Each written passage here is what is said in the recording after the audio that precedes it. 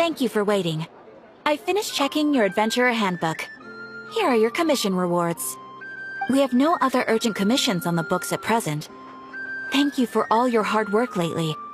Perhaps you two could consider taking a vacation. Amazing! Paimon never thought we'd end up having downtime in Nod-krai. Things were pretty hectic when we first got here. Everywhere you looked, it was either the wild hunt causing chaos or the Fatui stirring up trouble. It felt like this whole region was one giant slime in a barrel, ready to go boom at any moment. Sure have. Things were looking pretty dicey, but in the end, we managed to turn it around. Whoa! Paimon just got deja vu! Oh, that's right. It's because we've done this like a million times now. Ah, yes. Are you two aware that the Moon Prayer Night is soon to take place? Oh, yeah! Lama told us that was coming up soon. Wait, why do you mention it, though? Do people in Nasha Town celebrate it, too? Paimon thought it was just for moon goddess worshippers. You're partially right. Most people in Nasha Town just see the festival as an opportunity to do business. They do not concern themselves with the religious element. The festival was first celebrated by the Frost Moon Scions. On this day, they would wear moon prayer blossoms and celebrate the birth of the moon goddess through song and dance. They would also prepare food and handicrafts, and give them as gifts to others. Over time, it became Nod-krai's most lively festival. Oh, sounds like fun! Great! Well, in the meantime, since Catherine doesn't have any commissions for us, let's focus on some personal business instead. When we first got here, you mentioned that this was where your spaceship landed? We didn't get to follow up on it at the time, because we got wrapped up in that whole rare situation, but now we can finally start investigating it properly. Well, there's a saying Paimon's heard around these parts, which goes, if you lift up a rock, you'll find something you weren't looking for. By that logic, you'll never find what you're looking for while you're searching, but the moment you stop looking, it'll jump right out at you.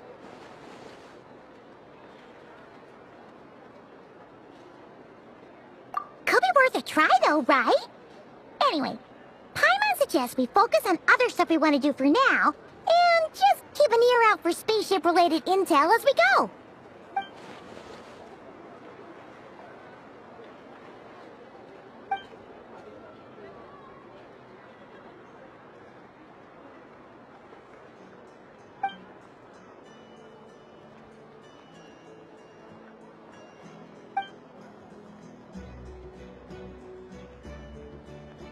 What's wrong? You look super serious all of a sudden.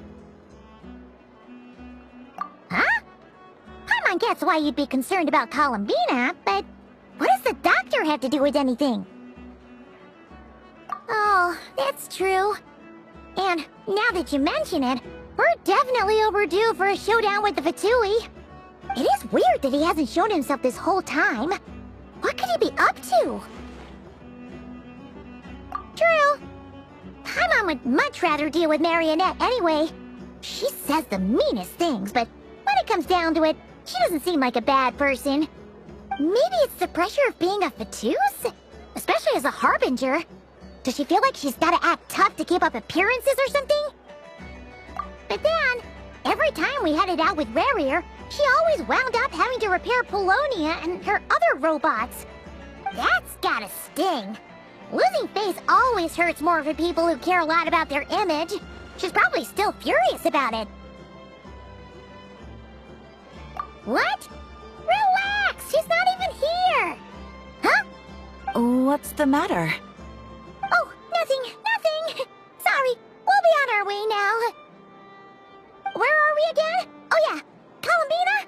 Right, yeah, let's go see Columbina.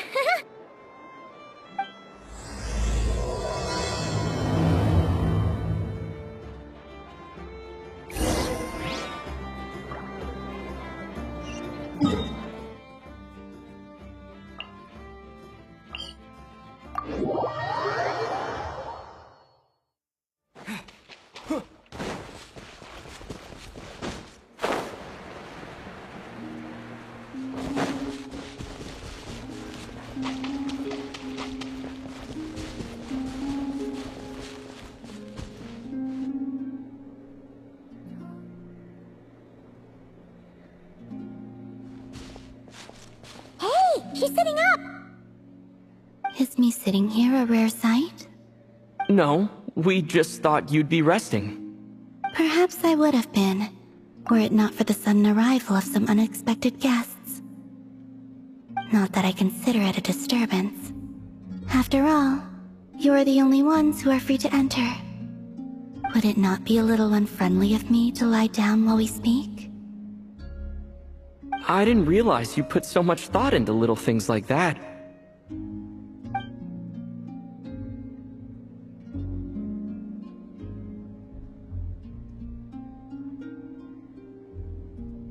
Only sometimes.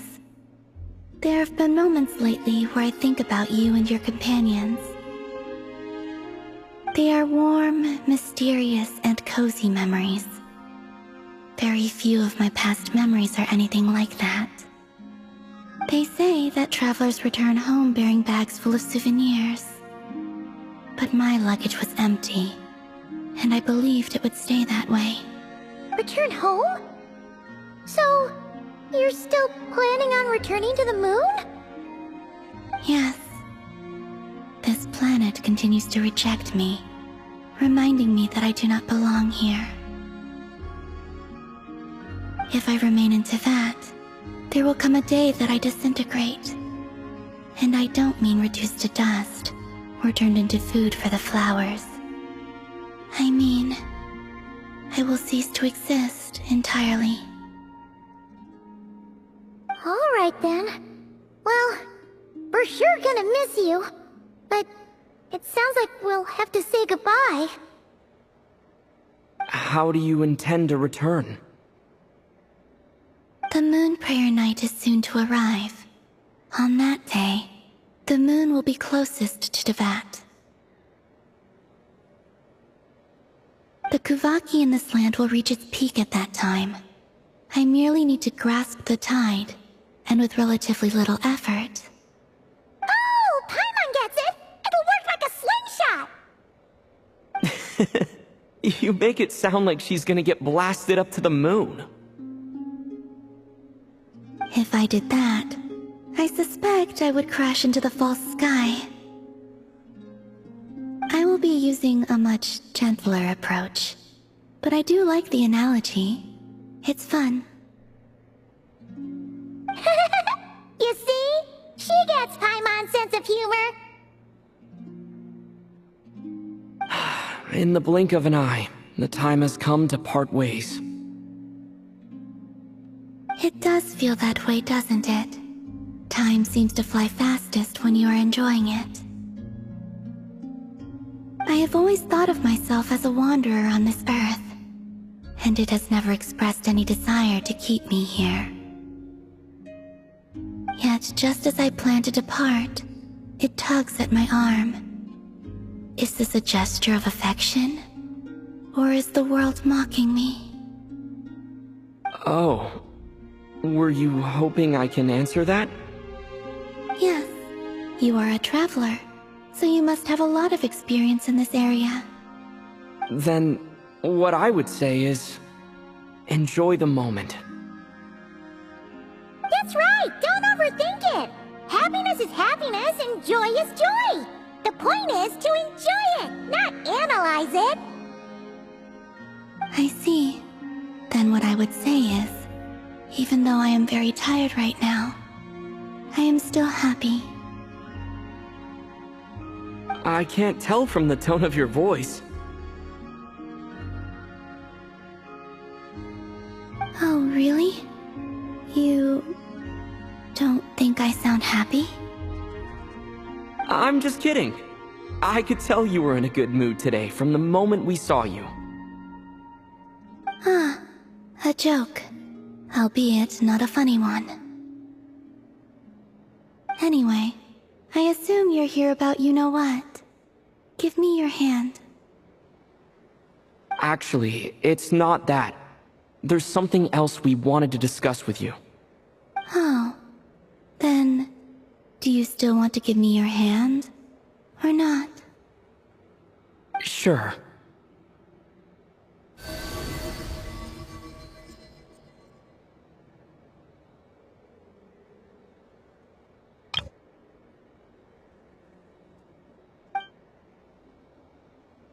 Thank you. So, I've heard that in the Moon Prayer Nights of the past, people here would hold celebrations in the Moon Goddess's honor. Since you helped so much in our fight against the Rehir of Solnari, I think you deserve a farewell party before you return home. I haven't asked everyone else for their opinions on this yet, but I'd like to invite you to join the upcoming Moon Prayer Night. I've never joined a Moon Prayer Night before. I'm not sure what I would even do. Oh, don't worry about that. We take care of everything. All you need to do is show up. Of course, there's no need to force it if you're not feeling strong enough. It's just, this kind of felt like a golden opportunity. But they call me Kutar, and the Fatui have an arrest warrant out for me. I shouldn't appear in public right now. I'll make it work. You have my word. Yeah, we got your back. Well, he does. Paimon's actually not too sure what he's planning. All right, if you're sure. I will not refuse your invitation. I suppose it wouldn't hurt to pack a few more sights from this world into my suitcase before finally learning what my homeland looks like. Oh, if you see Lauma, please tell her that my answer to the question she asked me is neither yes nor no. Rather, it is, there is no need. That was kind of cryptic, but sure. Guess it's between the two of you. We'll pass along the message. Bye for now.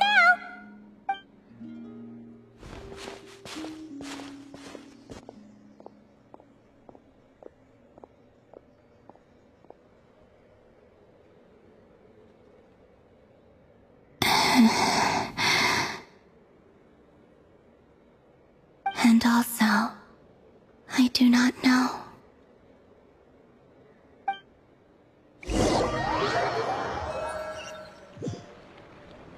Since she's agreed to join the festival, let's go see who else wants to take part. Lauma's gotta be the person most familiar with the Moon Prayer Night. We should start with her. Also, what exactly is your plan to keep her safe? Not sure yet. I'll figure something out. What? Are you serious? And Paimon even gave you her vote of confidence back there! When did you become so sneaky?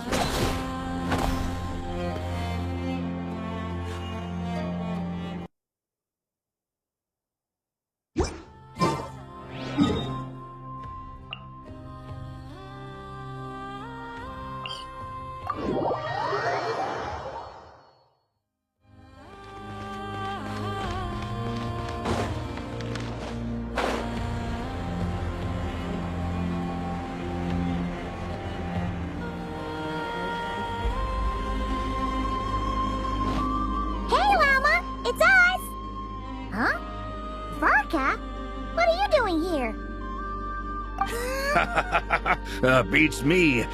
I had a bit too much to drink last night, and when I woke up, I was on Hisi Island. Mr. Varka is helping to oversee Nasha Town's preparations for Moon Prayer Night. He is here to go over some details regarding the decorations and custom cloth designs.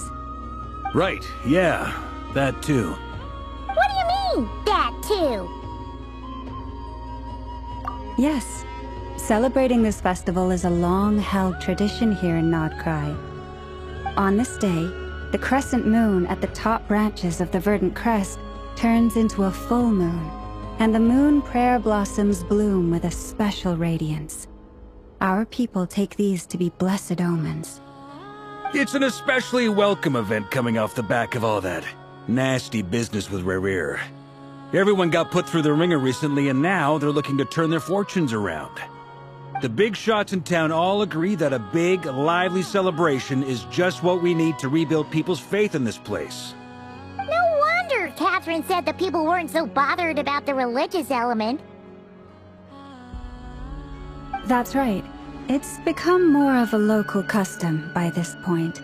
The celebrations have little to do with whether the religious stories behind this event are true or not. Even the Frost Moon Scions are eagerly awaiting the coming of Moon Prayer Night, despite now knowing that their past beliefs were founded on a falsehood. That's fair. It's a bit like the Lantern Ride in Liyue.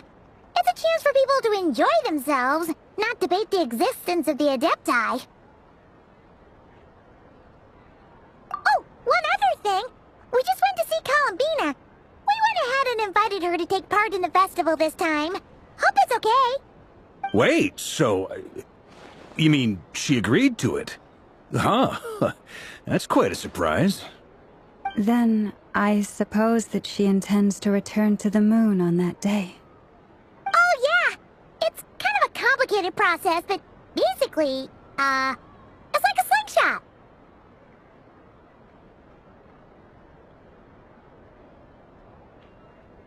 I understand.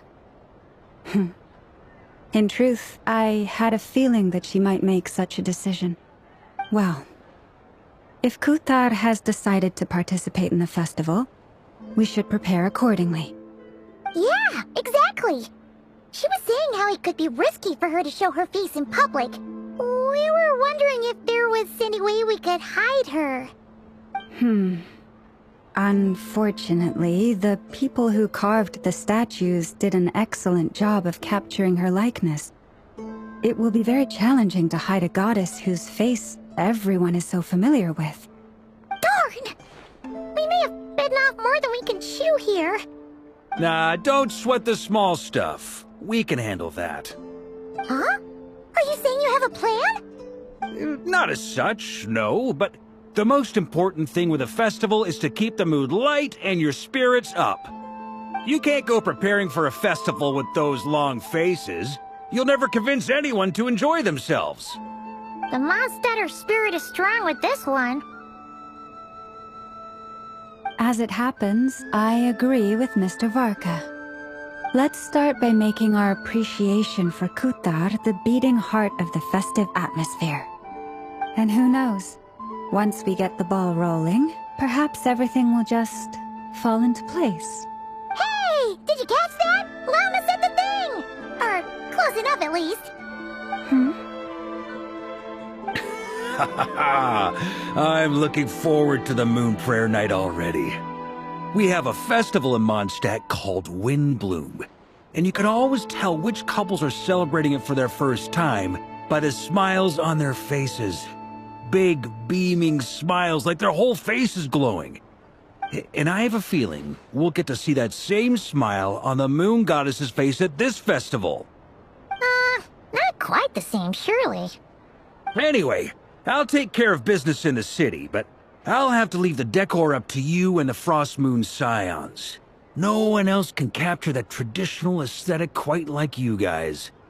But lastly, there's the final key element that brings the festival to life. Companionship.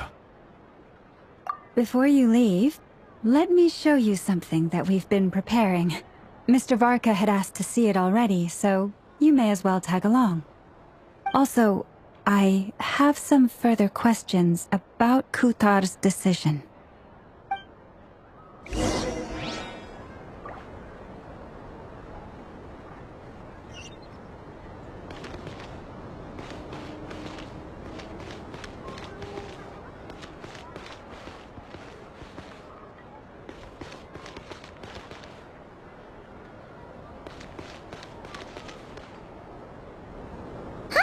What's this? They sure look like they're having fun. I believe so. Kuhenki seem very skilled at playing drums like these, although I'm not sure where they learned it from. Maybe it's an innate talent? In their eyes, they're probably just playing with toys.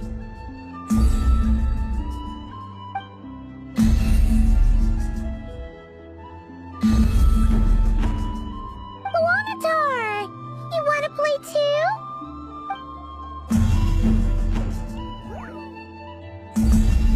Yeah. She looks more confused than anything. Maybe we can teach her next time if we get the chance.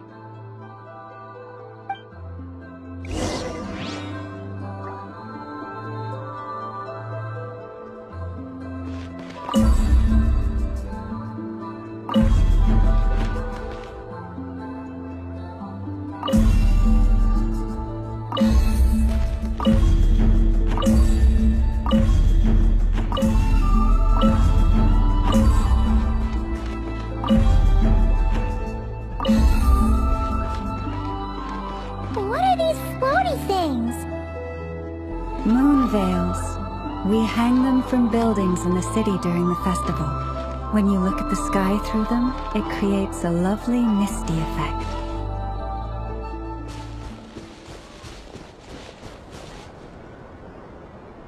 Everyone seems hard at work.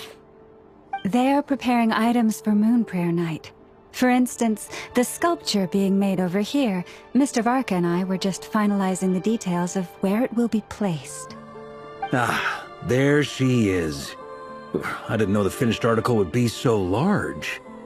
Not to worry, though. All the necessary arrangements have been made. Just let me know once it's ready, and I'll get some people to ship it over. You have my thanks. And over here, we are preparing a very traditional confection. Oh, look at all these colors! It looks great! Can Paimon try one? Of course. I have a feeling you'll like it a lot. You bet! Sweets and treats are Paimon's favorite! If you included those in the Feast of the Moon, I bet Paimon would have joined the Frost Moon Scions by now. There will also be verdant crests like this present in Nasha Town during the festival. The timing of Moon Prayer Night is not completely set in advance. We make a rough estimate, then observe the changes in the verdant crests and moon prayer blossoms to guide us. As such, the wait itself is a fun feature of this particular festival.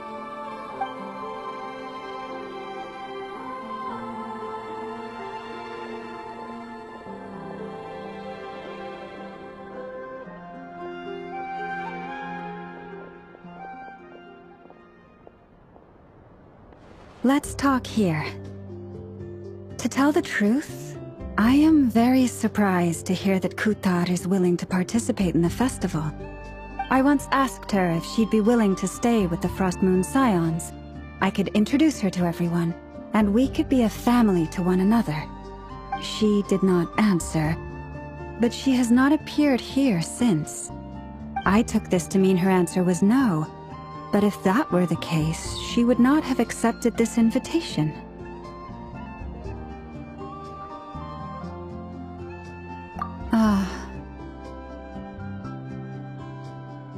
I see.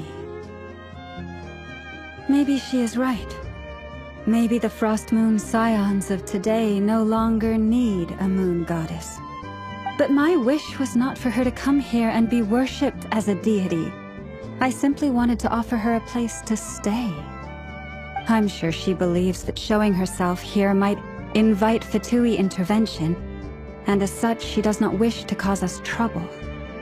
But what really pains me about all this is that this is her birthplace. She ought to belong here, yet no one has been able to grant her shelter. I think I'm qualified to weigh in here. When someone's about to depart on a long trip, what they need is blessings, not burdens. We should wish her the best, not make the journey harder than it already is.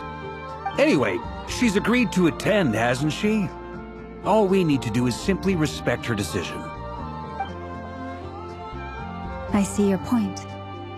Yes, she will soon depart after all. Our job is to leave her with some happy memories. Besides, who's to say her journey to the moon is a one-way trip? It's not like she can't come back and visit if she wants, right? Paimon agrees wholeheartedly. Festivals are all about having fun, so let's keep it simple. All right, I'm gonna head back to Nasha Town soon. Want to come with? I'm guessing you have some other folks to visit there. Sure thing, let's go! Bye for now, Wilma! Thank you all. Goodbye.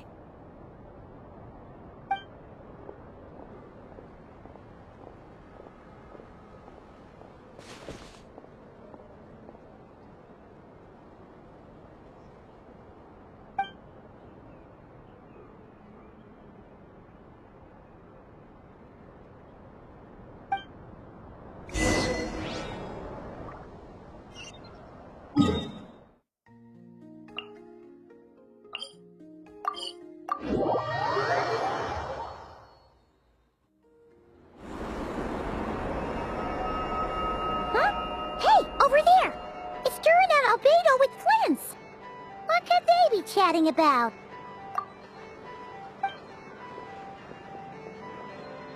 Your guess is as good as mine. Ah, Grand Master, and the Traveler in Paimon. Hello there. It's been a while. Perfect. We have some new volunteers for our investigation. Wait, let me guess. The righteous Lightkeepers are finally ready to hunt down the Abyssal Dragon? Haha. Yes, that too. Yeah, right. Oh, wait. Why does everyone keep saying that too? Well, to be precise, the facts match, but not the causality. Wait, so I guessed right? Half right. Don't act so impressed with yourself. Maybe I can explain. We ran into Mr. Flint's north of Nosha Town. At that time, we just noticed a few abyssal creatures out in the wild, but the strange thing was, I didn't detect any traces of abyssal energy on them at all. On closer inspection, we realized that they were not real monsters, but something akin to reflections in the water, or perhaps a mirage. Huh? What do you mean? Like, you could see them, but not touch them? Exactly. It was very peculiar. They roared and tried to attack us, but we could not make any physical contact with them. I think I've heard of things like that happening in Nod-krai before, but I don't know much about it. Yes, it's a known phenomenon. Mirage-like illusions tend to appear in nod-krai in the run-up to Moon Prayer Night. From a distance, they appear quite real. I myself thought that Misters Durin and Albedo were locked in battle with abyssal monsters when I first arrived. But after sharing intel and investigating a little further, we can confirm that these illusions are harmless. There is no great cause for concern. All the Mirage stories I've heard are either animals, rocks, or small houses. Abyssal monsters, though? That's a first. It's a first for me, too. So I'm planning to look into it further just to be on the safe side. I intend to inspect a few more locations. What about you two? Any plans? Alice contacted me a few days ago. She'd like me and Durin to assist her with an experiment. But we lost contact shortly after receiving the message. I'm sure that comes as no surprise to anyone familiar with her. We don't know when the wind will blow, yet when the wind blows, we will know. That, in a nutshell, describes how Alice operates. Yeah, that tracks. Okay. Well, I suggest we investigate this Mirage business in the meantime. It's piqued my curiosity, and I'm pretty sure I know someone who will already be 10 steps ahead of us. Well said. Right? Whatever's happening in Nocturne, she always seems to be the first one to know. Let's go see what she knows. We can invite her and her staff to the festival while we're at it.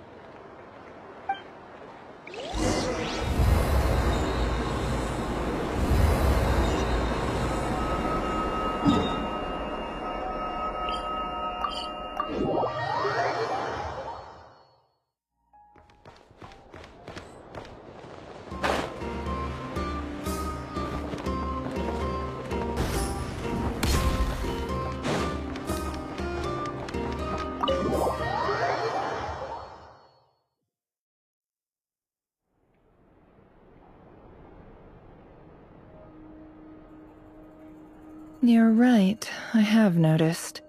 There's certainly something a little fishy about this situation. Only a little, though. Records indicate that this phenomenon can occur in the days before and following Moon Prayer Night. That said, it has always been a rare sight in the past. The odds of encountering these phantoms are similar to looking up in the night sky, happening to see a shooting star, and managing to make a wish before it disappears. But this time, Either everyone's getting lucky, or they're appearing far more frequently than usual. Yehoda's out gathering intel as we speak. In the meantime, let me check off some points of interest. First, the Abyss. The ones we saw seem to be abyssal monsters. Indeed. But we have identified one location where many more of them have made an appearance. And not just monsters, but human phantoms too. Given the scale and nature of the phantoms, it's almost as if someone's last memories are coming to life. Or perhaps the memories of multiple people. Oh.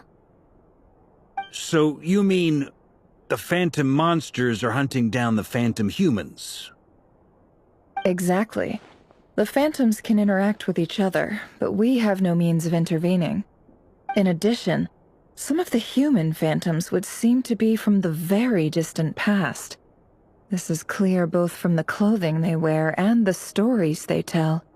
They claim to be from Hyperborea, a name which I've heard from Lauma before. If this is true, it means they must be from 6,000 years ago. Did Paimon hear that right? 6,000 years? It sounds like this merits further exploration. That'd be a big help. I'll leave it with you, Albedo. My knowledge of ancient history is non-existent. I used to doze off every time the pre-Knights Favonius era came up in class. It's quite a miracle that you were able to understand these phantoms' speech, given how long ago they lived. I suppose you're right. But I'll leave the archaeologists to ruminate over that conundrum. As an intelligence broker, my sole interest is in the value of the information I gather. Which, in this case, hopefully means earning myself some good favor with our dear Lady Moonchanter. So calculating. Whew, this intel broker logic always catches Paimon by surprise. Sounds to me like we could split the work up. I think the abyssal phenomenon is best left to Albedo, Flint's, and me. Agreed. It coincides with my duty as a lightkeeper. For my part, I'd like to understand the Abyss better. Even a little knowledge would go a long way. This is certainly a rare opportunity to study the Abyss. But even rarer, perhaps, is the chance to make contact with the Ancients. The Curatorium will take the lead on investigating the Hyperboreans. We put in the work to learn what we know so far.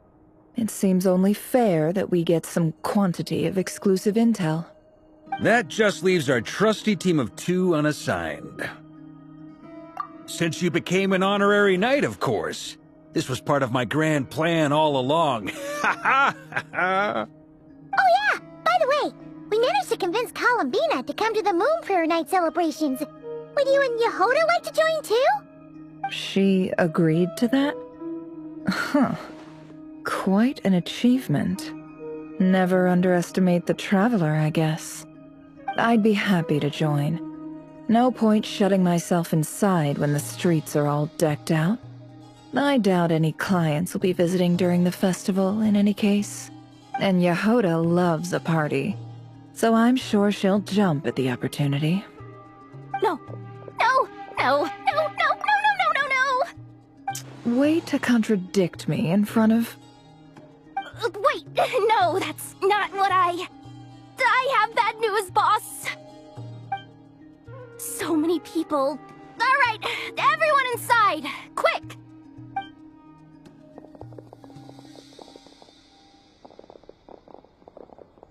This is gonna sound crazy, but hear me out.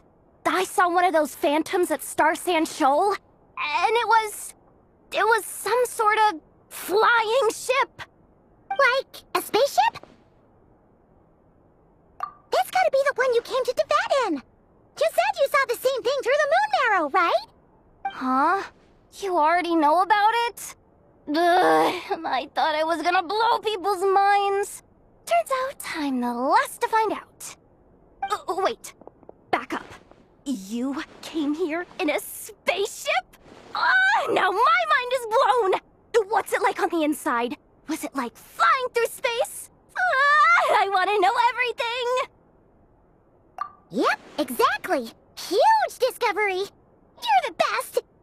Second best intel broker in the world. After your boss, of course. Wow. Really? Well, I don't know if I'm all that, but... I guess that decides where we're heading next. Come on, don't look at me like that. I know the spaceship doesn't have anything to do with me, but... You don't want to leave me as the only one twiddling my thumbs, do you? Please? Fair enough. You can tag along. In that case, let's meet back here to discuss our findings once we're done. I wish everyone a productive investigation. You too!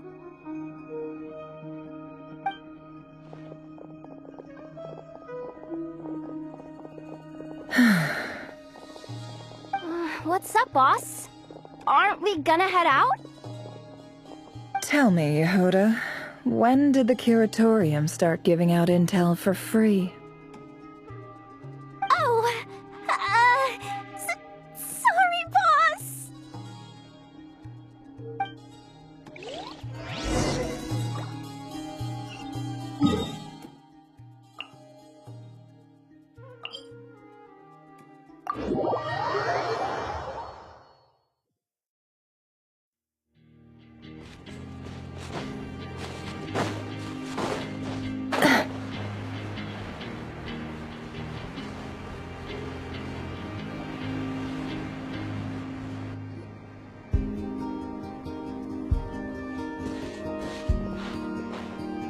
Wow, what do you know? Yehoda was right on the money. This phantom really is your spaceship. But that's so weird.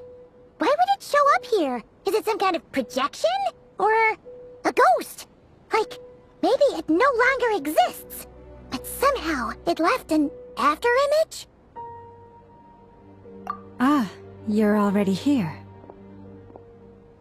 Miss Lauma, what a surprise. I thought you were busy with festival preparations.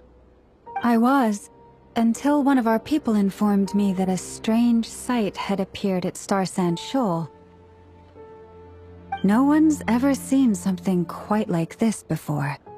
I thought I should see it for myself. Same here. Oh, so we heard that these things appear around the festival period. Any idea why that is? Unfortunately not. We have very limited information about them, since they can't be interacted with. And no human phantoms have ever made an appearance before now. The most we've been able to deduce is that these sightings appear to be connected to the increase in Kuvaki energy around this time.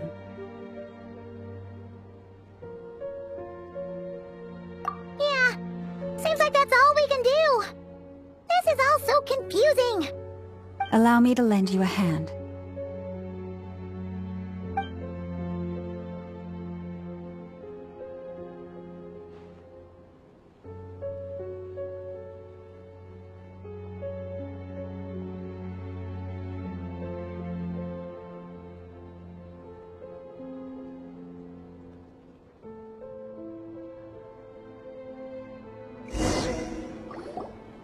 Everyone, our friend here should be able to provide us with some information.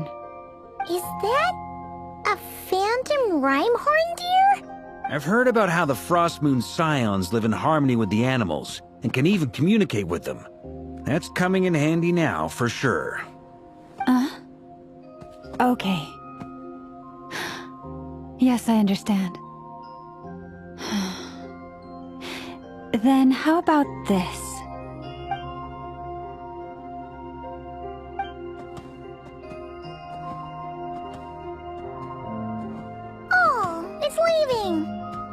It appears to share our curiosity about this giant spaceship, so I asked it if it wouldn't mind investigating along with some friends. In return, I told it about some nearby spots where the wild fruit grows abundantly. We may live in a different era from these phantoms, but I trust that the terrain, climate, and ecology here are more resistant to the effects of time than some things are. Let's give them a moment. and hope for the best.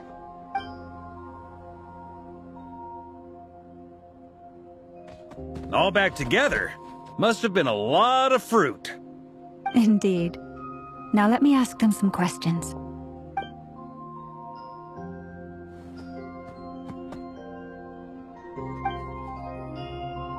It did find a lot of wild fruit, enough for them to feast for a long while. This puffin circled in the air several times, but didn't spot anything out of the ordinary. Certainly nothing to do with the spaceship. Huh. Well, it definitely makes sense to get a bird's eye view. Indeed. Other than that, I was also thinking that the world these phantoms see is also different from ours. Oh, I get what you mean. The wild fruit exists in both times and spaces, but there might also be things that only exist in that space-time, which we can't see. Good point. Great thinking, Lauma. Blunthorn rhinos can use kuvaki to shift great rocks, but this one says it couldn't get that ship to budge by even an inch. The sniffer mole tried too, but despite being a skilled digger, it could not get through.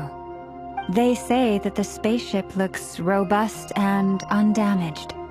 It seems completely impervious to any and all attacks. Whatever lies within is well defended from harm. So, just like us humans, there was nothing they could do about this spaceship either. Yes, still, they deserve our thanks. We are grateful for all your efforts, dear friends. Now go, and enjoy your feast. I've noticed some other human phantoms gathered nearby. Come on, let's go talk to them.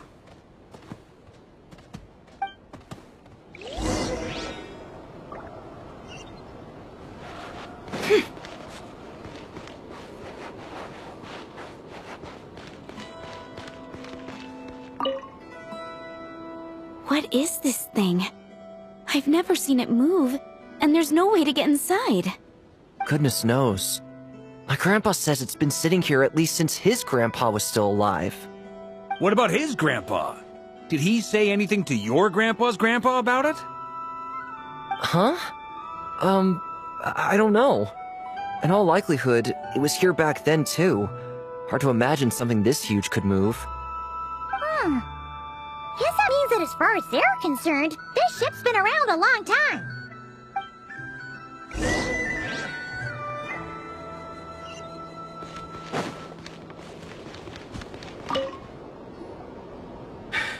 Come on, brothers. If we can get even a small chunk off of this thing, it's gotta be worth a fortune. Today is the day we strike it rich.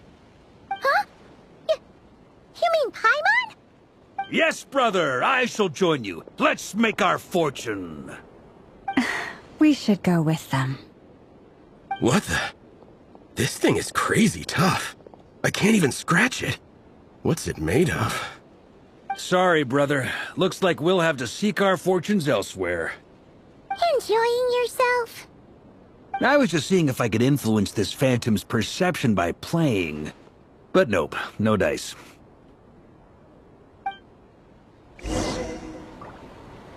I'm sure we're all starting to build up an idea of what's going on here now that we've spoken to some of the people. These phantoms are reenacting real historical events in Nod-krai. It's almost like we're in some kind of interactive stage play.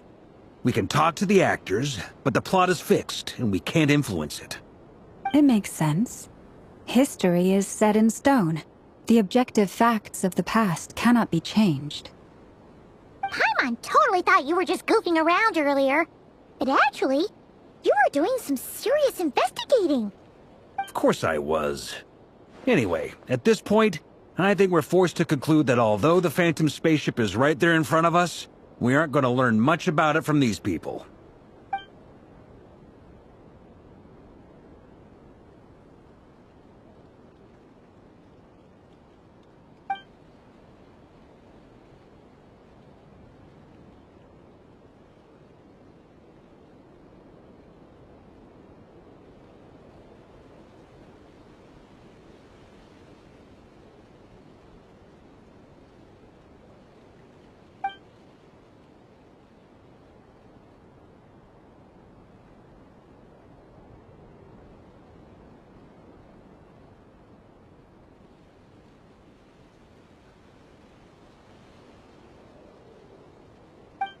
Don't be discouraged.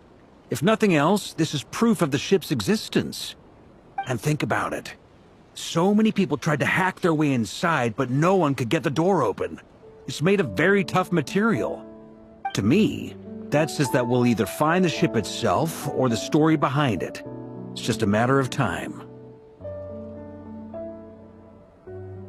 Huh.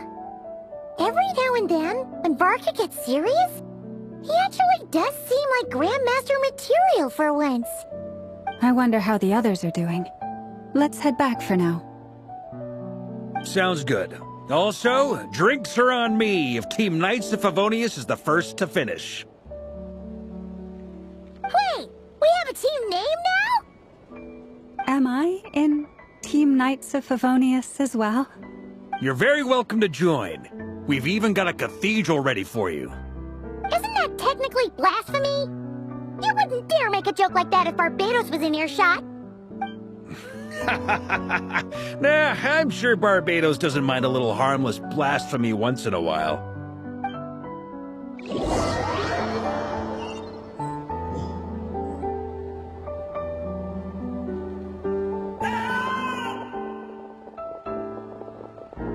Oh, no!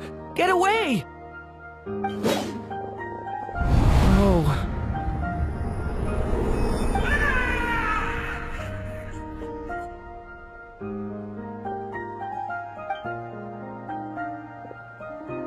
I know it's hard to stomach, Mr. Durin. But as I'm sure you've noticed, there is nothing we can do to intervene in that which unfolds before us.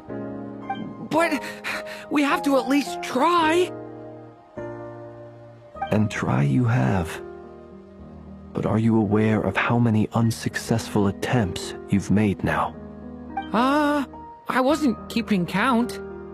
I'm afraid this is the 39th failure so far. Or the 5th if we're only counting this particular victim. There are no indications that these phantoms may be altered in any way. You seem to have calmed down a little. I'll make us a fire. You should rest and have some water. Feeling any better now, Mr. Durin? May I ask a few questions? Be my guest. What exactly are we witnessing here? What happened to those people?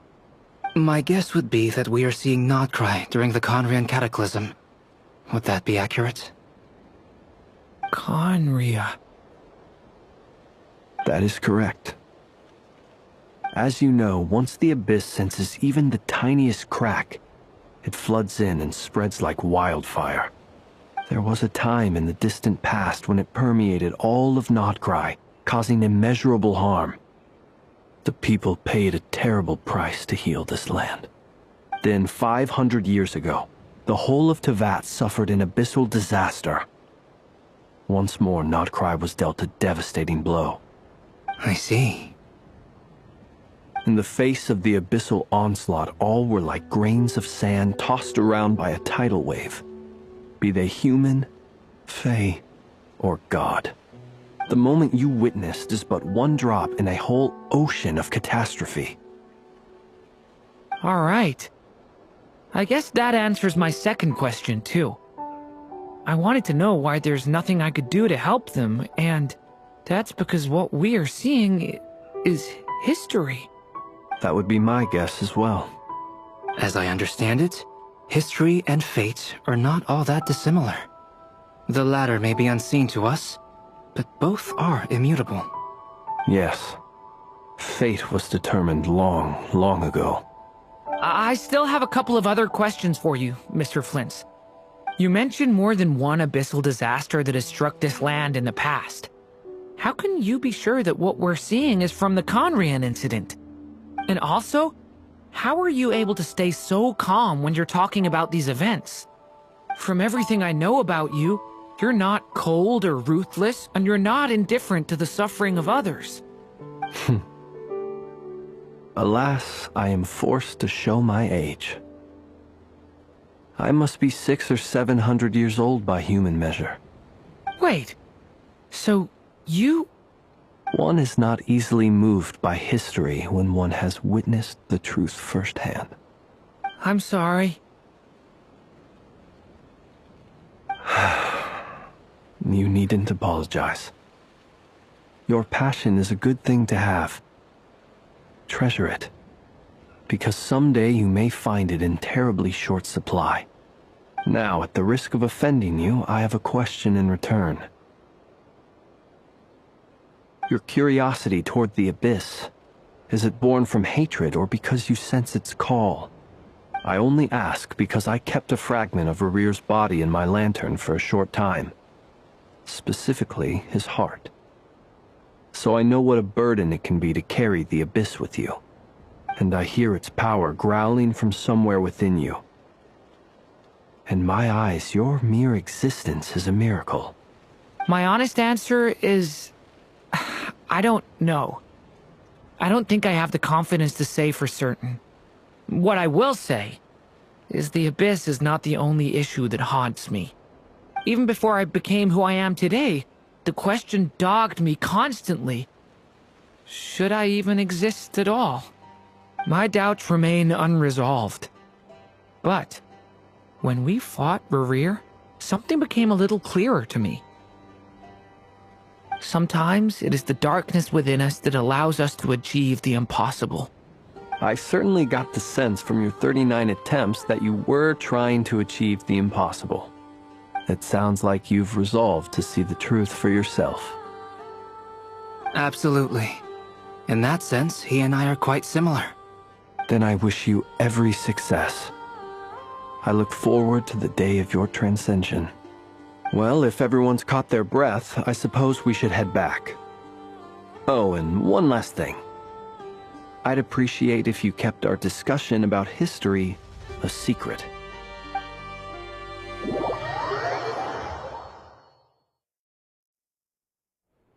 Incredibly, our separate investigations led us all to the same conclusion. Hooray for consensus! Yeah, but we barely learned anything, though. I totally thought this would be the motherlode. Talking with the ancients? I mean, come on! But nope, all we got was useless snippets of conversation. And all this stuff about moons and hyperopia. What a load of baloney. Seems like people back then had a few screws loose. I understand your frustration. We found the same issue. Each phantom only showed a very brief moment in time. There isn't much value to be found in these miscellaneous fragments of a civilization's history, no matter how glorious it may have been. If there's a silver lining, it's that these phantoms are harmless to the present reality. They shouldn't get in the way of the festivities. Paimon agrees! And not just because it's the first thing she understood in this whole conversation. You look disappointed, Nefer. Is something the matter? What do you think? We all worked our tails off, but the only one to gain anything from it was you, Lady Moonjanter. Well, please do share the Hyperborean records with me. I will gladly inscribe them in our people's documents. Oh, duh! Yeah! That was it! Hyperborea! Hyperborea. I'm serious.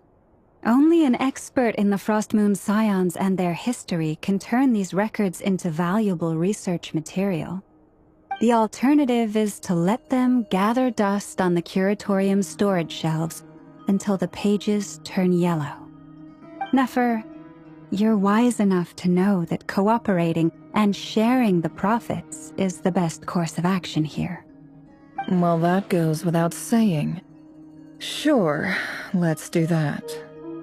Huh?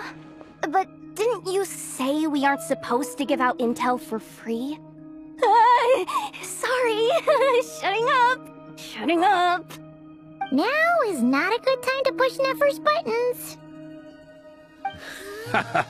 Anyway, back to Moon Prayer Night. I'm thinking that we should prepare something a little special, aside from the usual decorations and so on. You mean a parting gift? Can't go wrong with food. Although, Does food go bad on the moon? Perhaps a lantern would be a better choice. It might be dark up there. It could prove difficult to light a lantern on the moon. Magical stones might serve that purpose better. What about a clockwork mecha model from Fontaine? I've got a whole bunch at home. I use them for fighting practice in my free time. None of these sound like things she would be even remotely interested in. But we don't interact with her enough to know what she likes. Yeah. It would really save us the guesswork if someone could find out what she's into. Wait, what the? Traveler? They're all looking at you.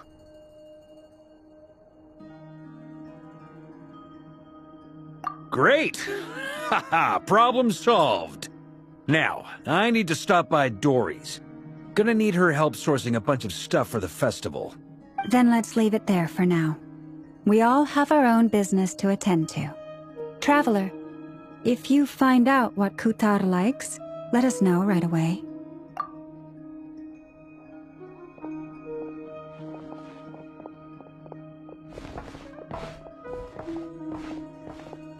Is something the matter?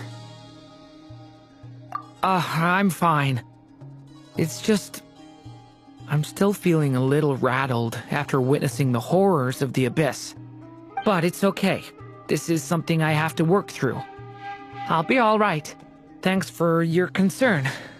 Well, don't put too much pressure on yourself. If you ever feel like something's wrong, physically or mentally, we're here to talk. Come on. Stop treating me like a kid.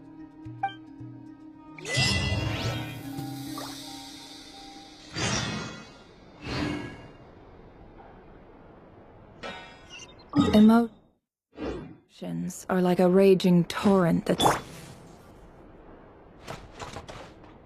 Which is why we need a lantern guaranteed to work on the moon.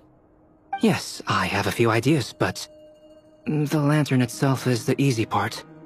The real issue is how little we know about the lunar environment. Wait, you two are serious about this? Let's just say I'm intrigued by these shining magical stones that Mr. Albedo has mentioned.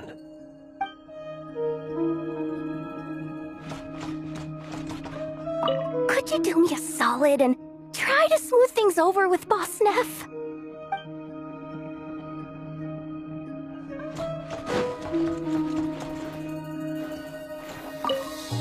You should get going. It's important that we ascertain what Kutar likes.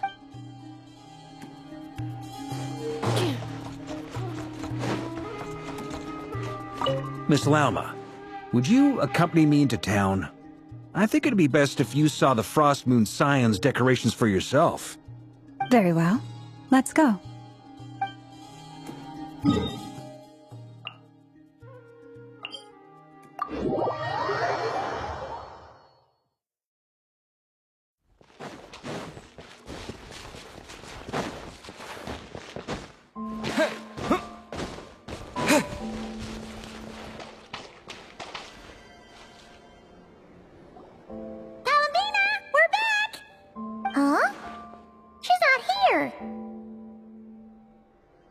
Weren't there a few Kuhenki here last time too?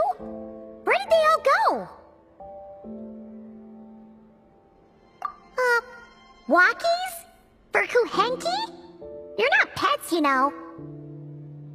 Oh well, looks like we just came at a bad time. Let's try again tomorrow.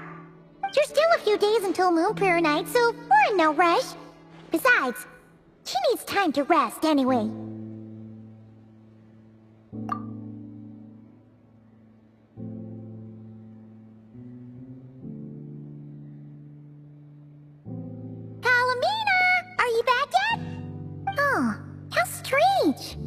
Looks like she still isn't here.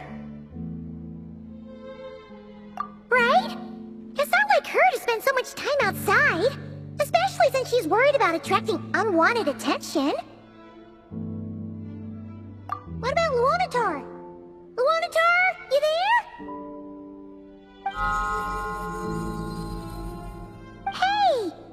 you know where Columbina went? Sorry, didn't understand. But if you know where she is, could you take us to her?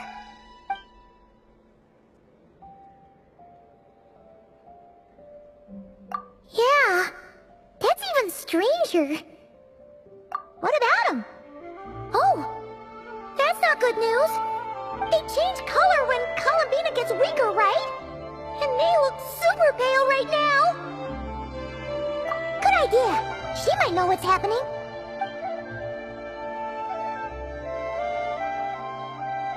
Mama! Ah, it's you. How is Kutar? Is she okay? No, she hasn't. I came here to check on her after I noticed the flowers had changed color. Based on past precedent, she must be very weak right now. Even getting up to walk would be a struggle. It seems unlikely that she wandered off outside. Not to mention that she doesn't do that at the best of times either. So yeah, this is super weird. No. Very few people are in the know about Kutar's whereabouts. And if anyone suspicious had visited, they'd have left some sort of evidence. Come on, let's go to Nasha Town. If anyone has seen her, someone there will know about it. It's Nod-Krai's information hub after all. Makes sense. Let's go!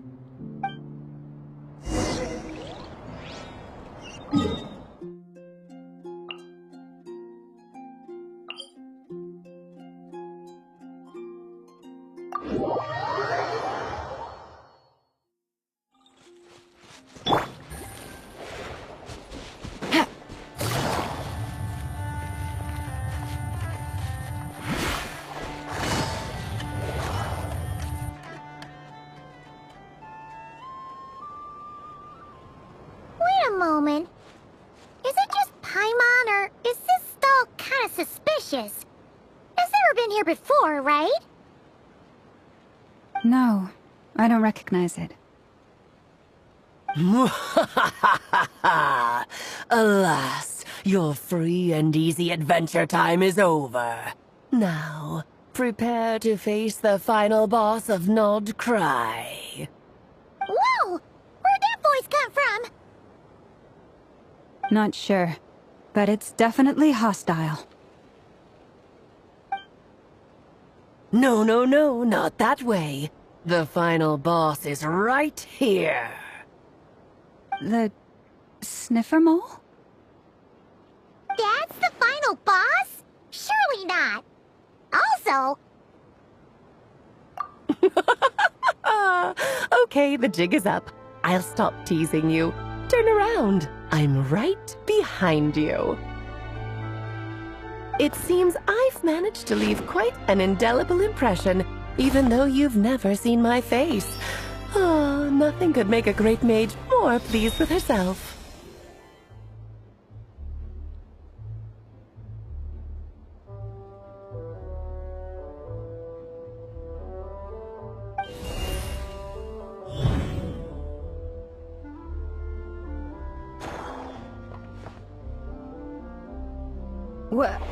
What is going on?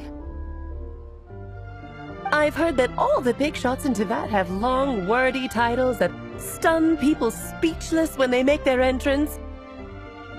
Unfortunately, none of them are affiliated with the Hexen Circle, and we ourselves keep a very low profile.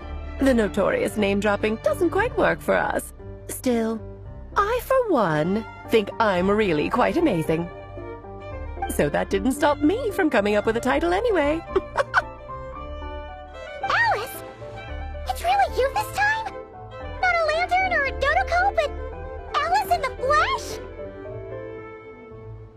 Oh, that's right. So, what do you think? How does it feel to finally meet me? You look like...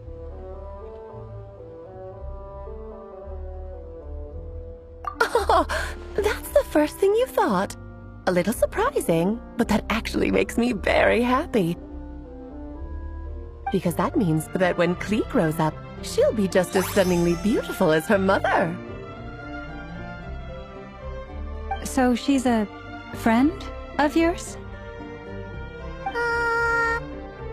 Kind of. This is actually the first time we've seen her in person. I see. Madam Mage, that was, quite a powerful entrance. I certainly won't be forgetting it anytime soon. It's okay, Lauma, don't force it. Paimon will do the honors. This is Alice from the Hexen Circle. She's a friend of ours. And of Arcus, too. That's right. She's a good person, just kinda unpredictable. Well, what is the human heart if not unpredictable? Hmm? If we could not do as we please, how would we differ from machines? I am Lauma, Moon Chanter of the Frost Moon Scions. It is a pleasure to meet you. Oh, I know. Before you got here, I spent a good, 15 minutes getting up to speed on Nod-krai's present situation. In other words, I've read the whole in the last episode part, so we can skip the pleasantries. Fair enough. Well, Miss Alice, I can already tell that you have quite a unique personality. You'll get used to it. Paimon sure is. So anyway, what are you doing in Nod-krai, Alice? Oh, I thought I told you already. This time, I'm the final boss. And what a formidable foe I shall be. Powerful, confident, decisive, and good luck finding my weak spot. You will never succeed.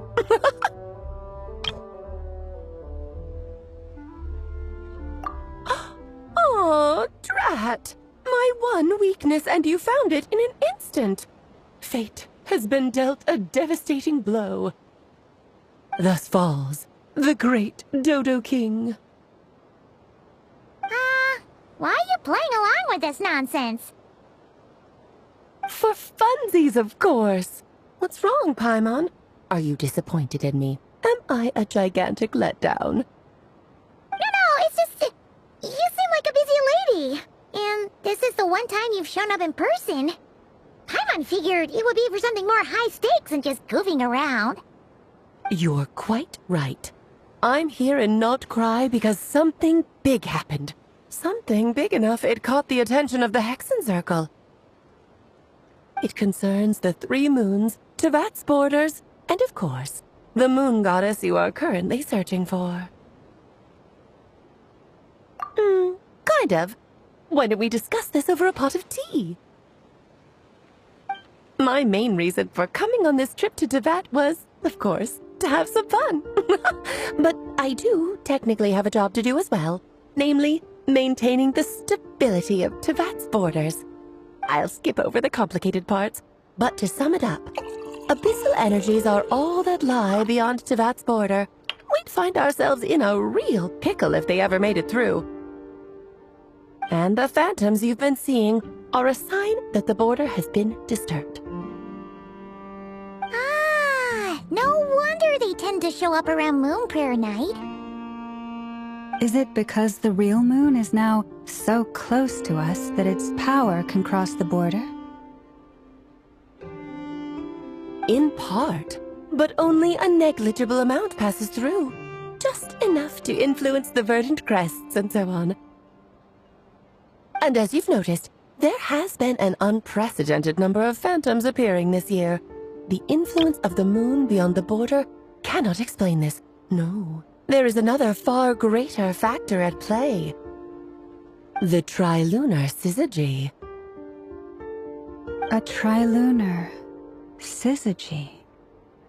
Eons ago, before the heavenly principles came to Teyvat, it was the then 3 moon goddesses who controlled the laws of this world. Oh, that's exactly it! The 3 goddesses split these powers amongst themselves, promising never to consolidate them into one singular body. This was meant to keep the world stable.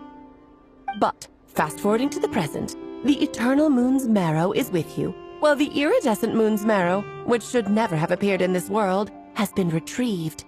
Add that to the presence of a moon goddess in the flesh and... the power of all 3 moons is gathered here in Nod-krai. There hasn't been an event like this since the War of Funerary Flame. And it's having a noticeable effect on Tevat's borders. Because I wish to give my darling daughter a peaceful, sunny environment to grow up in. Is that a good enough reason? Kinda sounds like you're dodging the question, but it does make sense. Well, that's one reason anyway, and the most important one.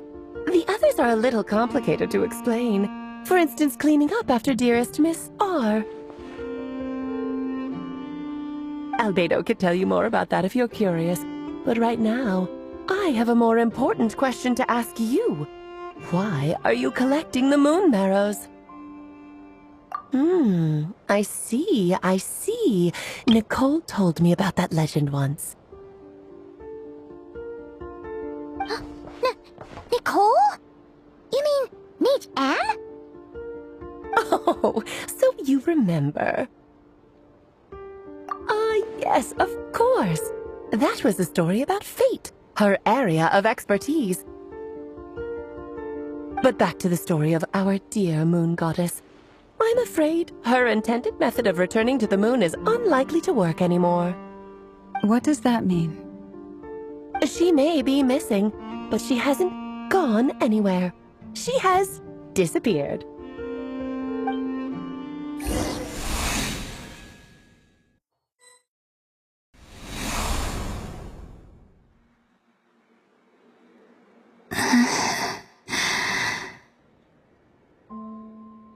My body is so heavy. Wait, no. It's my mind that's heavy. My arms and legs are as light as a feather. What's happening to me? I feel drowsy, like I've been asleep for too long. Is it daytime or nighttime? Is the moon out?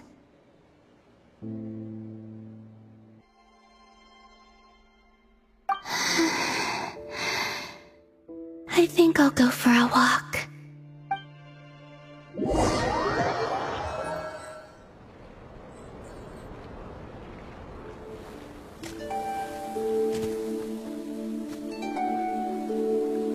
Are you out for a walk too?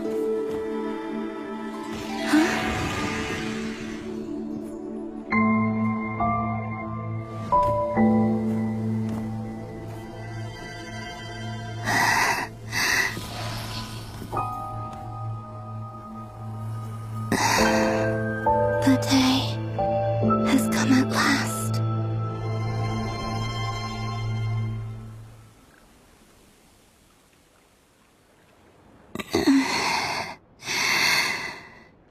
Have I grown so weak that I can't even sustain my physical form?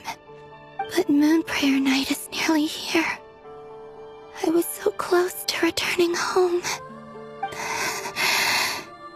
Death is near. Is this how it ends for me? Will I return to the moon after I disappear? Or... I don't want it to end like this. So far, at least, I still exist. Even if not physically, I can still feel. But as my power wanes, I'm sure that too will fade. I suppose I might take one final look at this world. The world where I was born.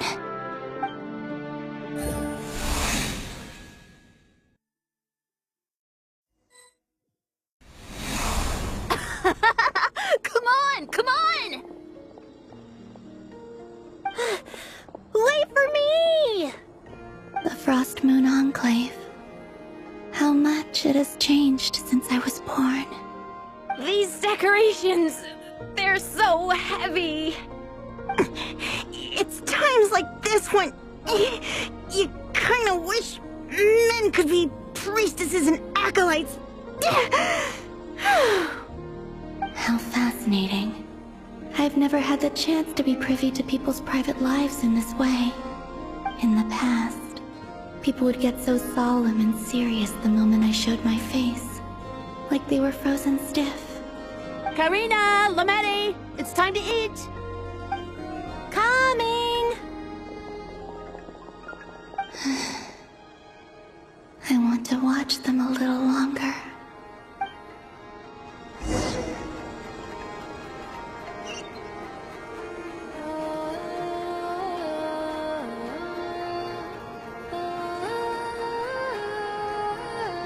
So just fill these balloons with air, right? Yep. Try a couple now to test things out. The rest can wait till Moon Prayer night. Think fast. Vreda! Teasing an acolyte of the Frost Moon Scions? Surely that's a punishable offense. Take this!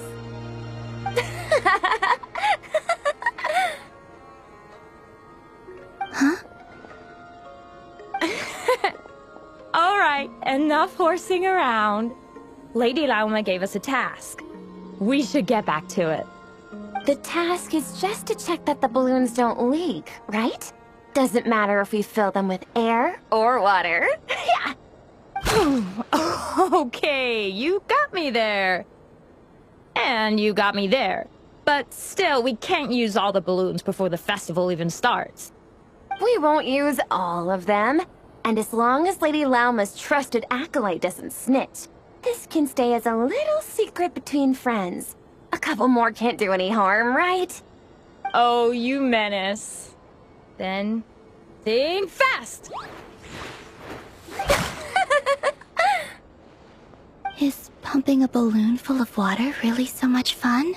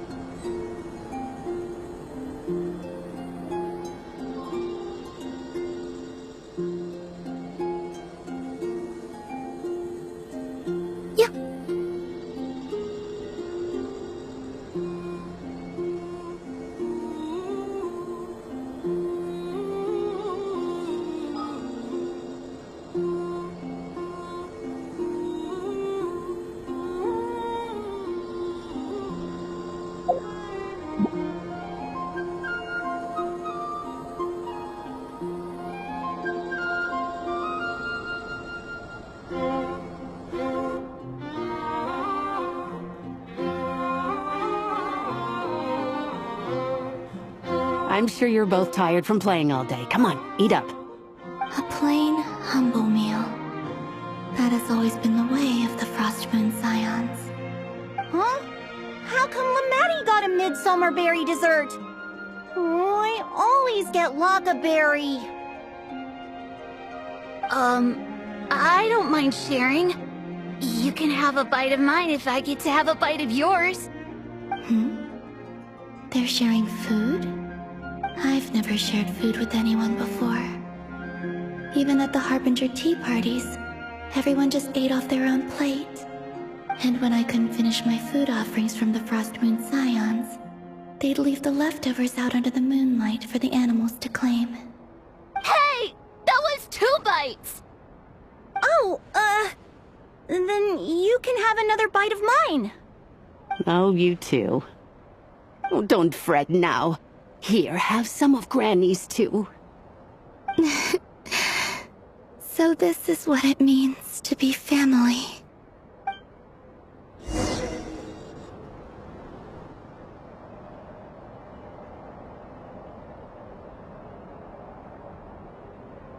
I'm seeing so much that I'd never usually get to see. They'd never act like this when I was around. It's nice. being able to just watch people in peace in these final moments. What a rare opportunity. I think I'll go take a look around Nasha Town, too. Maybe the Traveler will be there.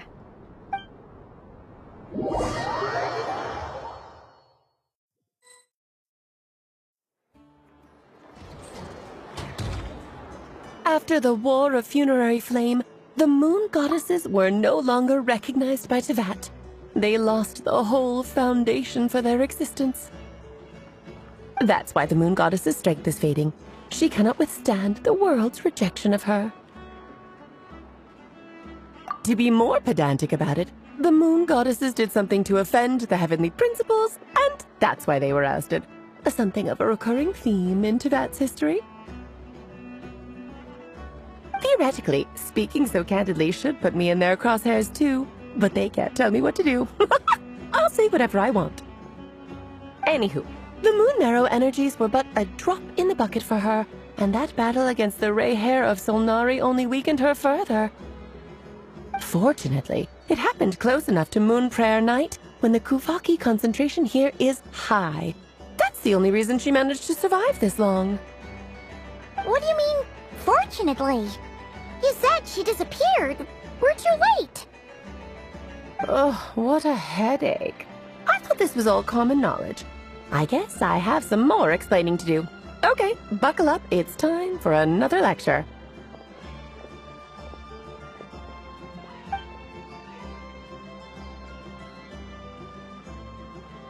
Now, I said earlier that the Moon Goddesses lost the foundation for their existence.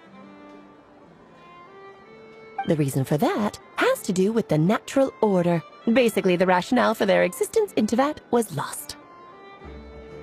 The same logic applies to the present Moon Goddess too. Consider her existence so far. Her comrades in the Fatui called her Damselette. And she was worshipped as Kutar by the Frost Moon Scions.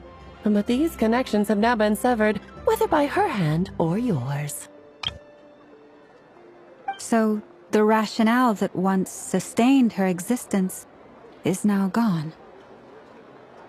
Wait, we did that to her? Oh, well, strictly speaking, yes.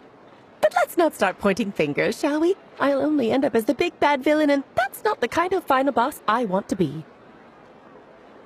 Of course I do. I'm only the greatest mage in the whole entire world. Now, if you wish to find your Moon Goddess, there are two problems we need to solve. Firstly, we'll need to strengthen the connection between her and Teyvat, at least enough to sustain her until Moon Prayer Night. Strengthen her connection? But does that mean I'll have to rally all the Frost Moon faithful behind this?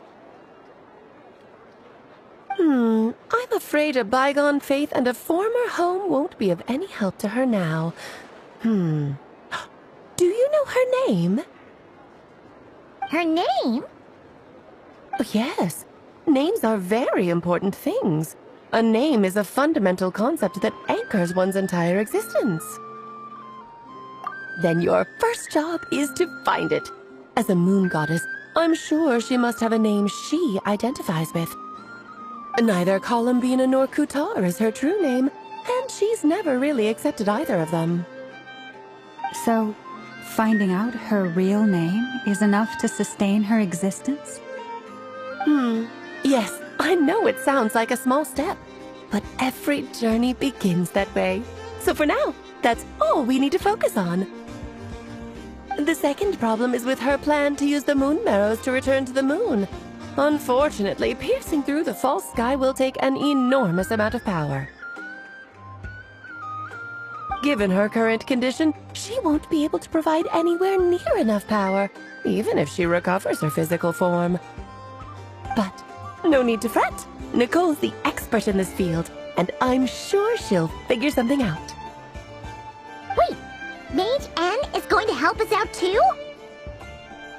That means we've got 2 Hexen Circle mages on the case. This is turning into a pretty big deal. Actually, this is more of a side quest for me. Like you said, I'm a busy lady, so I can't stay for too long. I'll have to return to Tivat's border soon. That's the upside you get for looking out for my little Klee. Hopefully that will incentivize you to carry on keeping her company in the future.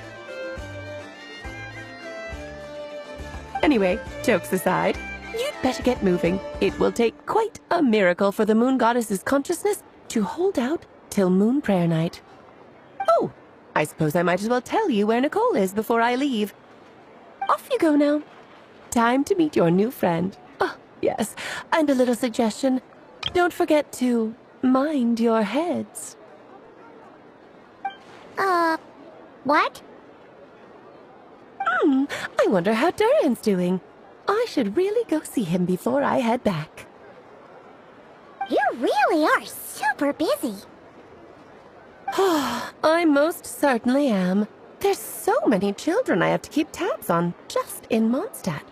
Durin, Albedo, Venti, Varka. Klee didn't make the list, huh? Of course not. Klee is my pride and joy. I have no qualms about her, because she's the best child in the whole wide world. Yeah. Klee's a little angel. I'm glad you agree. Well, all the best. See you when I see you.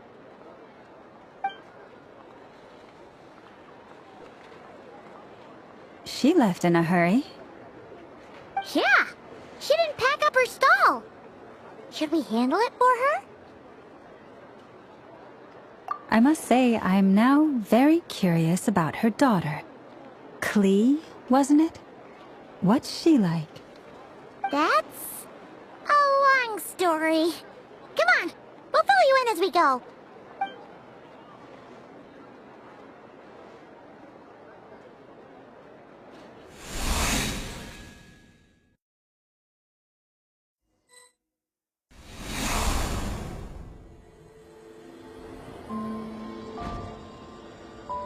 What a lively place.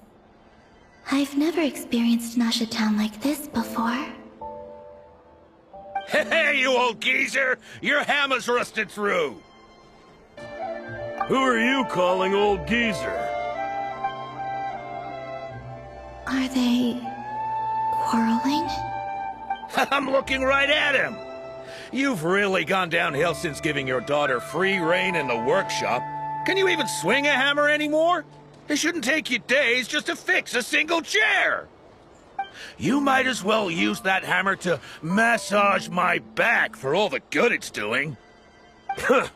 Don't run your mouth, or you'll get a back massage that'll put you in bed for the rest of your life. Look, the materials haven't arrived yet, all right? You know how busy it gets in the days before Moon Prayer Night. I'll bet you send all the materials to your little princess. Blood's always thicker than water, huh?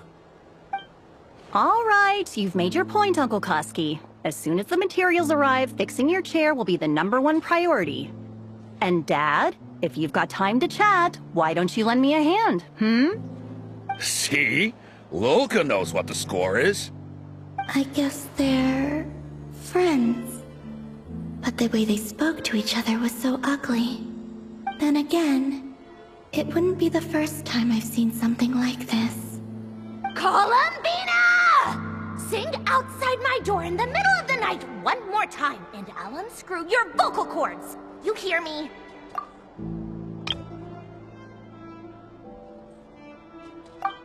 Oh, Sandrone. So that was her way of trying to be friends with me. What a pity. I won't get the chance to say any ugly things in reply.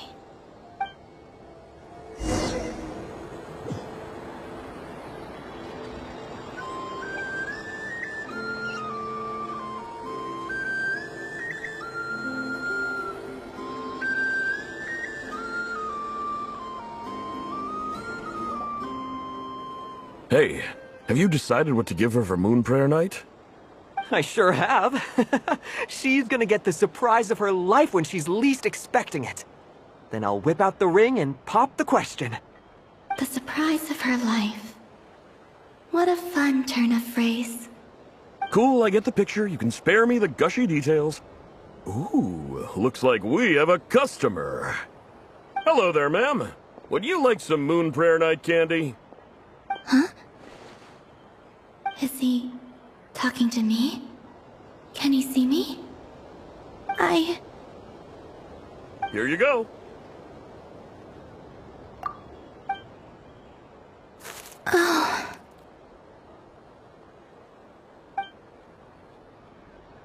Come back anytime. Right. Now, where were we? I don't know why, but I still held out hope.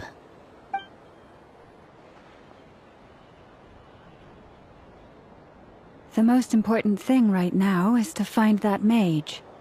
This name thing seems super important too, but where do we even start looking? I'd better go pay the Fatui a visit.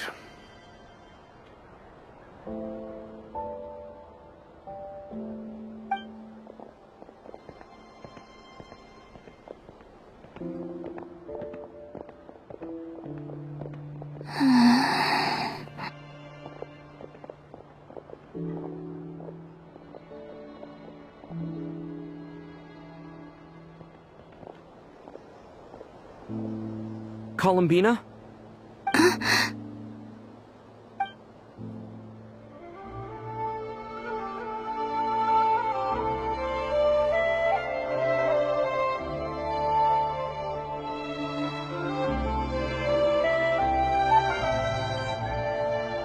Traveler? Let's go! This is no time to be spacing out!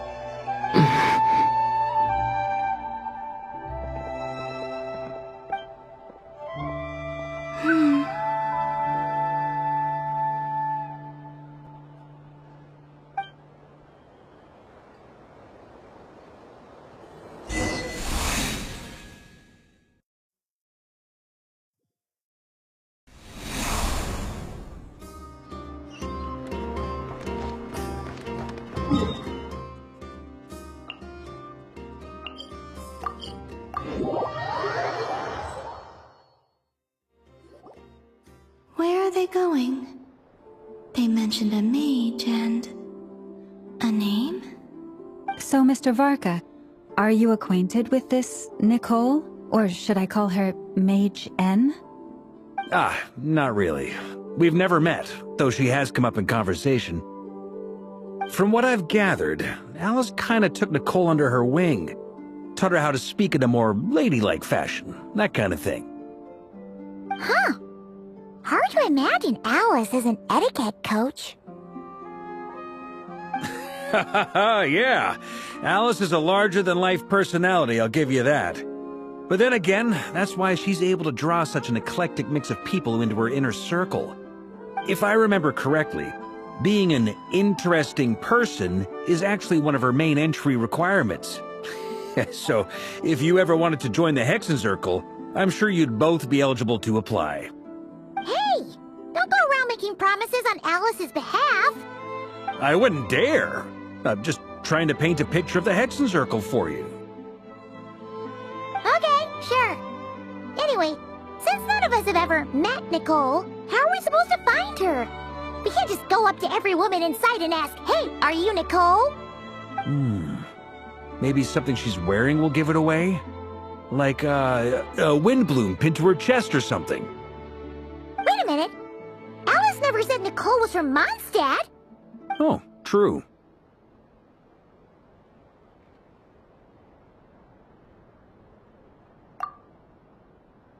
That would be... this young lady, then?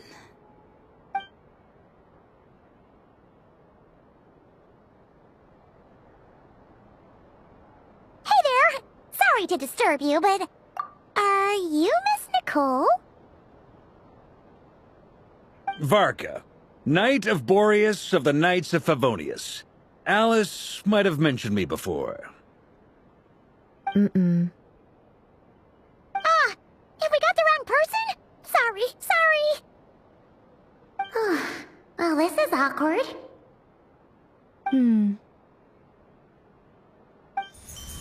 When I shook my head, I meant, no, Alice hasn't mentioned you before. Huh? Where is this voice coming from? My apologies. For certain reasons, I am unable to speak. This is the only way I can communicate with you. It might take some getting used to, but I hope you can understand. Hey, it's fine. I'm more shocked by the fact that Alice never speaks about me. I mean,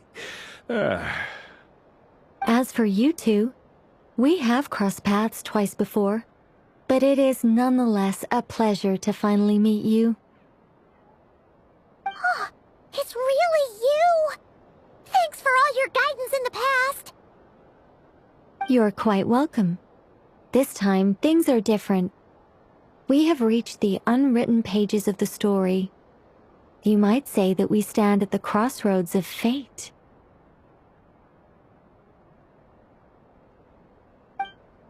Now then, allow me to formally introduce myself. My name is...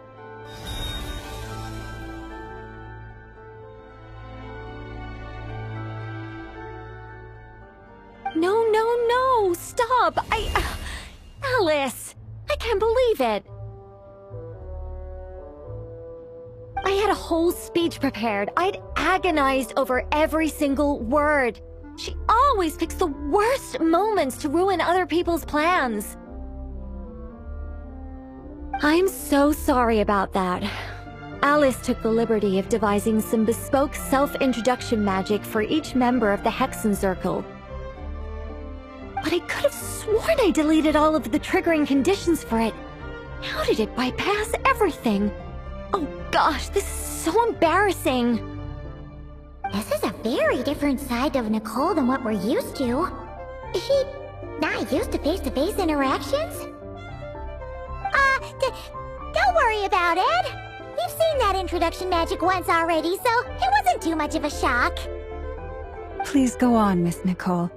We'd love to hear what you have to say, or, well, communicate. Huh? Are they talking to this lady? But... Will you all promise to forget that horrendously embarrassing introduction?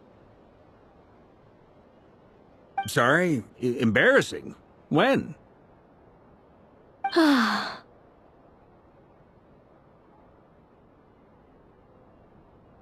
Yes, my name is Nicole, and I am one of a very few angels who have retained both their preferred form and their power. The Traveler and Paimon should be no strangers to this concept. There is another of our kind in Natlan. They call her the Lord of the Night. Right! Paimon remembers her! Yes. Well, I have retained more of my power than she. It's because I don't have a long-term duty to fulfill. To be more specific... no.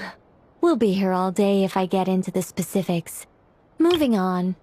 If I'm not mistaken, you are here because you wish to learn how one might reach the moon beyond the sky.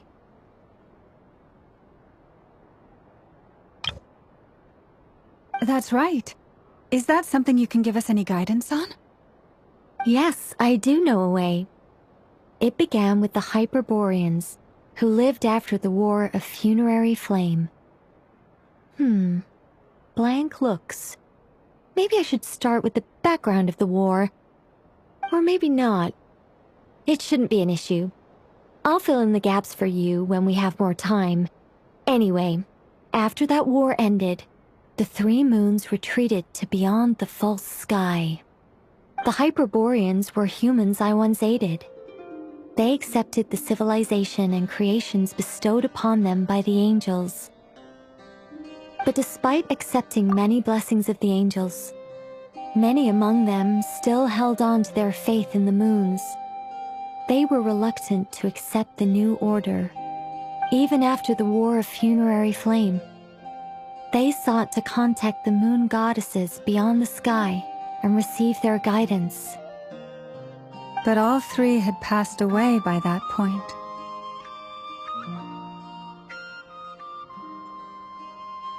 This mage has a unique method of communicating. Is she talking about the moons? Yes, but they did not know. And so, still they prayed for the moon goddess's mercy.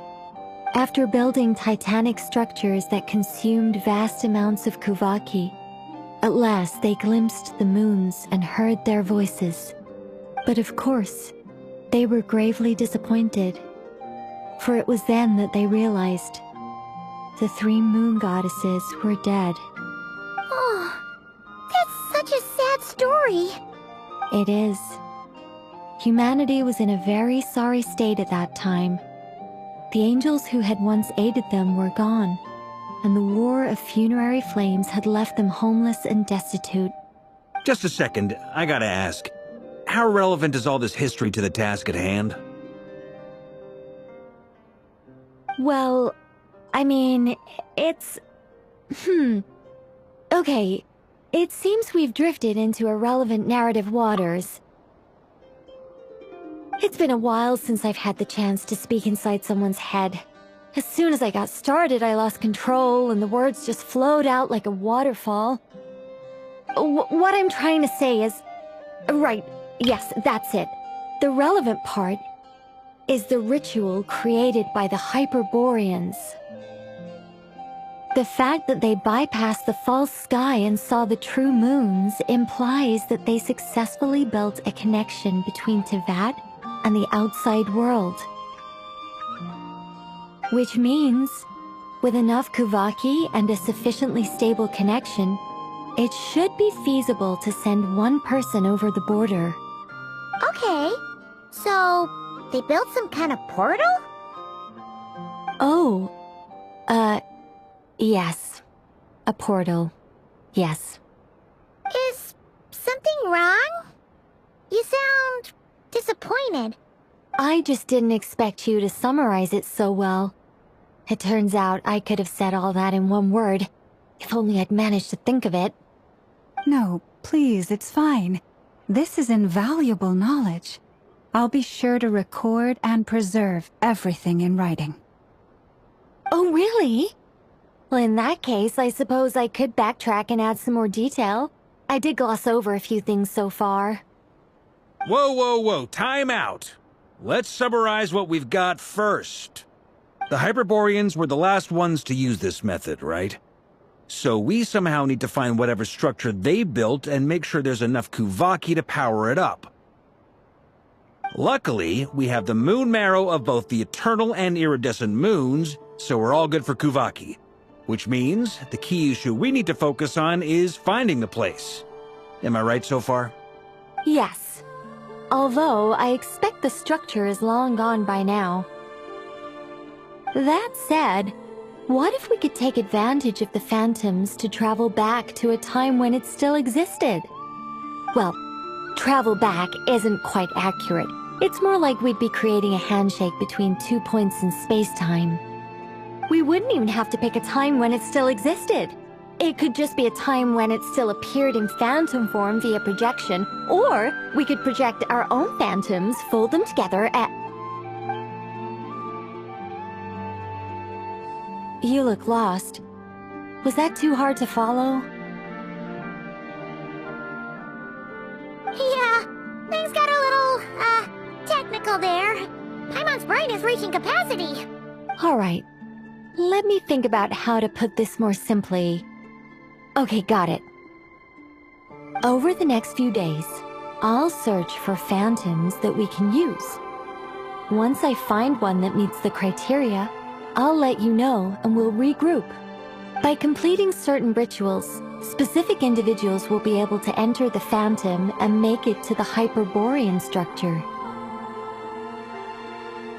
If everything checks out, and it looks feasible, we'll just need to wait for Moon Prayer Night, and we can send the Moon Goddess back home. I'm really skimping on the detail here. Is this making any sense at all? I think so. For now, we'll just wait to hear from you. Yes. Basically, Yes? Great. Counting on you. In the meantime, we'll focus on finding the moon goddess's name. My name? Are they looking for a way to stop me from disappearing? Excuse me, Miss... Go on, Miss Nicole. This conversation was a little all over the place. I didn't catch your name. I am Lauma, of the Frost Moon Scions. Ah, I did wonder. I noticed that you listened very intently when I spoke about Hyperborea and the moon's history. If you'd be interested, I'd love to visit you this evening and go through it again in greater detail. Also, if you were serious about making a record, it would be too risky to simply write down the raw details as is. I would suggest some tweaks. Maybe rewrite the stories as fairy tales or fables, perhaps even prayers. Anyway, we can cross that bridge when we come to it. So, see you later then? Oh, and no need to prepare anything. Just a cup of tea will do. See ya!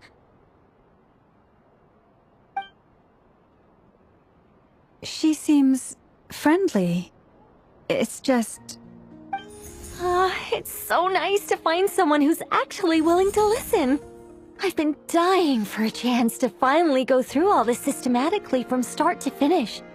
Any longer and I'd probably start forgetting it. Now Paimon gets why Alice told us to mind our heads. Ha ha ha! What did I tell you? A lot of quirky people in Alice's orbit. Now then, the next order of business is... where do we start looking for the moon goddess's name? Maybe the rest of what Nicole has to say might give us some clues. Once I've heard her out, I'll summarize the salient points and share them with you all. I'm also inclined to review our other documents. Yes, our faith was first established by our Hyperborean ancestors, but many of the more factually accurate records are from after Kuthar's birth. Sounds like we're gonna follow Columbina's journey through Teyvat, huh?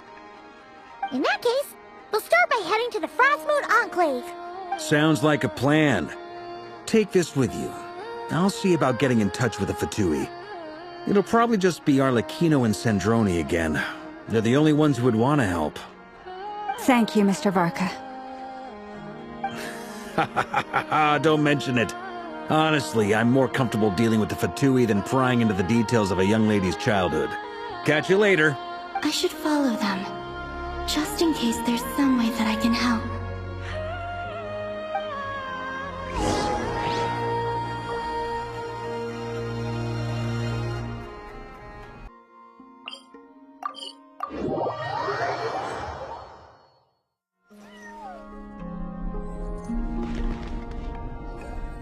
A while ago, I took the time to organize all documents in our possession that pertain to Kuthar. What you see here is the material I consider reliable. You're saying there's unreliable material too? Yes. Most of the information we have was transmitted through an oral tradition. Inevitably, some of her stories were mythologized and deified over the years through countless retellings. That's why I organized them into reliable and unreliable. There's no sense seeking answers in history unless we can ensure the veracity of the historical record. Makes sense. Alright, let's take a look through.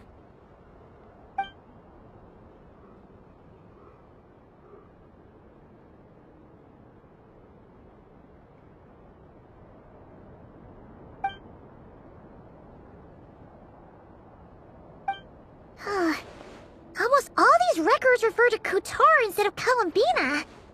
Although neither of those is her real name.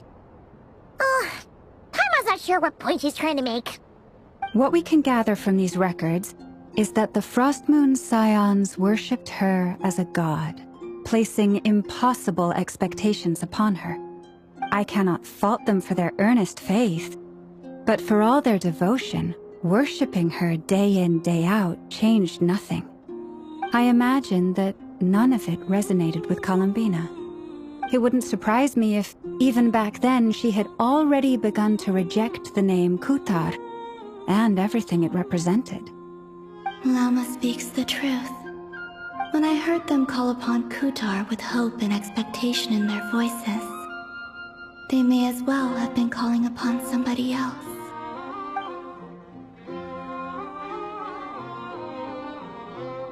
Well, that's a bit complicated. I looked at the level of detail, perceived authenticity, prose style, and how realistic their portrayal of Kutar seemed to be. Amongst the Frostmoon Scions of today, only I know of her existence, and I alone have spoken to her face to face. As such, I know that there are certain things she simply would never do. That being said, I have sensed some changes in her lately. Changes? Me? Seems like this is getting us nowhere. For what it's worth, why don't we check the unreliable sources too? Sure. Give me a moment.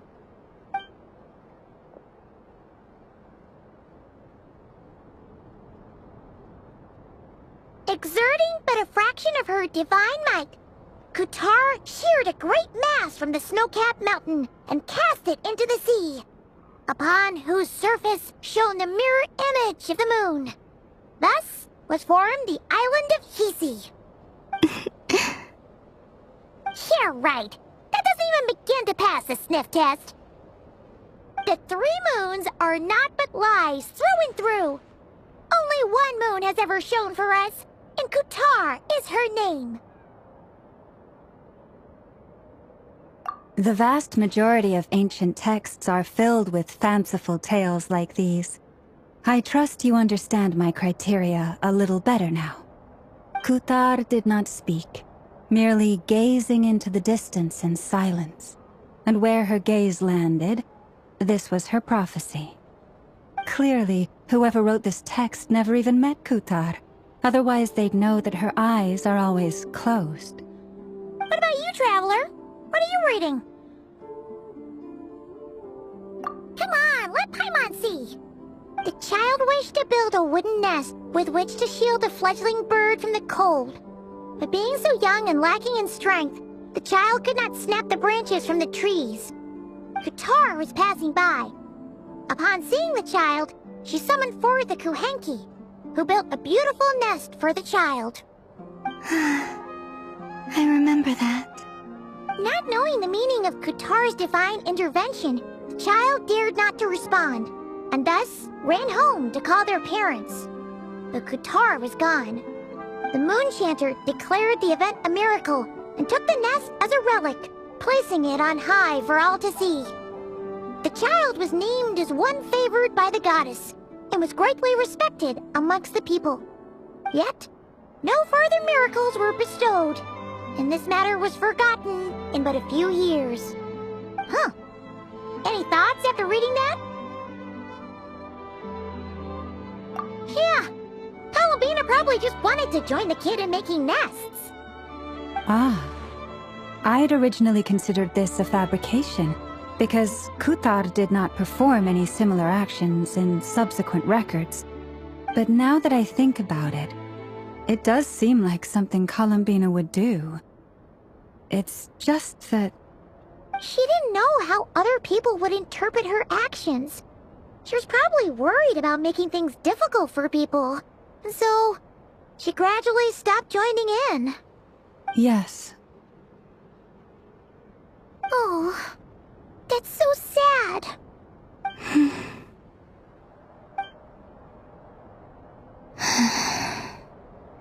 And now, I can make no such gestures of warmth, even if I want to.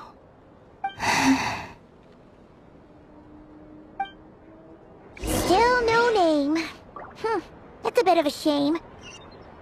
But we did learn some interesting stories. That's gotta count for something. Farkas said he was gonna set up a meeting with Arlecchino and Sandrone, right? Let's go back to Nasha Town and see how he's doing.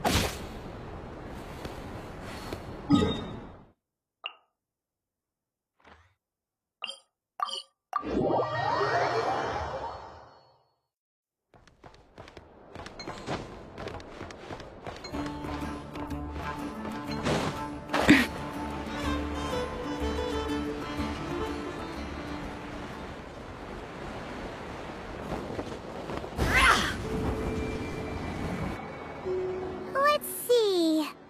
There's Varka. Oh, and it's Durin and Albedo too.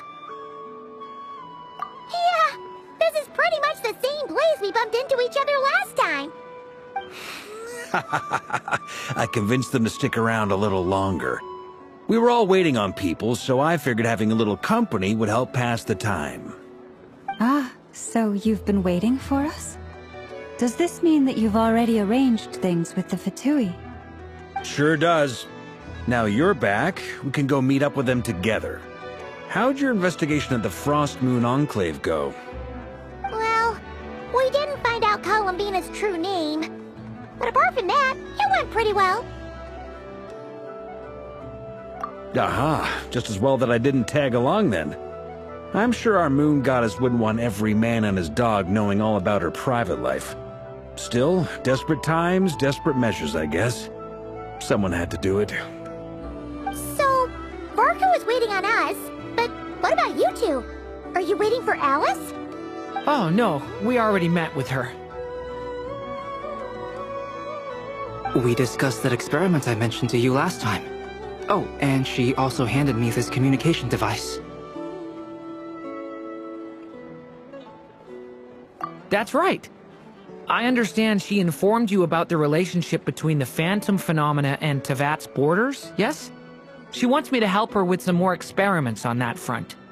She said that she'll contact me through this device with more information. Ah, I see. Following instructions and making observations. Pretty common research method.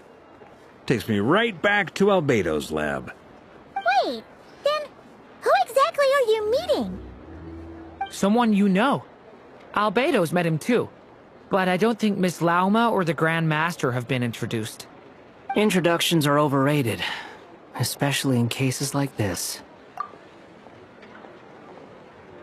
It's you! So, it's not like the academia has prohibitions against going abroad. Also, I applied for leave. I've been writing to Hat Guy since obtaining a human form. I've already brought him up to speed on everything that's been going on in Nod-krai. Hat Guy?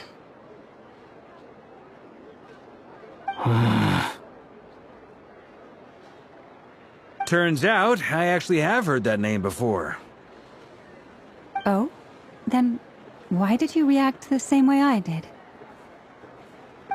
I only knew the name, not the fella. But since we're all here, let's do some introductions for what it's worth. I'm Varka, Grand Master of the Knights of Favonius. Lauma, Moon Chanter of the Frost Moon Scions. And I'm a Driosh from the Vahumana Darshan of the Sumero Academia. Hat Guy.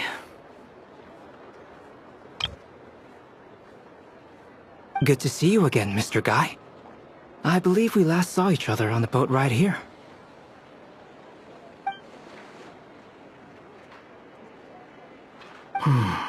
Mind you, the only reason I came here is because there's someone I want to look into. Who's that? The Doctor, also known as Dottore, second of the Fatui Harbingers. From the tone of your voice, it sounds like there's bad blood between you. I was reviewing our archives and noticed that a lot of information about him was missing. Left a bad taste in my mouth. That's all there is to it. Dottore, or Zondik, as he was then known, once studied at the Academia, but he got kicked out before he could graduate.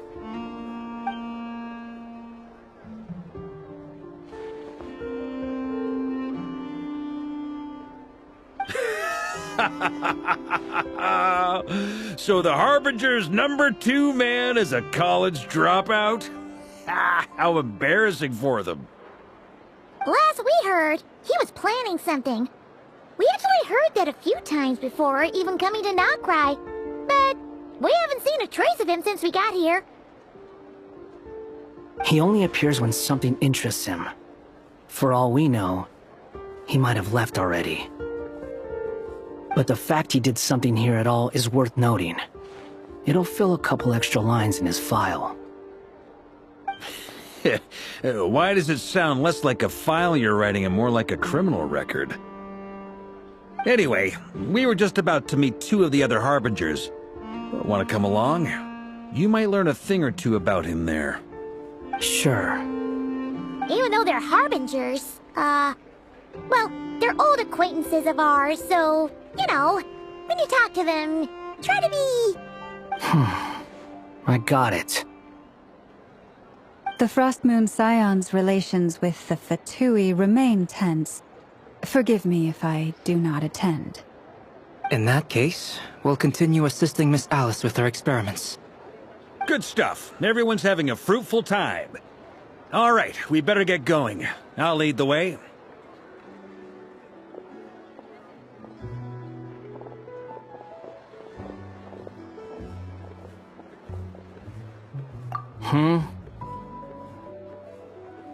Well, yeah. That's obviously part of it.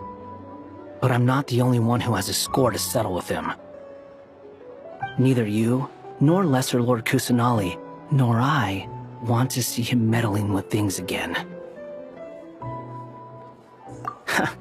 What's the hurry? Don't worry. Pigeons always know which way home is.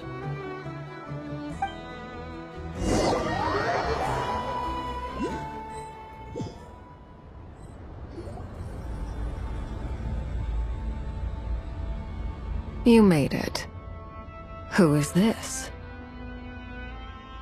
A scholar from Sumeru. They call him Hat Guy. He's an old friend of the Travelers. Wait, this is the academia representative you wrote about? He doesn't exactly look the part. I believe this will prove my identity. You'll notice it bears the seal of the Sanctuary of Surasthana. Well, what do you know? So it does. All right then. My mistake.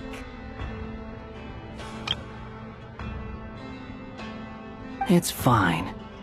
I expected as much. What? So as I mentioned in my letter, the Academia's got its eyes on dottore.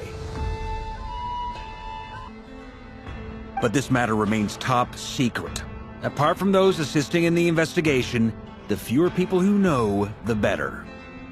If anyone asks, I'm here in Nod-krai to pursue my personal academic interests. Gotta say, Marka, you did pretty well to keep all this under wraps for so long. Sounds like you got in touch with the academia about this way back. Haha, you flatter me. Where do I even start?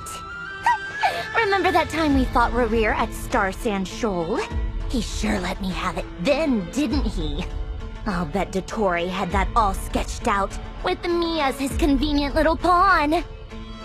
He could not care less about us if he tried, but hey! The feeling's mutual. Does dottore really strike you as the sort who values his relationships with his colleagues?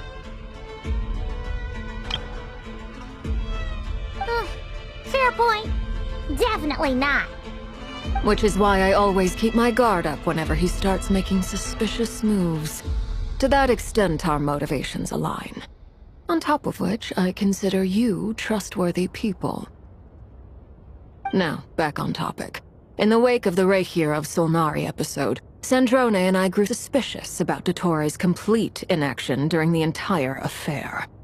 So we tried to find out what he'd been up to, but unfortunately to no avail. He never lets anyone in on his plans. The more he cares about something, the more secretive he gets. Indeed. Perhaps he believes that by keeping a low profile, he can avoid trouble. But that trick isn't going to work on his colleagues. Yeah, I mean, he's He's been researching the ancient moon's remnants, and he's been trying to get his paws on the moon marrows. Only an idiot would believe he doesn't have something more planned. With this in mind, I returned to Snezhnaya and relayed my thoughts to Her Majesty the Tsaritsa, entreating her to have him recalled. That's pretty direct. Did the Tsaritsa agree? Yes. I made it abundantly clear that the Fatui's business in Nod-krai is almost concluded, and we do not need 3 harbingers in this territory. Her Majesty concurred. Accordingly, dottore has returned at her orders. I imagine he is continuing with experiments, which no one besides he would ever have any interest in. Common sense might mean nothing to him, but he's not stupid. He knows that no good can come from opposing the Tsaritsa. Smarts alone won't get him all the way. He needs the Rooster's resources and Regrator's Mora, both of which the Tsaritsa can strip from him by waggling a finger. But doesn't he have a track record of publicly following orders while going against them in private? He probably has it down to a fine art by now. Wouldn't put it past him. We worked together on a research project once. Only briefly, but it was enough to show me that we're fundamentally different people. He has no interest in doing things methodically, stage by stage.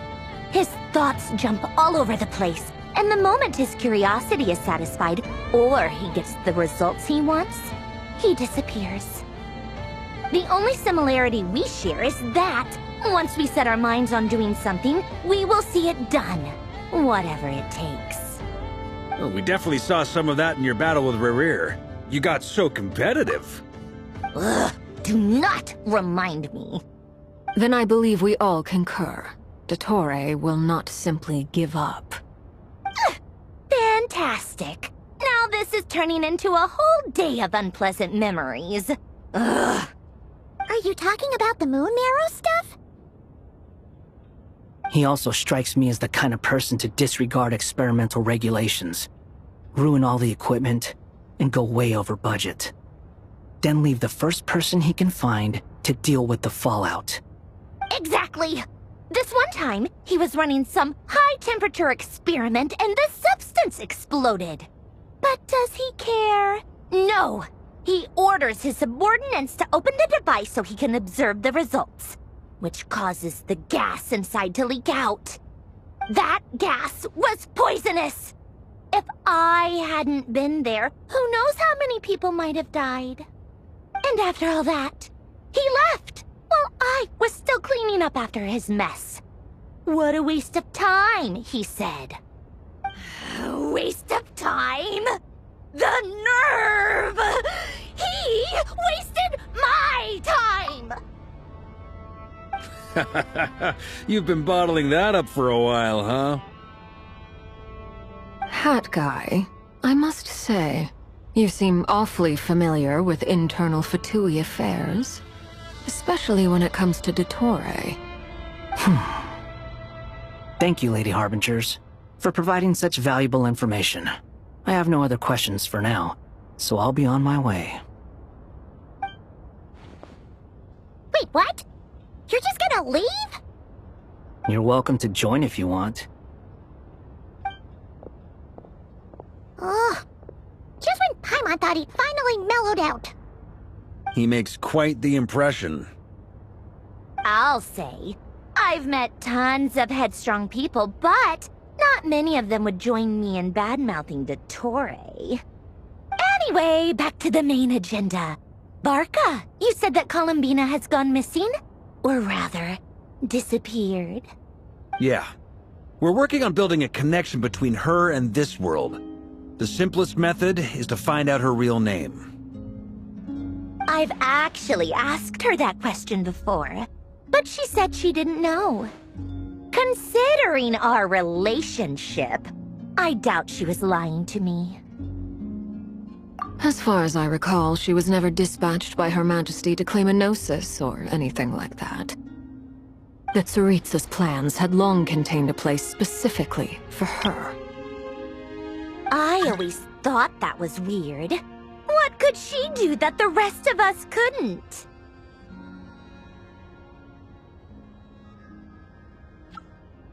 Knowing what we do now, it's probably something related to Kavaki, right? More than likely. When she first arrived, Columbina would often go to Her Majesty and ask when she could start the task assigned to her. But Her Majesty always gave the same reply. The time has not yet come. So she spent her days in Snezhnaya doing basically nothing.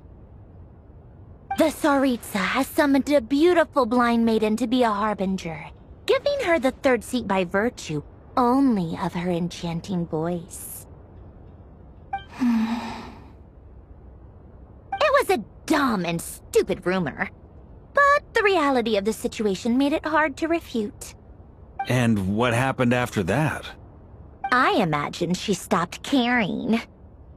She no longer seemed to care why she had been recruited, and Her Majesty never gave her any missions, so she just continued to sing in the flower garden. For my part, I was busy. So busy, in fact, that watching someone be that idol had me fuming. But still, I got the sense that she had long been used to a life of other people claiming she was needed when she wasn't. I just felt that having a place to stay would cost me something eventually. And so I waited quietly for the day that I would have to pay the price. And on the other end of that spectrum, you had me. Someone once told me that I had the lousiest work and the toughest luck. That's a good way of putting it. I forget who said it, but those words have always stuck with me.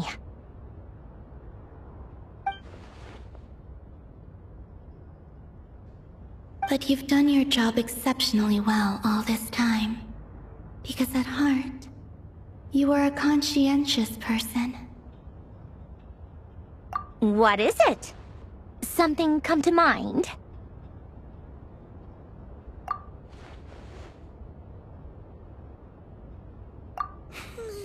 That makes sense. Nothing screams you are needed like your name shouted from across the town. Well, good luck with it. But if you ask me, Columbina is still the most shoutable name.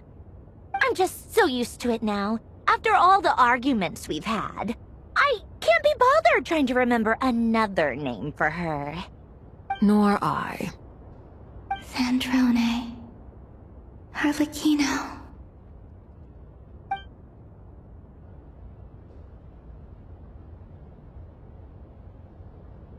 Huh! It's a Sealy! Does that mean Nicole has news for us? Ladies, I thank you for your hospitality. If the chance ever comes up, I definitely owe you both a drink sometime. I'm sure it will. You can make your own way out. Heck, you've been here enough times, you probably know your way around better than I do. Okay, time to do what adventurers do best. Follow that Sealy!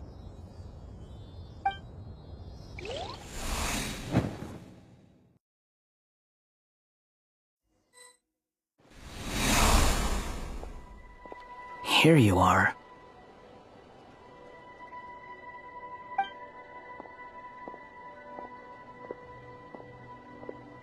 Oh, that guy. How come you're back so soon? Did things go all right with the Fatui? Fine. Dottore's been summoned home by the Tsaritsa. Couldn't get much more than that. How about you? Any progress with the investigation? Unfortunately not. We've tried everything. Different phantoms, different locations, different points in history. But the results were the same each time. Abyssal monsters roaming the land. People crying out in despair, with no hope of being rescued. Every time I see it, I can't help but think, is this what it was like in Mondstadt when Dragonspine Durin attacked? And If I fail in the task I've been given, will I create yet another tragedy? That's just meaningless speculation. When we encountered similar phenomena previously, I tried to interfere with those illusions, using sounds and lights to guide them. However, we could not change their fates. At most, we were able to extend their existences. The events of the past are like fate that has been written into Irminsul. There isn't a living thing in Teyvat that can escape its past. But Miss Alice instructed us to try to find ways to change the outcome that these phantoms face. It's an impossible task. Can't you just refuse? Since she asked us to do this, I feel like it can't truly be impossible. Or if it is, well, mages can make the impossible possible. I could not have been born as Durin otherwise. But you also said that your past 39 attempts were fruitless. That's true. But you're still going. Yes. After this many futile attempts, surely you realize that you're not doing this because you still believe what some mage told you.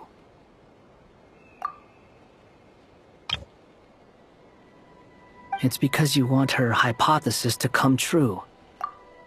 It's something you wish for deep inside. So, think for yourself about what you want to do. As long as you don't believe it's futile, it isn't. Yeah.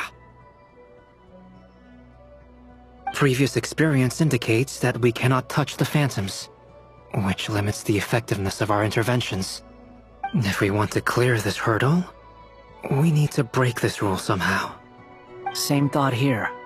Following the same rules means repeating the same failures. Reducing ourselves to mere playthings of fate. So you mean we need to figure out a way to make contact with them despite knowing that we can't? Yes, and I suspect that's something only you are capable of. Everything in Teyvat is logged in Irminsul, but the withering that once occurred in Sumeru was a sign that the Great World Tree was being corrupted. This corruption allowed things that should not have existed in Teyvat to appear. This is tantamount to rewriting reality to an extent. You're saying abyssal power might be able to affect those phantoms? No one's ever tried it before. If you're gonna try it, it'll take courage. And you have to be confident that you can control it. Is anyone there? Has anyone seen my daughter? She's missing. I have to find her. I hear someone inside. Spargana? Are you in there?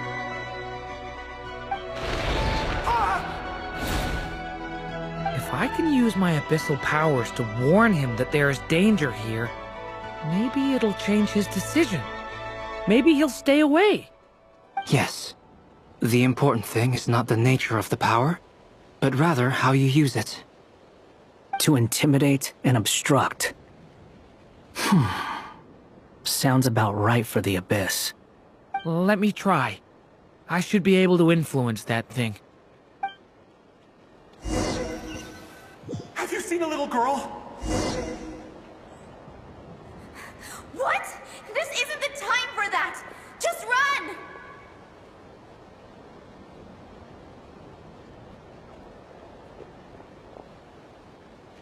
I hear someone inside. Spargana? Are you in there?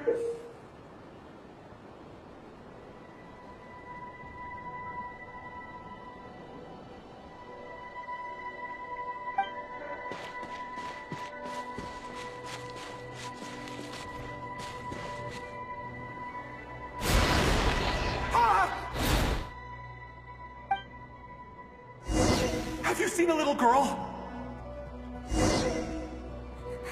What? This isn't the time for that! Just run!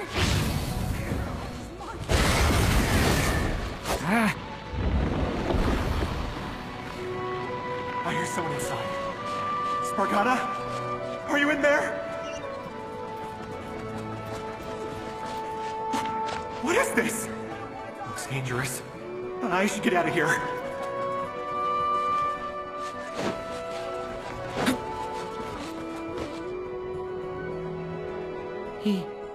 He really left.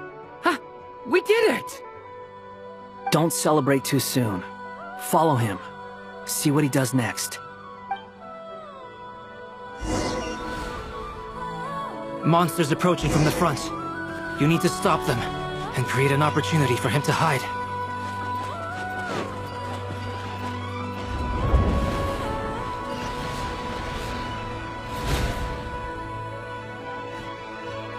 Help me!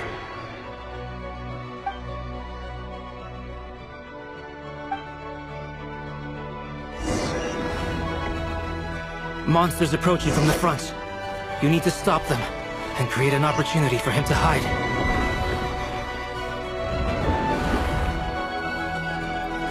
No! There's monsters ahead!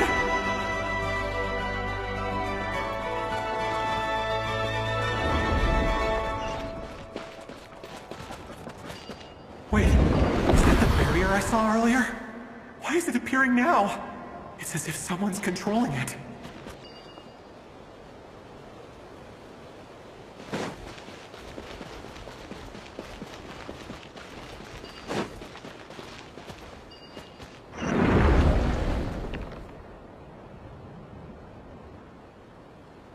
The monsters are gone. Is it safe now?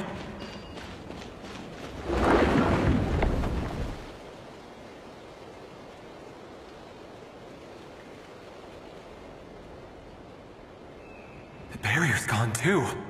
How odd. Anyway, I guess I'll keep going. Quickly, let's keep up.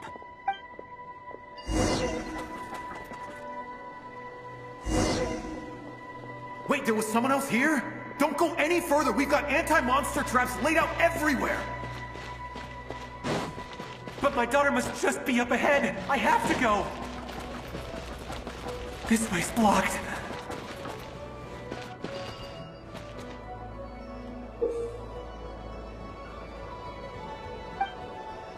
We might be able to use the explosives over there, but we need to take care not to hurt him.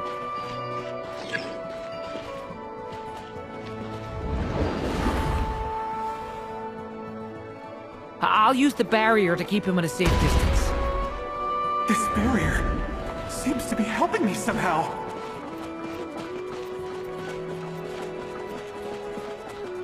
Hey, wake up! Oh, no good. Gotta keep moving ahead.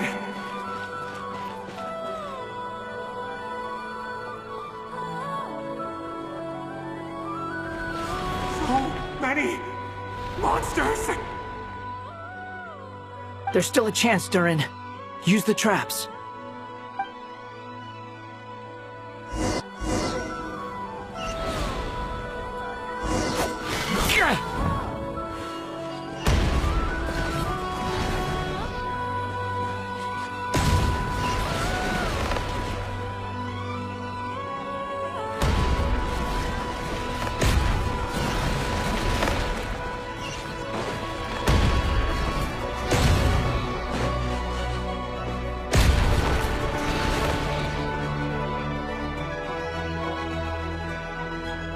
This is a new development. I've never seen this happen before.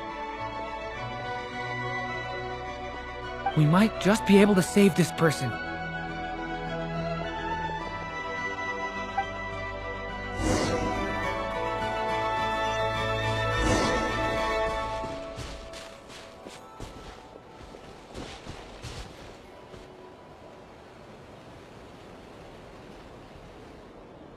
Hello there.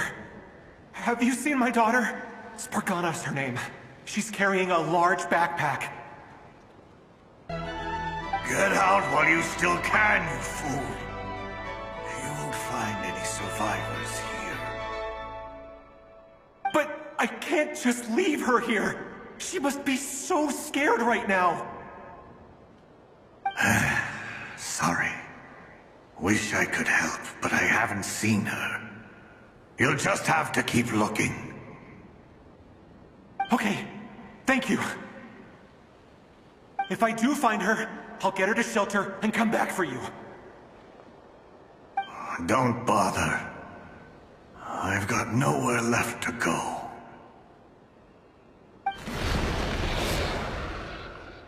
What's that noise? Monster! No, if he goes inside, he'll be walking into a trap. Let's try this once more. This time, we have to stop him.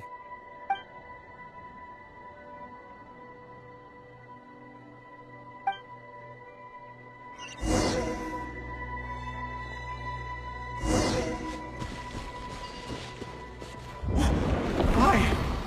How will I know where Spargana's gone like this? You know what? I'll trust this strange barrier. It's gotten me this far after all.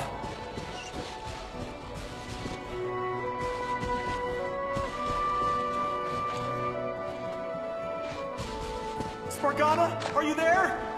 What? What's this? Hey! Let us out!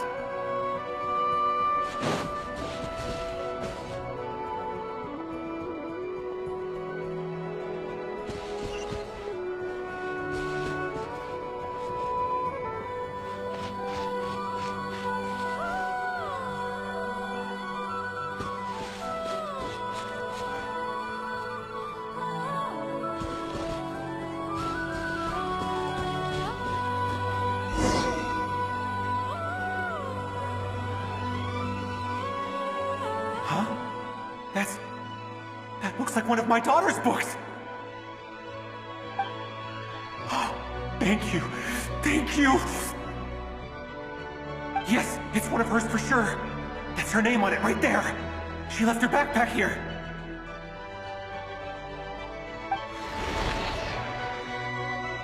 Durin, just like last time. Use the explosives.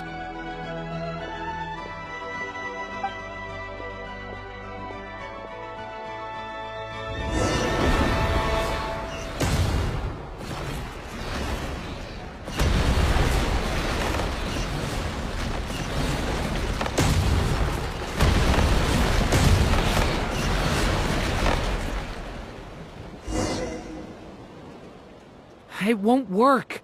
There's not enough left. If he makes it in, he'll die. But then, this clue could be the key to him finding his daughter. It might not be the only one. Better he misses that clue than loses his life. I guess so.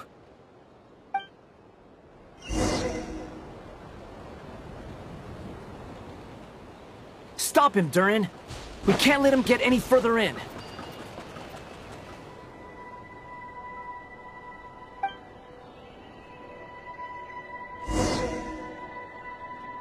It won't work. There's not enough left. If he makes it in, he'll die. But then... It might not be the only one. Better he misses that clue than loses his life. I guess so.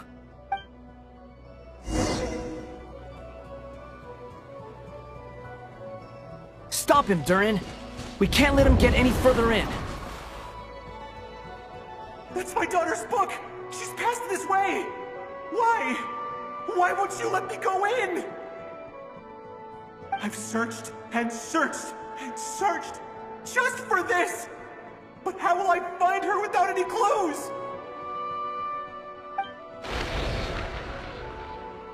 I no longer have anywhere else to go.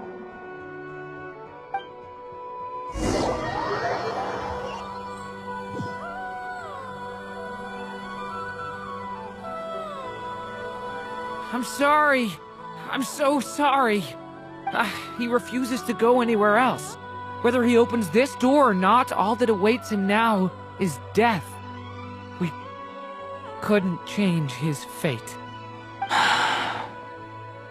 Albedo? Hat guy? Let's try one more time. I don't know how we're gonna do this, but I don't want to give up either.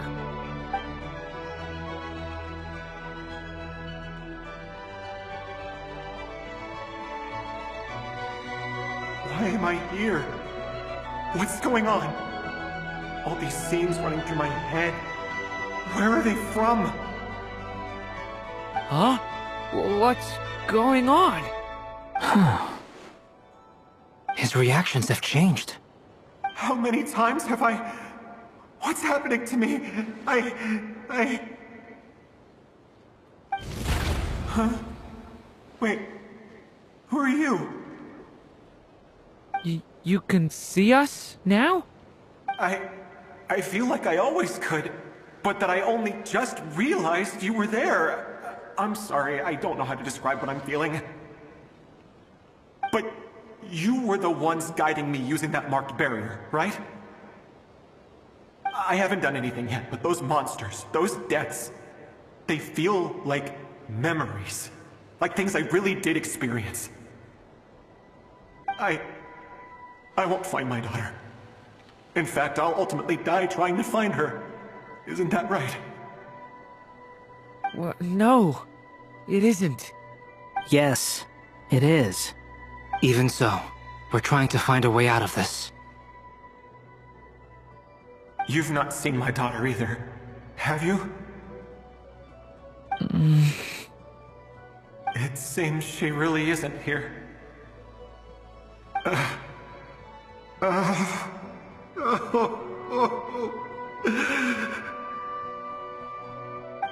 I'm sorry we couldn't help you.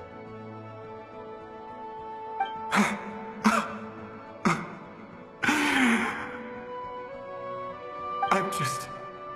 tired. Maybe this is destiny. Maybe it doesn't matter how hard I search. How long do I have left? Experience says 15 to 20 minutes. 15 to 20. Thank you for all your help. Let's rest a while. You look exhausted too. Now's not the time for you to start pitying us. It's not pity. I'm just realizing that I've only got 10 or so minutes left. You know?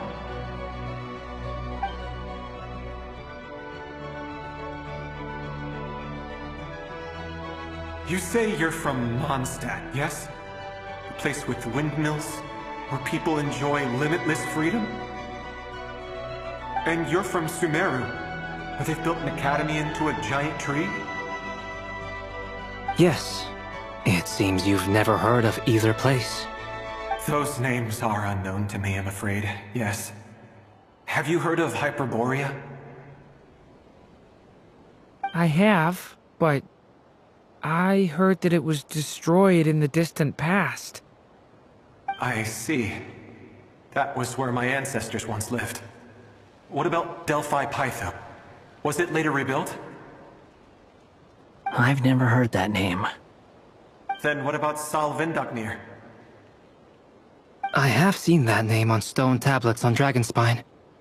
But I'm afraid the only things left of that place are its ruins. I see. Sure enough, there was no way to turn this around, huh? I'm sorry. I was the one who asked to chat, but it seems like we're too many ages apart. There's barely any common ground to start from. It's alright. We did hear something new, at least. From how you speak of your lives, things must be going alright for you, I guess. They are. Mondstadt is a place of freedom and happiness. There's a lot of good people in the church and the Knights of Favonius, and even outsiders find that it's an easy place to feel at home. We have festivals a few times a year. Everyone gets together to drink, sing, and be merry. Sumeru is a lot more uptight. Not really the kind of place where you can relax. It's a nation fraught with problems wherever you look. But if all you want in life is to seek knowledge, I guess it's pretty much paradise. That's wonderful. In other words, after this all-devouring black tide passed, humanity did not merely avoid extinction, but rose to build prosperous civilizations anew. I mean, I can see you all right now. That must mean the future isn't a total mess, right? That's true. Well, time's almost up. Let's part ways, I think. Might be best if you don't waste too much time on me. The chances are slim, I know, but I'd like to spend these last few minutes looking for Spargana. If things work out, I'd love to tell her about what I've heard. May we meet again. Well, or not, most probably. In that case, may your wishes come true.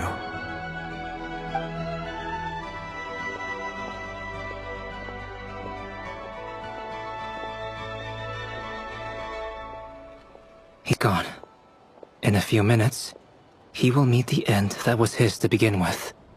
The ending of this tale did not change, but I believe that we've just made the most progress we have yet.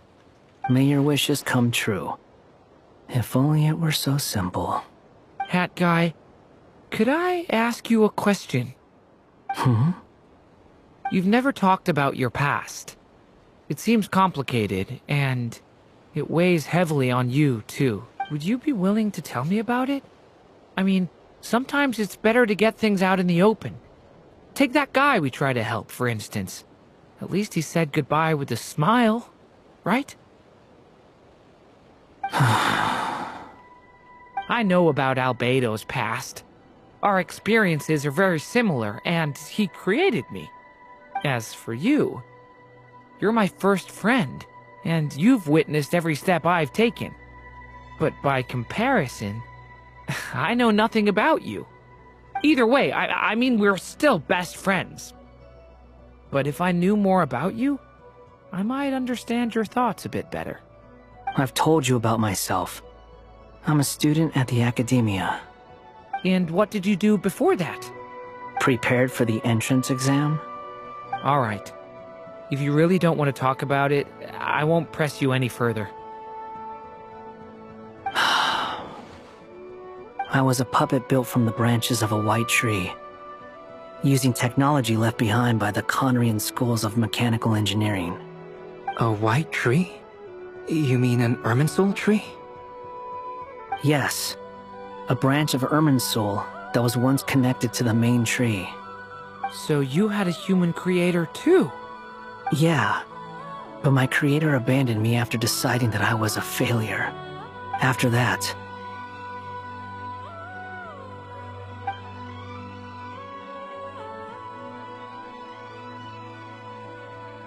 Durin. Resisting the influence of the Abyss, suppressing the urge to destroy, trying to do the right thing. None of these things are easy, but no matter how hard they are, trying to rewrite past wrongs is far harder. You asked me if you would create a new tragedy if you failed. I told you there was no point speculating about that, but the real answer is, yes, you absolutely will. That guy. But at least you've got people here to help steer you away from the wrong path. So, just keep aiming towards the light. I will. I promise. All right, break time's over. Hello, Durin speaking. Hello, friends, it's me. What have you been up to, I'm detecting some unmistakable fluctuations here at the border. The amplitude isn't particularly high, but they're completely different signals from the ones before, and the scale is comparable to those I've detected previously. Alice, we were unable to save that person. However, he appears to have retained a portion of the memories gained through that cycle, and was able to hold a conversation with us. I see. Well, that is rather odd indeed. It definitely merits further attention. Could I trouble you to keep trying the same approach? I need to gather some more data. Counting on you.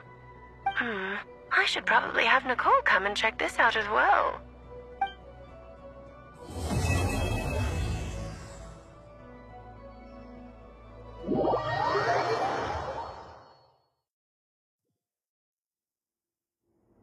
There you are. I was worried you might stop to collect treasure chests opened by the Seelie along the way. It would have taken you so much longer to get here. Another conversation I cannot hear. I am delighted to see that you understand what takes priority, and that your adventurer's instinct has not swayed your resolve. Really, I must applaud you for it. You should know. Paimon's head. Okay, I'll try and keep it short. My senses are telling me that this is where we shall find the entrance to the ruins. Oh, cool! Well, what are we waiting for? Let's open it up and see! Patience. This was a sanctuary of great importance to the Hyperboreans. A special process is required to open the gate. Oh! Like the place that housed the Eternal Moon's marrow? Okay, so what's the plan? Need us to do anything? And just the short version, if you can. Ah. Alright then. I was planning to start with some background on the invention of these techniques. Are you sure you don't want to hear it? It's quite informative. Remember what you were saying about priorities? Fine. Simply put, we need 3 human representatives to successfully undergo a process of Kuvaki resonance. Think of it as a test from the 3 moon goddesses to see if the entrants are qualified, with the most recognizable qualification being Kuvaki. Pretty sure Lauma would ace that test. Oh, wait. But we need 3 people. I also have no doubt that the Moon Chanter would be qualified. But we would need 2 other people with the same constitution. Therefore, the most feasible method is not so much to follow the rules, but to figure out how the test functions and find a workaround. I've done some research, and it turns out the mechanism is rather crude. We'll simply need humans to stand before it who have sufficient Kuvaki energy within them. I'm with you so far. How do we get the Kuvaki in them?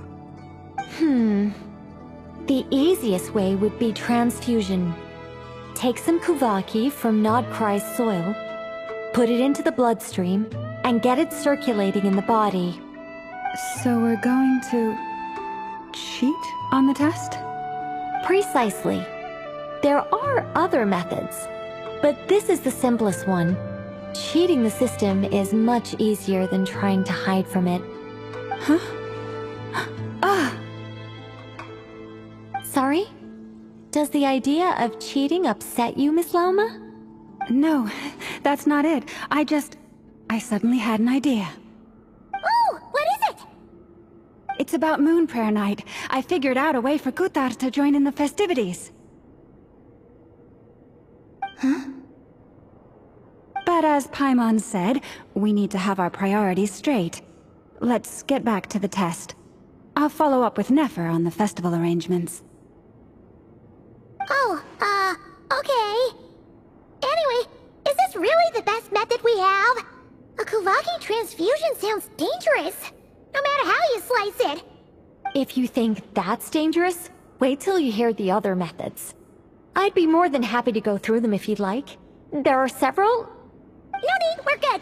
Let's go with this one. Very well. Kuvaki transfusion it is. Now, I should mention that the risks can be greater or lower depending on individual compatibility.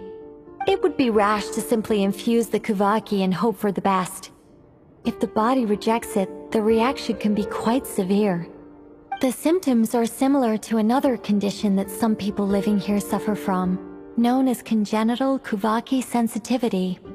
So, before we execute our plan, I will perform a simple test of my own to see who is compatible and who is not. Once that is done, we will have to complete the resonance process as rapidly as possible. The participants must remain stationary while the Kuvaki circulates and bonds with them, and they mustn't eat or drink anything. What? No eating or drinking? That's some hardcore fasting. They'll all be monks by the time they're through. 3 days. Oh, it's so long! And we still need to find 2 more people who are not just compatible, but also willing to volunteer. Fasting? What are they talking about? Really? Don't you want to think this through? Haha, count me in too. 3 days without food? I can handle that. Miss Nicole has made it clear that this is the easiest way. The way I see it, there's nothing else to discuss. It's time to step up.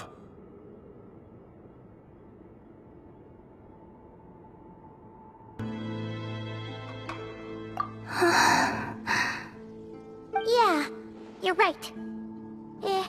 In that case, Paimon volunteers to be Captain of Logistics.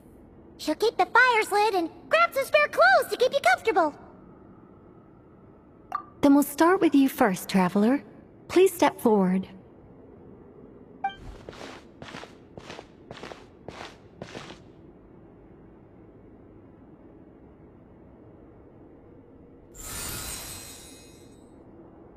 How's it going?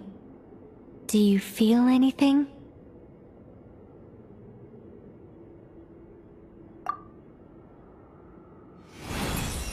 How about now?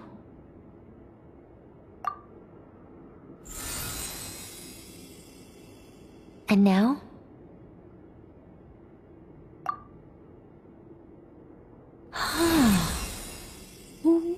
What about now? You guys, it's not a competition, you know. All right, I'm officially impressed. Even as a descender, you can withstand far more than I imagined. It's like I summoned a giant stone titan to arm wrestle you, and your arm hasn't even moved an inch. In my last attempt, I infused 5 times the amount of Kuvaki required. Yes, safe to say, compatibility won't be an issue for you. You're eligible to join. You're next, Mr. Varka. Sure, here goes nothing. All right, I'll start where we left off. 5 times the required Kuvaki dose. Whoa, whoa, whoa, hey, wait a minute. How's it going? No, not great. I kind of want to puke. Feels like I've been drinking too much. A few bottles of wine, then a big stein of Dark Horse. Some hard liquor from Liyue mixed in.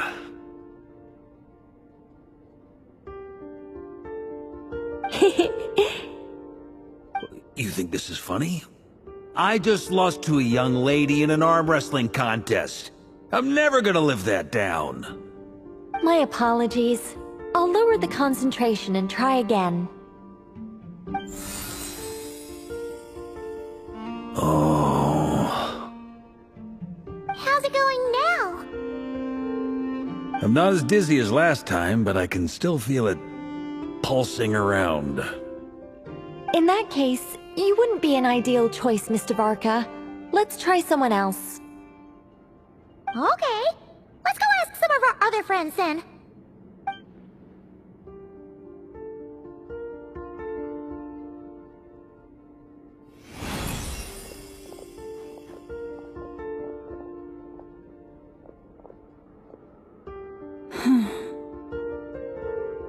No surprises here, Miss Moonchanter. You're perfectly compatible. You may join.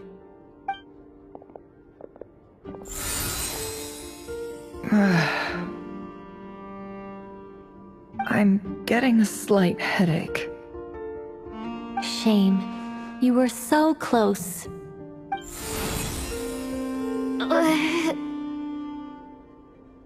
Whoa, I'm itching all over. Allergic reaction. We can't have that. Huh? Well, are you gonna start a what? The Hexenzirkel is an organization that cares for and protects children. We will not have them do dangerous things. Not even tests.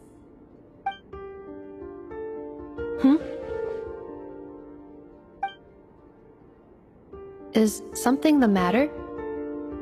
The candidates have to be human. I guess that rules me out too. Huh. Everyone except the Moonchanter got beaten. Guess I don't need to feel so bad after all. I mean, looks like this isn't gonna be as easy as we thought. Perhaps I could ask for volunteers among the Frost Moon Scions. I'll see about talking to some trusted Lightkeeper colleagues. Itlua springs to mind. In fact, I think we had some former Frostmoon Scions join our ranks recently. Can you give me the scientific explanation for how the test works? I can probably make some kind of test bot. Then, we can just zip through Nasha Town, going up to people and pressing a button to check their status. Wouldn't that be way easier? No. Wow! No elaboration for once. How about I contact the Knights of Favonia's garrison in the Wave Chaser plane? Shame that Lohan's already left. And that guy's even tougher than I am. Strange. The moon goddess is clearly revered by many people. So why is she on the brink of disappearing? She mentioned that the world has rejected her from the very beginning. And when we fought the Reikir of Solnari, it seemed like she exhausted her power for our sake. Also, I'm not sure revered is the right word for how people feel about her.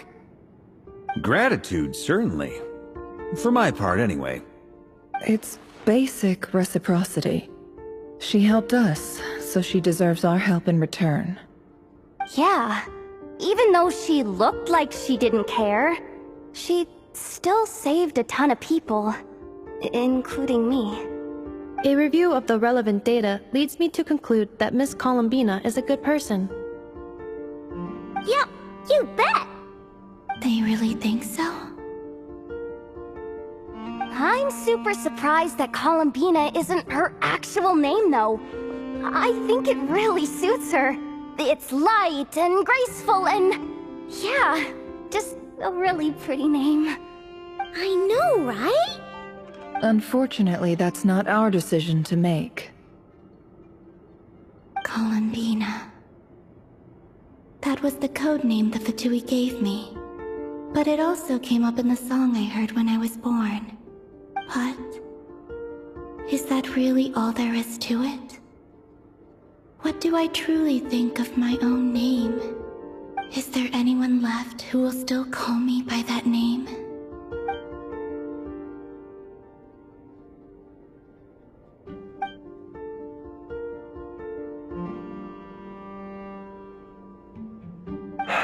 Moonprayer Night is getting closer by the day. We're running out of time. We need to look for other candidates. Then allow me to try. Huh? What are you doing here? You contacted your friends via the Adventurers Guild. Sandrone has been keeping an eye out for something like that, so she informed me. Since I have the ability to accommodate a moon marrow, I should prove to be a suitable candidate. Arlecchino. When can we begin? I see. We can begin right away. How was it? Did you feel any discomfort? Not at all. Then it seems we shan't need to look for additional candidates after all. Great! Cool. Alright, like Paimon said, the rest of us can take turns making sure the three of them stay warm and comfy. Then, my job is to take care of the caretakers. I will ensure everyone receives food and accommodation. I'm ready as well.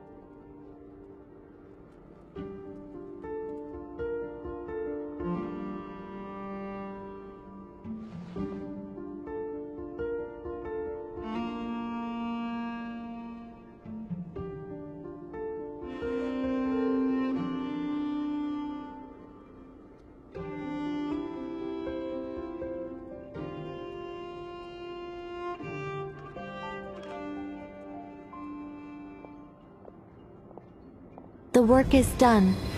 The sacred scroll shut. The stars grow dim, the people silent.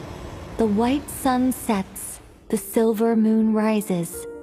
O path to the temple, appear now before us.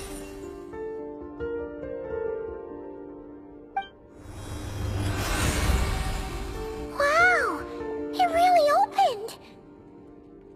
So that's what all this is about. They've been trying to open this gate. Come, let us enter. It might be best to eat something first. Take care to chew properly and swallow slowly. It will give your body time to readjust to the digestion process. They will head in soon. They will need to enter this gate.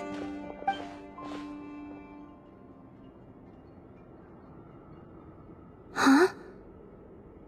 I cannot pass through. Is it because I have no physical body? It has been 3 days. My strength has all but completely faded. Can I really hold on until Moon Prayer Night?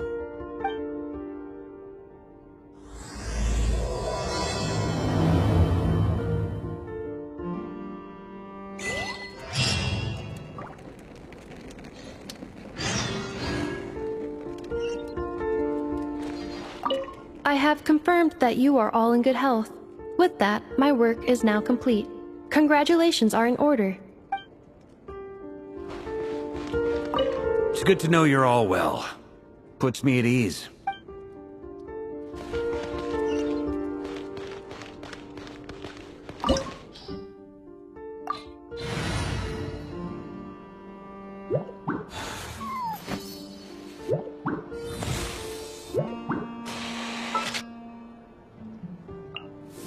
Stay close and you will live.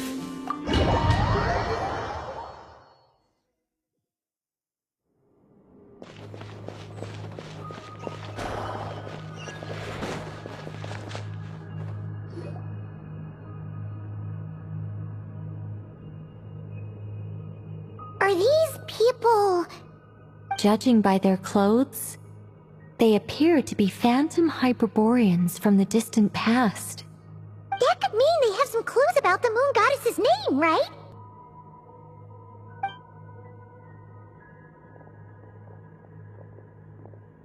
Hey there! Could you tell us what the moon goddess's name is? Sorry. That's probably a weird question, huh? How do we explain this? The moons are long gone, and their goddesses are dead. Their names no longer mean anything. When a new moon goddess is born, we will surely know her name. We have used every last resource at our disposal. All that remains is to wait, patiently and quietly.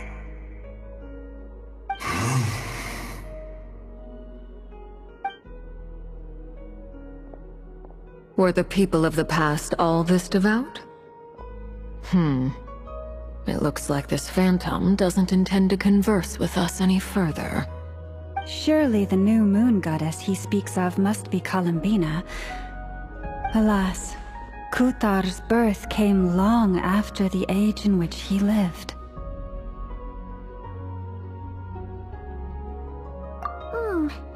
But, maybe if we find a phantom from a more recent age, they might know Columbina's real name. True. Keep an eye out. We should be able to tell which era they're from by the clothes they wear. Yeah, you've been pretty talkative this whole time. What changed? Oh, nothing. I'm fine. You all make good points. When the Hyperboreans speak of moon goddesses, they mean the three from truly ancient times. I can't imagine they would know anything about our current moon goddess. There once was a time when the moon goddesses blessed them greatly and protected them from harm. So, when the war between the gods and dragons plunged the world into chaos, it seems they looked once more to the moons for help, praying for a new goddess to be born. Yeah, that checks out. Let's continue on.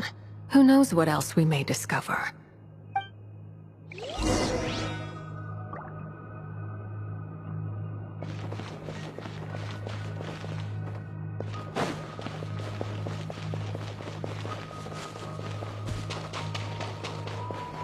There's a door blocking this path! Not a problem. Try this.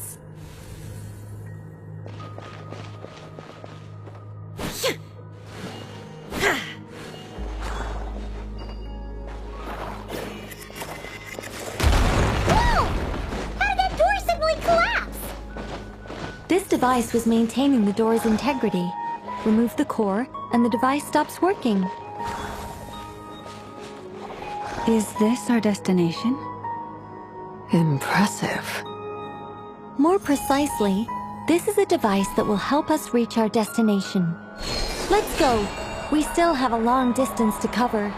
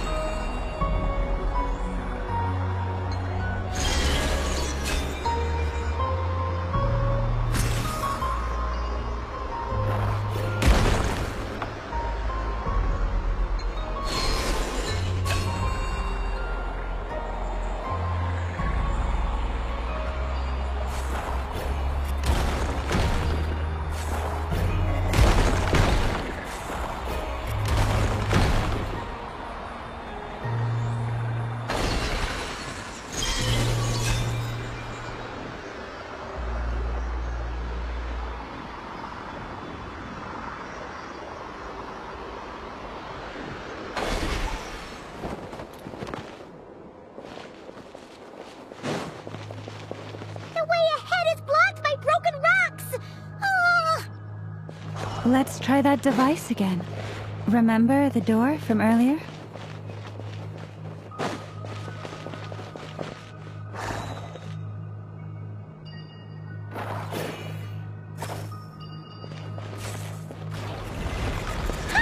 Door works in reverse, too!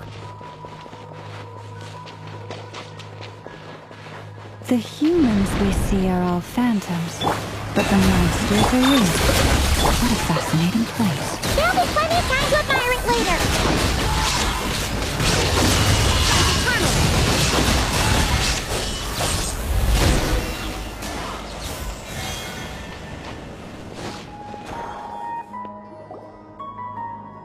Ooh, there's a whole bunch of artwork in here. Seems pretty old. Nicole, this is probably your area of expertise. What do all these paintings mean? Let me see. To understand these murals requires some knowledge of the history surrounding the War of Funerary Flame. I shared a little of this with Lauma before. Yes. I think I follow. The dispute between the Moon Sisters, the transformation by Nibelung. Oh no, it's no trouble. I'd be delighted to share the tale again. Alright then. Tevat's 3 moons and their goddesses were brought into being by the will of Nibelung, the then ruler of Tevat. But when the heavenly principles came, they changed the world completely, down to its very foundations. The moon goddesses were nowhere near strong enough to challenge this entity. But the heavenly principles did not view them as heretical entities that had to be removed. Essentially, the 3 moons existed to keep this planet alive and operational, which did not directly conflict with the heavenly principles' aims. Nevertheless, the inherent precariousness of this arrangement would soon be revealed. Nibelung returned, yes. He did, and thus began the War of Funerary Flame, a battle for dominance between Nibelung and the heavenly principles. Discord would soon emerge between the 3 Moon Sisters. One would voice the opinion that they should follow Nibelung, for it was he who first hung the moons in the sky. Another would argue that taking sides in the conflict would only bring the world closer to ruin. There was no telling where it would lead. Especially since their creator had returned, bearing the perilous power of the Abyss. Nibelung would eventually discover their disloyalty. He had all three imprisoned before transforming the moons into weapons with which to fight against the heavenly principles. What? Weapons? Yes. The very moons that had once defended the planet became instruments of death and destruction, striking terror into the hearts of all living things. And although the heavenly principles and the three moon sisters had once been at peace, it now seemed that the moons posed an unacceptable threat to Teyvat. It is possible that the heavenly principles did not know of the goddess's imprisonment. If so, the weaponization of the moons would surely have been viewed as an intentional breach of the peace agreement. Regardless of who knew what, when, the heavenly principles shattered two moons and flung the other beyond the skies. Whether the goddesses managed to escape Nibelung's captivity after his fall, nobody knows. But this much is certain. From that day on, the moons no longer belonged to Teyvat. The rejections slowly drained their power until eventually they passed away. So that's the full story. You say the moon ceased belonging to Teyvat from then on. Why then would Columbina be born here? That is perhaps due to the lingering connection between the Frost Moon, which was not shattered, and this world. You could see it as the three sisters' dying wish. They never desired war. All they ever wished for was to protect this land. I see. If the final fate of the three goddesses is as you say, then Columbina faces the same grave danger. Our investigation has yet to bear fruit. We must hurry. Yeah, you're right. Let's keep going.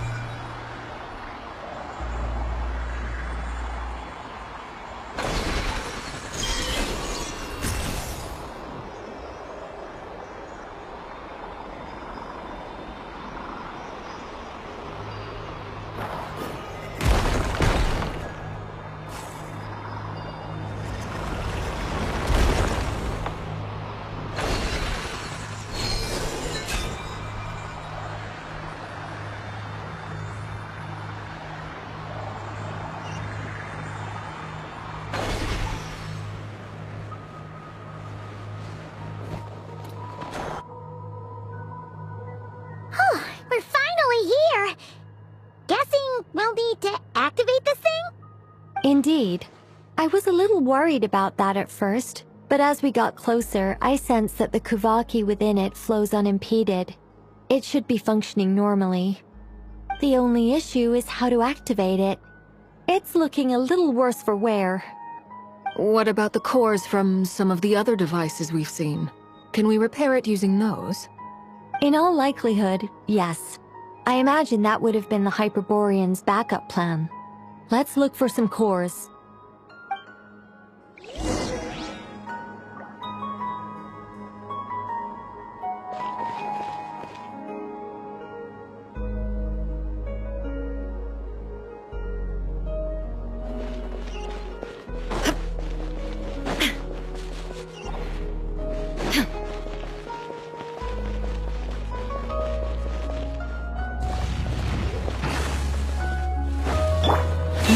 Lost land. Cleanup sequence in which... Here comes the catch. Take it easy. Quietly now.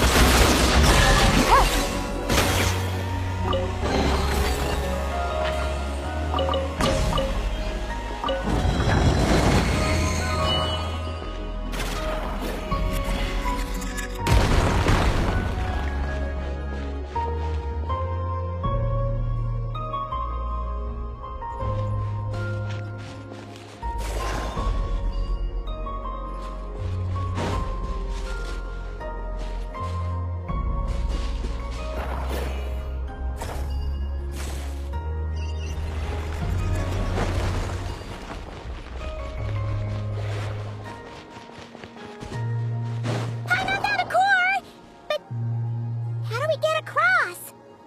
Walk up, then jump down.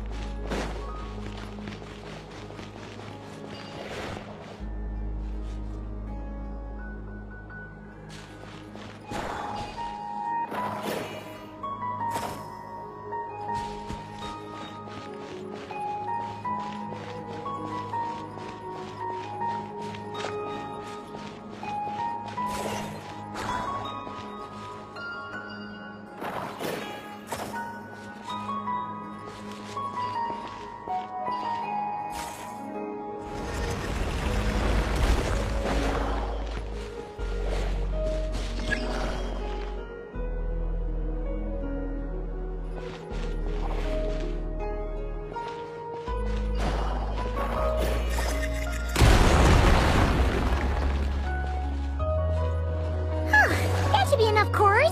Let's head back.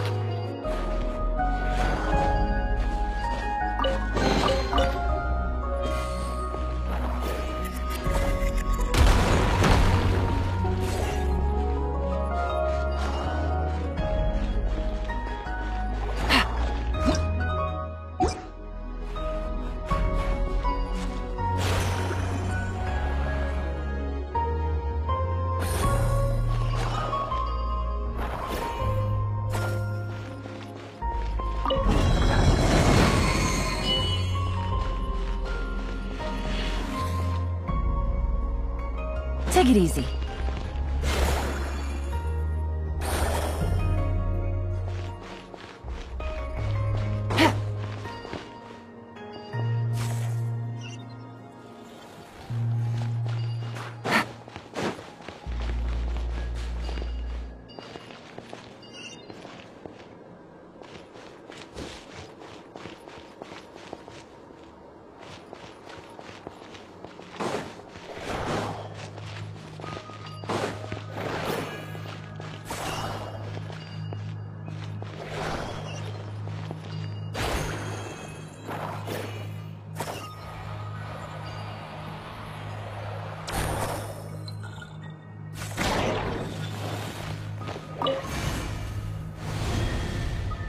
The device is up and running. It's hard to believe that the ancients were capable of constructing such things. Paimon sees our destination! It's right up ahead! Yes, let's go.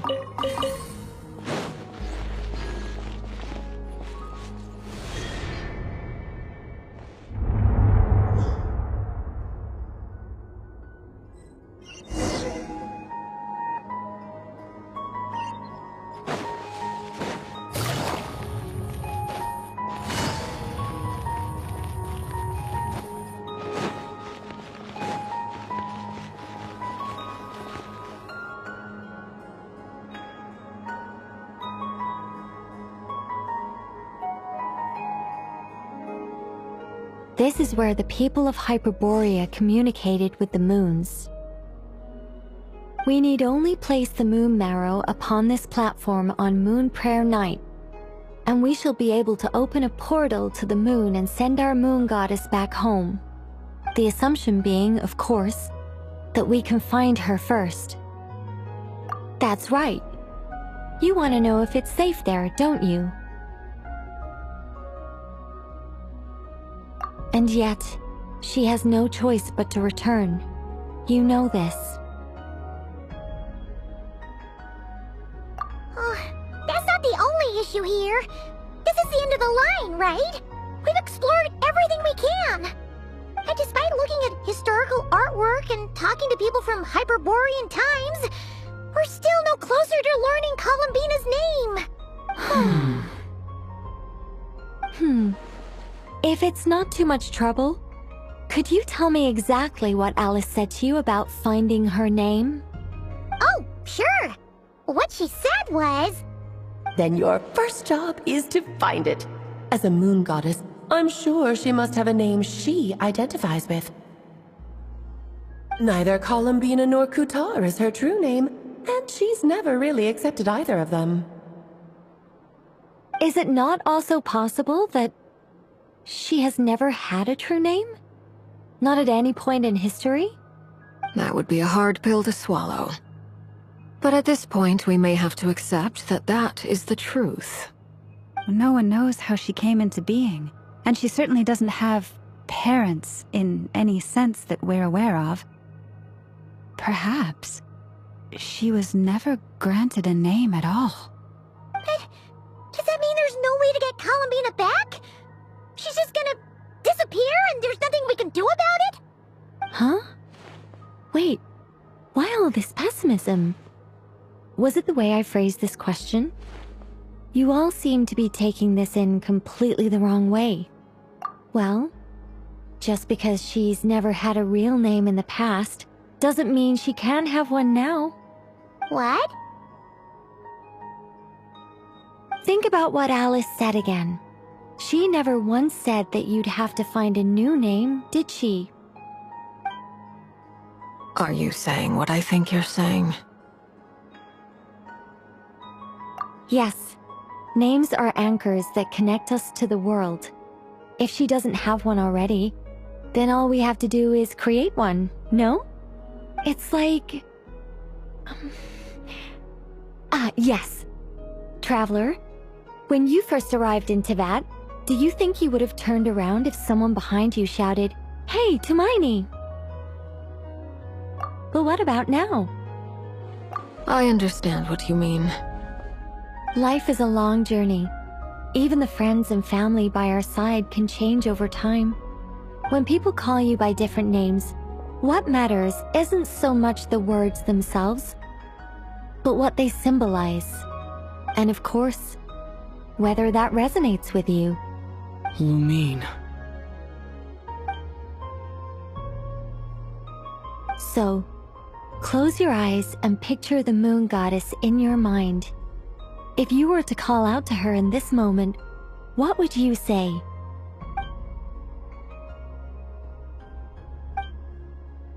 Columbina. Columbina. Paimon would call her Columbina too.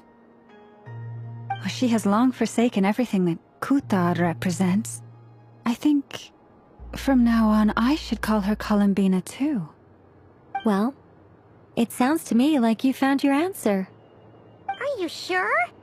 Is it really that simple? We haven't found her this whole time, and not for lack of trying. For a journey like this, the process is every bit as important as the outcome. Had you not searched far and wide, rejecting every other answer you were offered? How could you have come to an answer you felt was finally correct? Oh, it all makes sense now.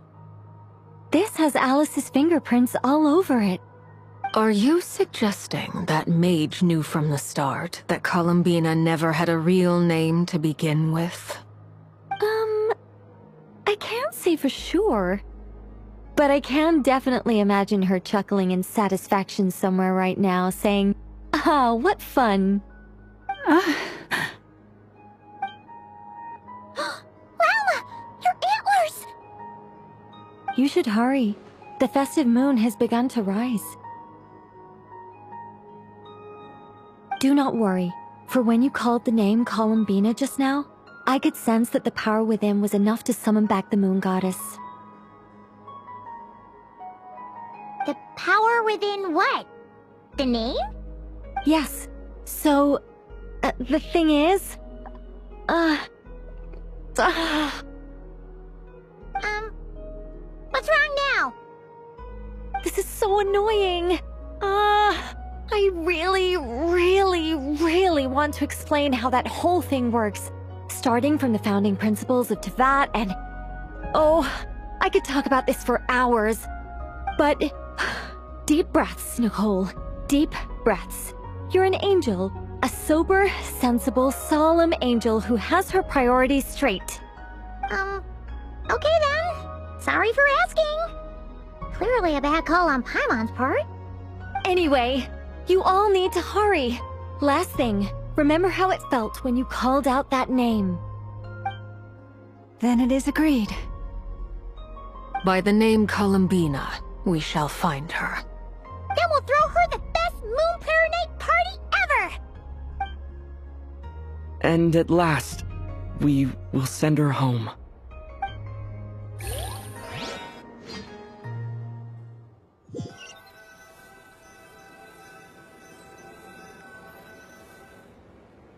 I can barely move anymore. My consciousness is fading away. Have they come back out? I'd love to see them one more time.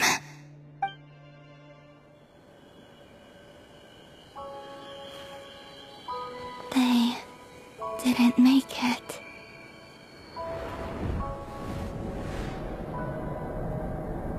Could you tell me your name?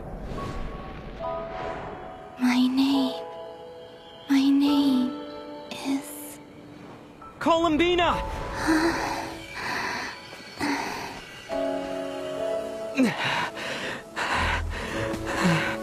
Columbina! Are you here? Columbina! That's the name you gave when we first met. And it's what I've called you ever since. Columbina. It's a fine name. I have many fond memories of Columbina, and so do all of your friends.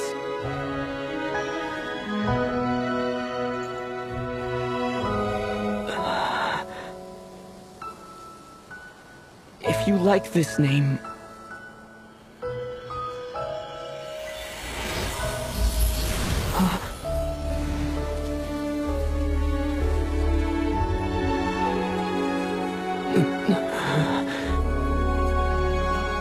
Looking for me? I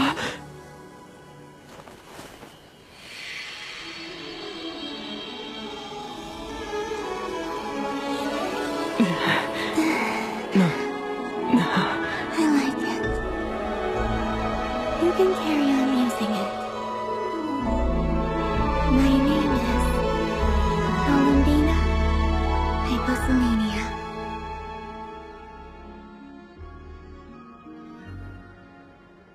Columbina Hyposelenia. That's a wonderful name. I never thought that Columbina would become my real name.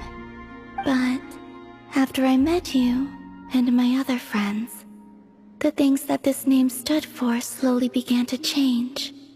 It went from being a Fatui code name to something my friends call me.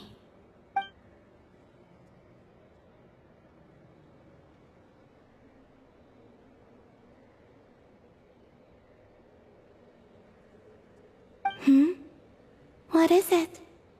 Why aren't you saying anything? I'm just so happy for you. Thank you. So, where's everyone else? We can go and meet them very soon. Everyone went to different places to try calling your name. Great. I'd like to thank them as well. Everyone's done so much for me. Searching for my name, entering those ancient ruins. Huh? Wait, so you were... Yes, I was there. Not physically, but my consciousness was still holding on. I followed you the whole way. Starting from when? You turned around and called out my name while you were in Nasha Town. Do you remember?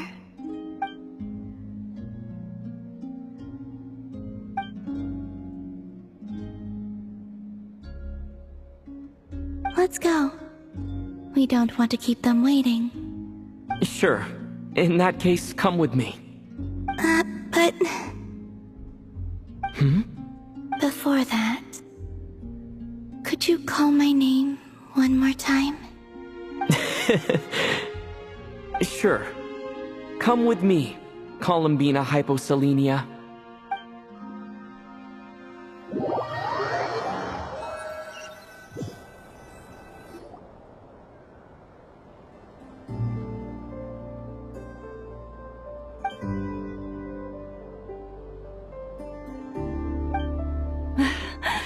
Columbina! Oh, this truly is wonderful.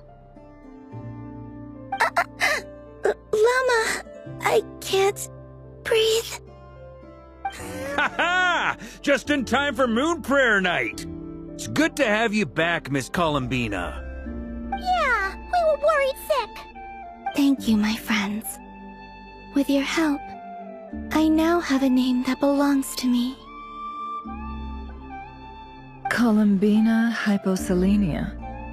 Where's the second half from? You added it yourself? That's right. It means... born beneath the moon. Yes. And by extension, it can also mean born beneath this world. A fine name.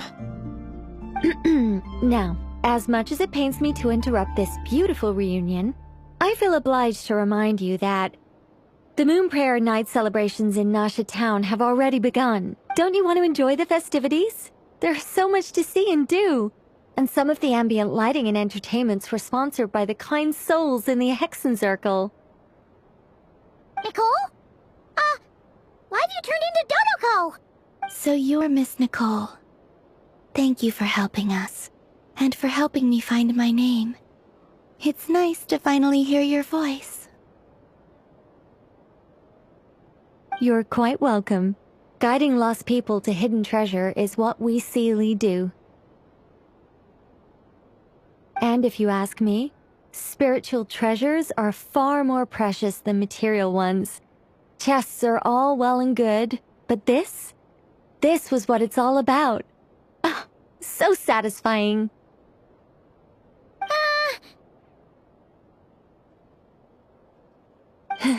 Anyway, I had to go help Alice. It seems like she ran into some trouble. That's why I couldn't be here in person.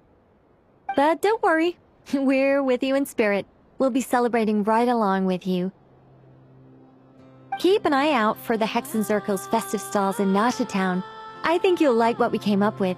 Alice said she even managed to rope B in this time.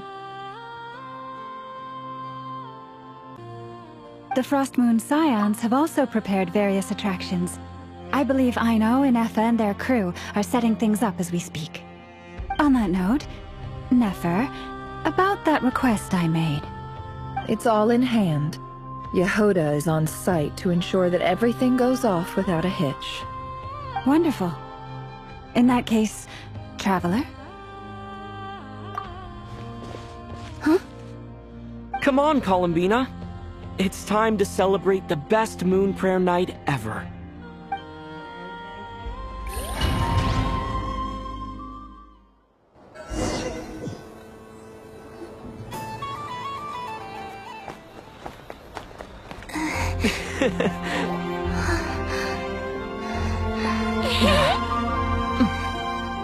Hey, young lady!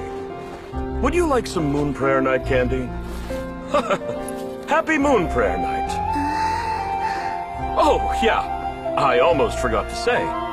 Welcome home, Moon Goddess.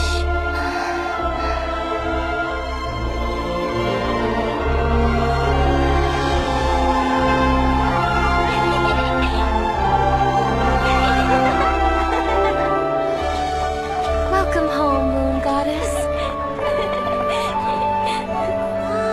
Welcome home, Moon Goddess. Welcome home, Moon Goddess. Turning Nasha Town into her home is a festive gift. A rather brilliant idea. Perhaps this is what Nod-krai, Columbina's home, should have been like all along.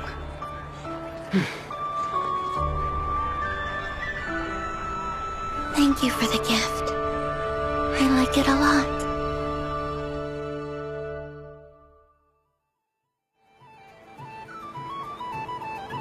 This feels like the surprise of my life.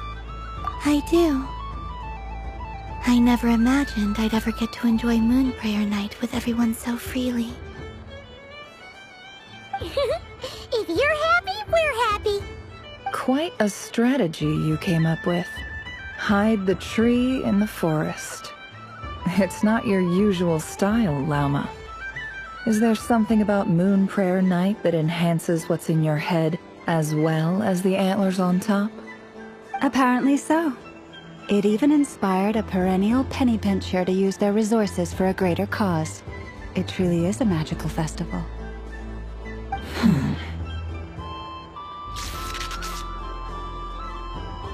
I see it now. This bickering is actually a sign of a strong relationship. Huh? What's everyone doing here? Oh! Miss Columbina, you're back! Yes, I'm fine now. Thanks for your concern. How's your progress with Alice's assignment? Very well indeed. I've never heard her sound so excited. Not like this. This time her excitement seems more serious. Seems like she's had a major breakthrough. She said she'll contact us once she knows more. In the meantime, we're free to relax and have some fun. Enjoy the time off while it lasts. I have a feeling that our next task won't be so simple.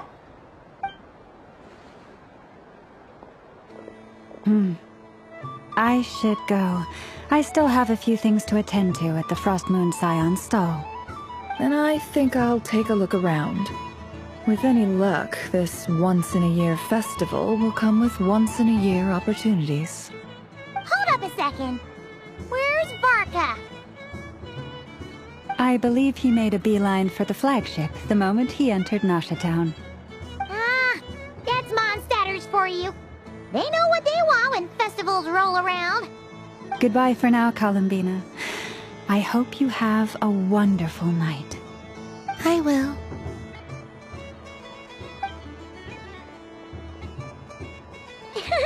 Well, in that case, don't just stand there. Get out there and have some fun. You'll definitely get a warm welcome at every stall. Oh, also, take this map with you. It's a guide to the festival.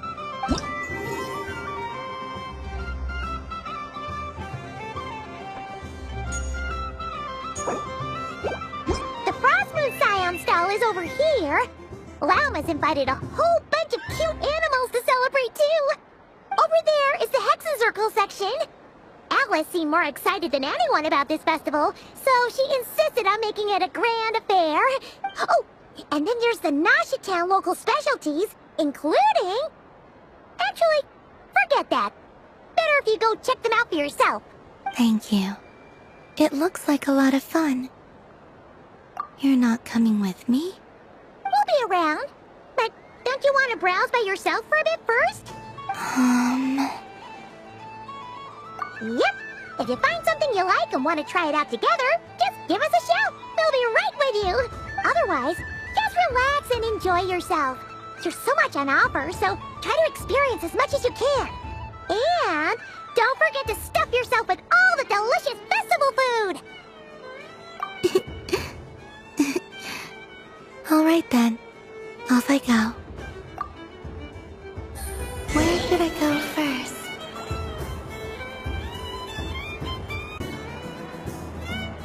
This must be the mage's stall.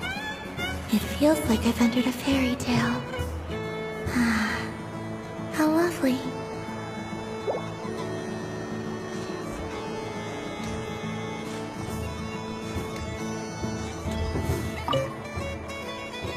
A soft and furry creature that bounces and jumps.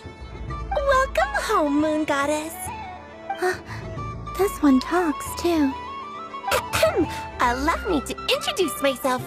I am a Dodeco from a distant archipelago, the most mischievous of all my Dodo brothers and Dodo sisters. When the going got tough, I powered through, and when I met obstacles, I boomed them away. That sounds like a lot of fun. Doesn't it just?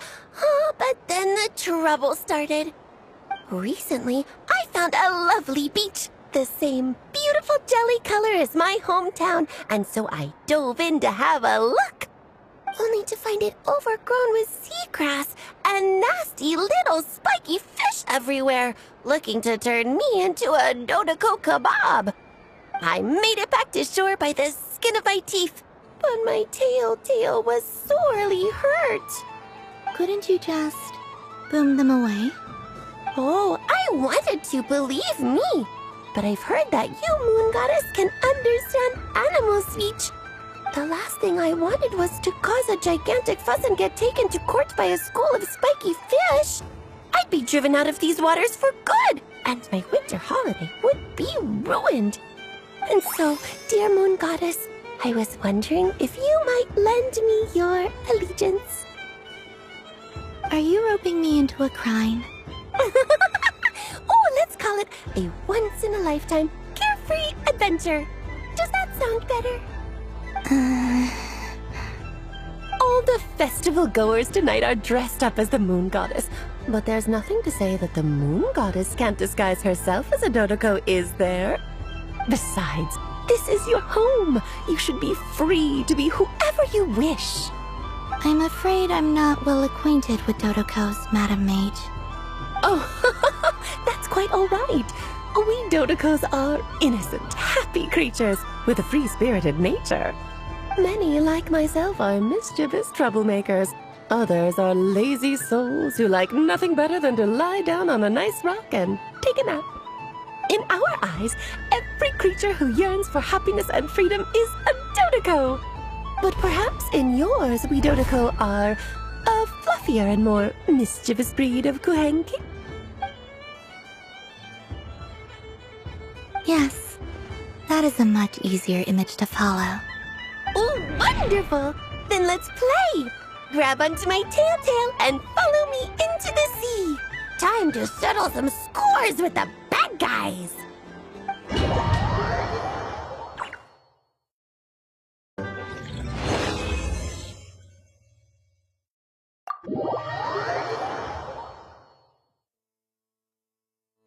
Ooh, a remarkable talent! So, what do you make of it? The use of Jumpy Dumpties doesn't come as naturally to me as Kuvaki, but their unpredictability makes it fun. I think they call this novelty. Indeed! And how did it feel blowing those pesky nuisances away? Not bad. Any guilt? What do you mean? Oh, wonderful! Lovely answers to all 3 questions. You've passed the safety test. Now I can give this special bomb to you as a souvenir. Remember, if you find any meanies living on the moon, you can use this to boom them into oblivion. I will.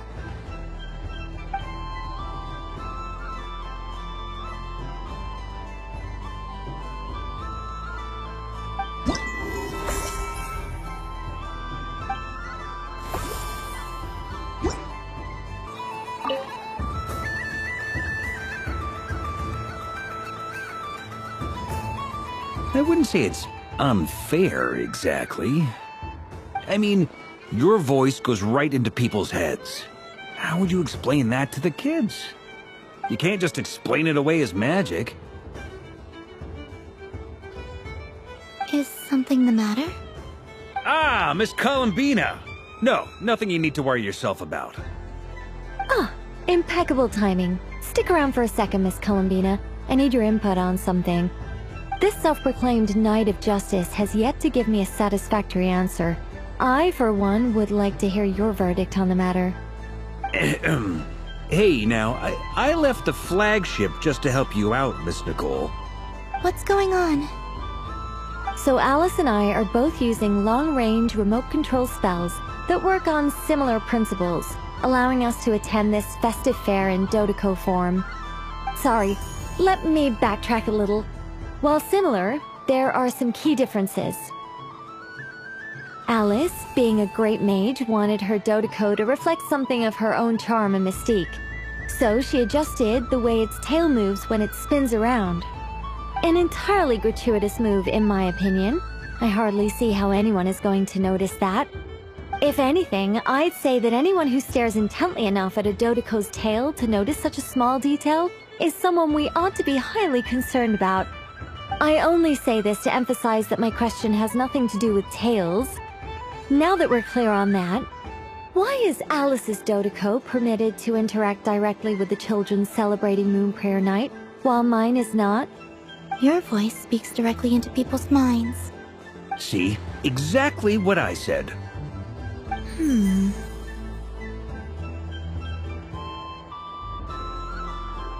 Miss Nicole? Ugh, I can't stand it. I know that probably makes me sound like a whiny child acting out in front of their parents. And it's a little embarrassing now that I think about it.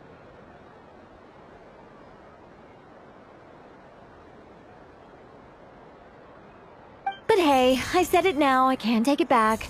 That would be even more embarrassing. Also, don't go reading too much into that analogy.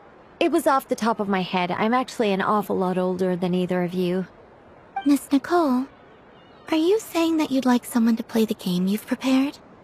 I'm not so invested in that. It's just something cobbled together using items I borrowed from Alice. The point is, I want to know everyone's thoughts after they receive their prizes. But as you've said, I can't just ask. I've been biting my lip for so long, and I've had no one to vent my frustrations on.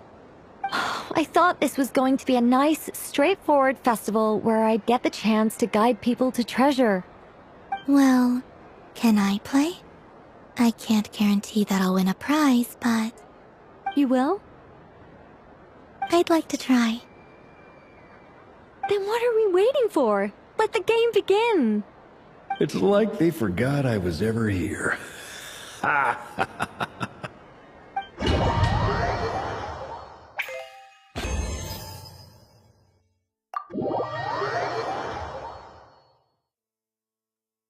Congratulations, Miss Columbina! With your great wisdom, you have overcome every obstacle in your path and conquered the great challenge posed to you by fate. Fate? Well, something to that effect. If you'd prefer something more poetic, it could be the icy winds, or the dawn. Anything you like, really. You could even go with the challenge posed to you by Dottore, if that's what you're into. Anyway, you can take or leave my suggestions. Moving on. All my hopes are now resting on this. Can I open it now? Stop teasing me. Please, I'm begging you. No more talk. Just open it. Wow. What a lovely sculpture. Classic and cute at the same time. Thank you. There we go. Music to my ears. You have my sincerest gratitude, Miss Columbina. Thank you for sharing your precious time with me and fulfilling my wish. Don't mention it. You've all done much to help me. And still, I'm the one receiving all these gifts.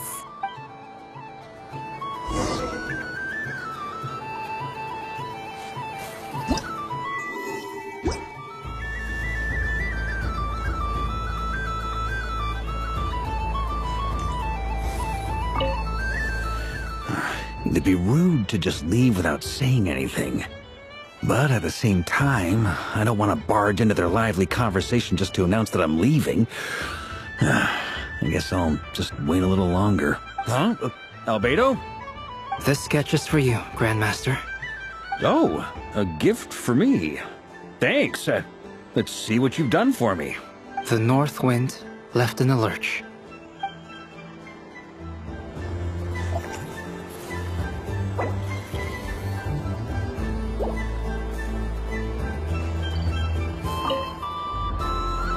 Welcome home, Moon Goddess. Oh, you're the genuine article. Alice was right. This Moon Prayer Night was worth watching after all. Another one that talks. Greetings. Pleased to make your acquaintance. I am the Hexenzirkel member they call B. Barbeloth Trismegistus. Columbina Hyposelenia. Pleased to meet you too. Hyposelenia. A fine name indeed. Now then, Miss Columbina, do you wish to hear a mage's divination? Divination? The Frost Moon Scions used to ask me what would happen in the future. Is this like that? From the perspective of the one seeking answers, perhaps. As you look to your journey ahead, if you seek to understand the unknown, resolve your doubts, and soothe the confusion in your heart, divination could be for you. The unknowns on my journey.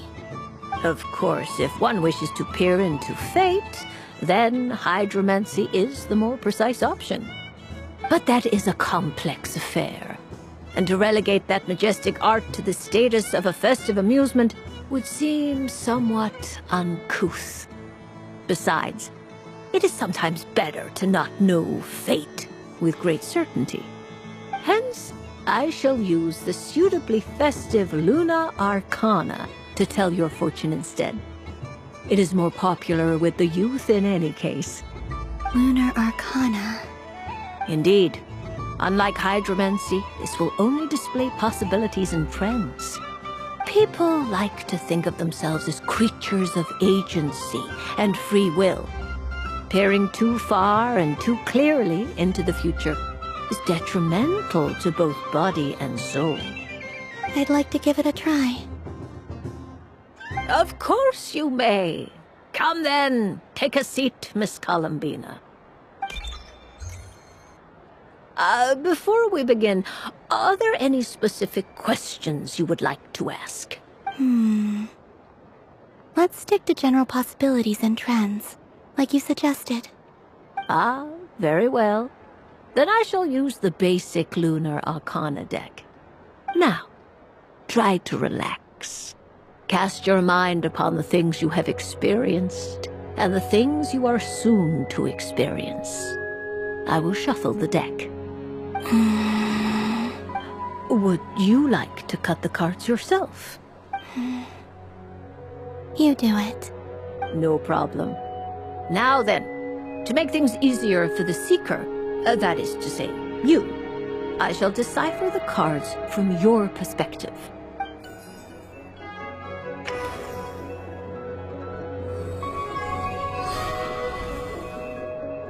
Please, draw the first Lunar Arcana.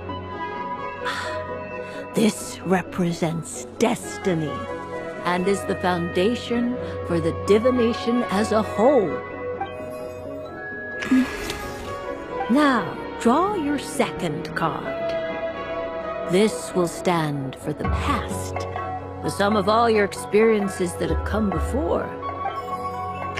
And now the third Arcana. This is the present, your interpretation of the current moment. Finally, the last card. This shall speak of the future, which... Oh. Kuvaki Pulse? Fascinating. I've never encountered this before in my role as a diviner.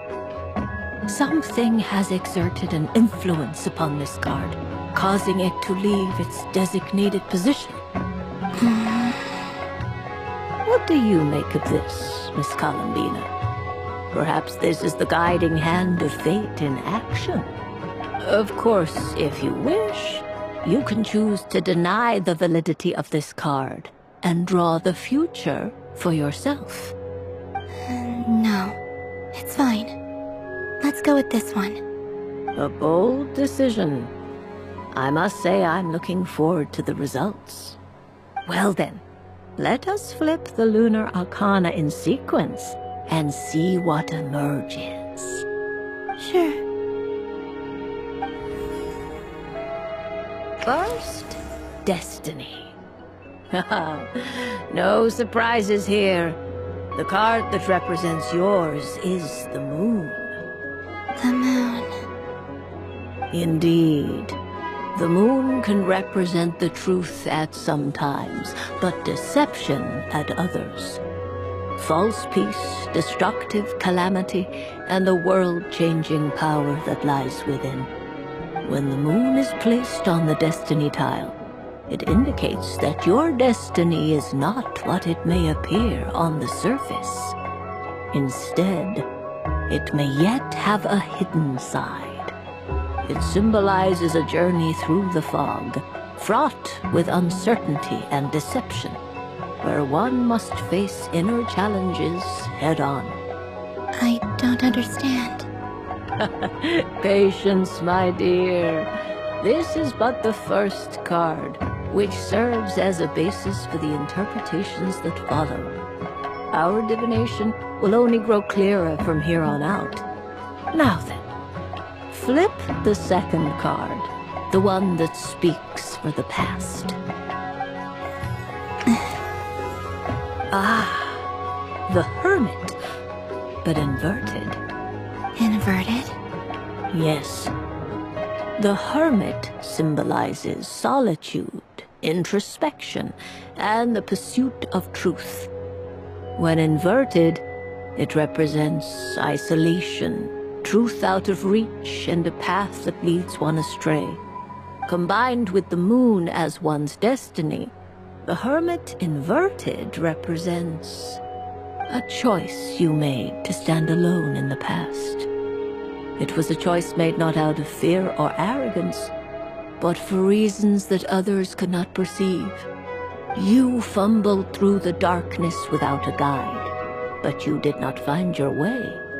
Rather, you went astray. More than once, it would seem. Is this about how I became Kutar despite not wishing to become a god? And how I joined the Fatui because I yearned for a place to belong? I suspect only you know the answer to this question. All is not lost. The past is in the past, and so it shall remain. Shall we look into the present now?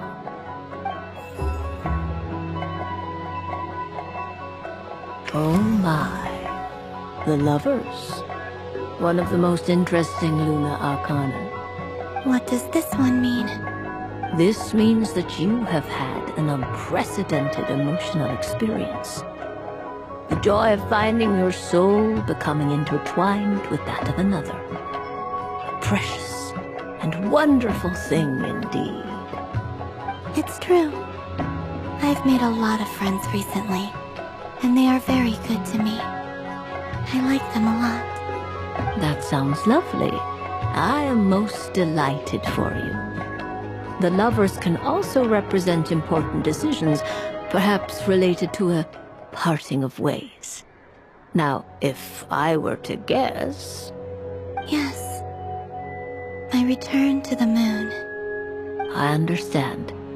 Parting with friends is never easy, Columbina. But rest assured, this is not the end of your journey. There is always another story waiting to be told. The future always lies ahead. The future. Well now, it's finally time to flip this most mysterious of cards. Why did it appear? And what does it wish to tell you? I'm ready. Very well. Flip this card and see what lies on the other side.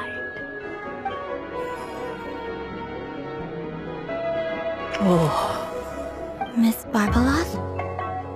What is it? This card is death. That doesn't sound very good. It depends on how we interpret it. It is true that it can represent an agonizing death, a complete and utter end, but at the same time, it can also represent rebirth. Do not forget that your destiny card is the moon. That lends your future many different potential meanings. If death spells the end, is it unavoidable? As I have said, divination can only display general trends. It is a rough guide, but it does not show predetermined outcomes. Allow me to summarize it for you. In the past, you may have lost your way, but now you have gained new connections and new strength. You now face an important decision, one that may bring about a great change in what is yet to be. This change might, in turn, be the end of all things, or their beginning. But remember, everything is subject to change because of the moon present in your destiny. You must see the truth clearly and face your innermost thoughts. The truth. My innermost thoughts. Thank you, Miss Barbeloth. Don't mention it. Some people dislike divinations, for fear of glimpsing, but this is a rare... I understand. Go there.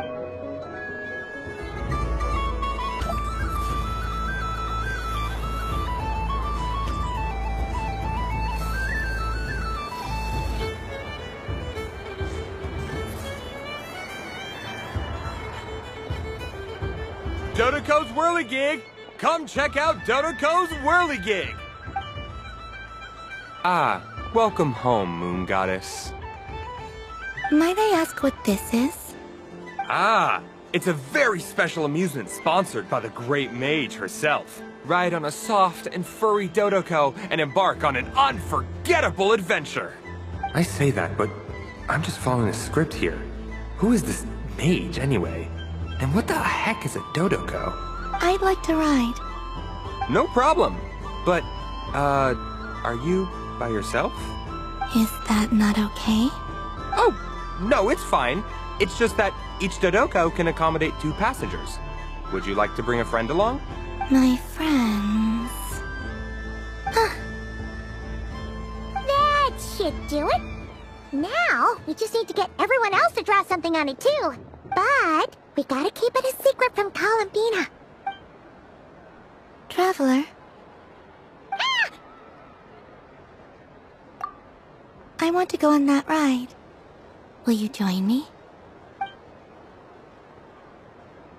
Let's go then. Don't worry. Paimon will do the rounds. You go have fun.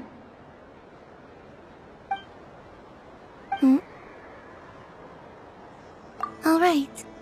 I think we have to wait in line over there.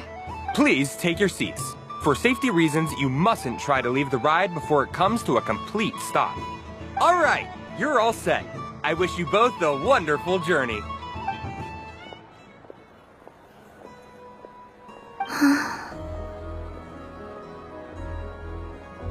Not bad. It reminds me of riding a moon lane. Sometimes, the Kuhenki circle around me like this, playing their beautiful melodies. Yeah, I'm going to miss them.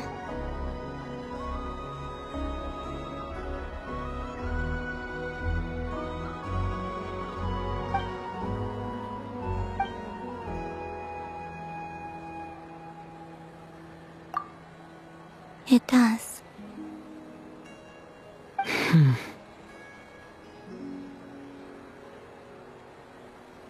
I've felt scared in the past, too. But this is a little different. You know something? I got to see a lot of fascinating things during my disappearance. I saw how the Frost Moon Scions act around their families. So different than how they used to act in my presence. And I also saw how they interact with their friends. It made me curious at first. Why do people act so sincere when they're worshipping gods, but save their truest, warmest feelings for each other? Slowly, I came to realize that it's because they trust one another. They know, deep down, that they'll be accepted for who they are. All of it. The good and the bad. I know. I knew it the moment you started calling out my name. What I fear now is the end. I fear losing all this the very night I have gained it.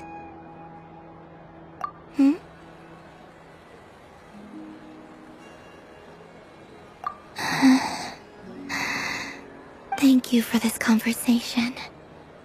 Thank you for listening to me. Don't worry. This fear I have, and the unknown that awaits me. They cannot hurt me. Not when I possess a treasure far greater. I just want you to remember this version of me. The real me. On this final night together.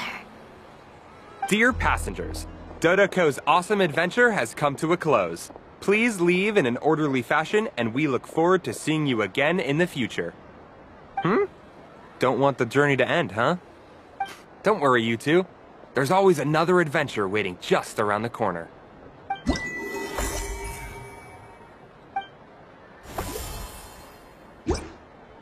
So this is the Frost Moon Scions area. It feels very familiar. But everyone looks much happier than usual.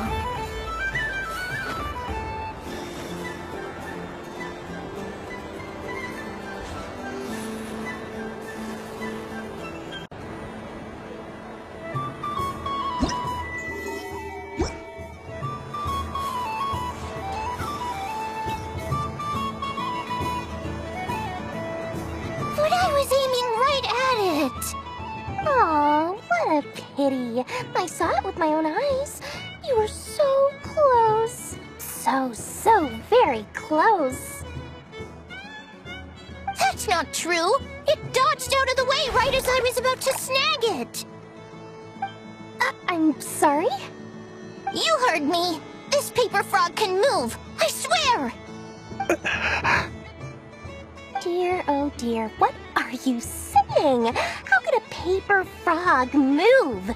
Unless you believe there really is magic in this world. But even if I, the mere humble merchant that I am, knew such magic, surely I would not use it on a paper frog. I'd sooner give Mora legs, so it could walk right into my purse.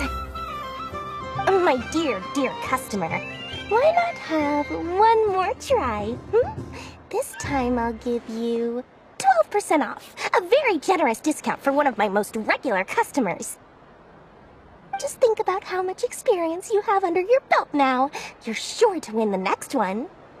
Darn. I used up all my coins.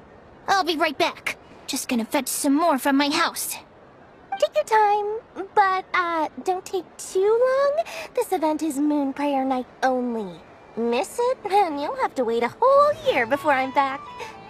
Next customer, please. Welcome.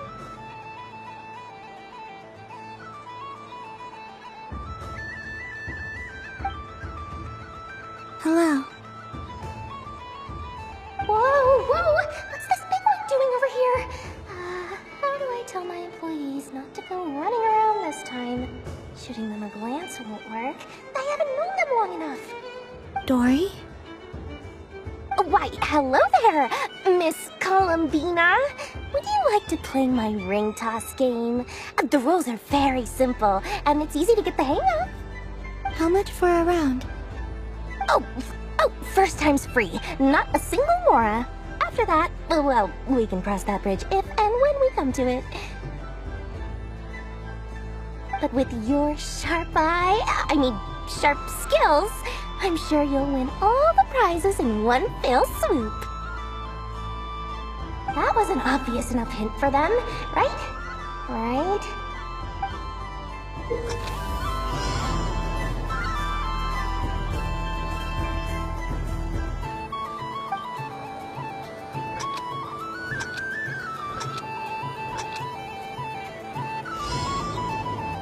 Here comes the ring!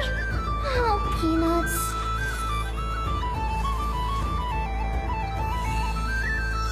Change tracks! Roselle, should we move or not? Just a tiny bit. All right, then I'll... Oh, sugar plums, not the clock hands. How do I move the legs again?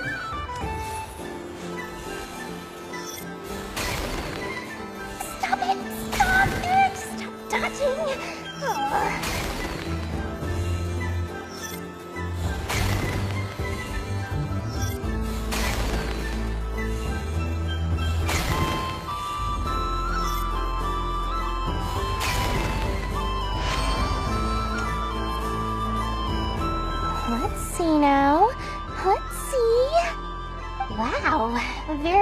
good.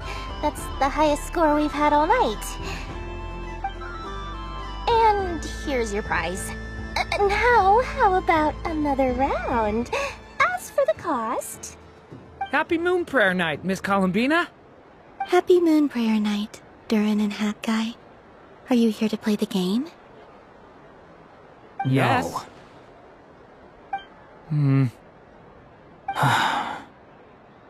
You said we were just coming here to say hello.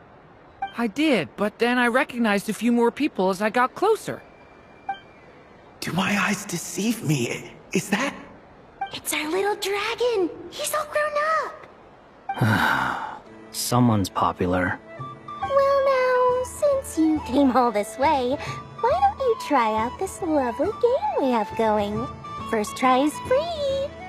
He'll have a go. I'll pass. It's only one free try per customer.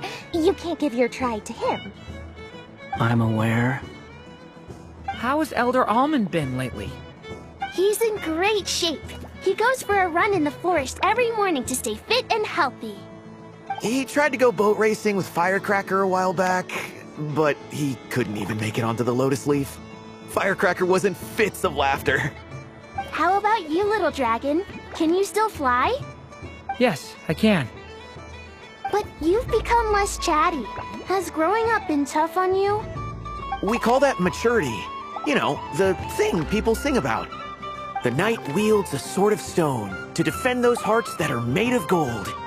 Stone is very heavy. That's what keeps him from talking too much.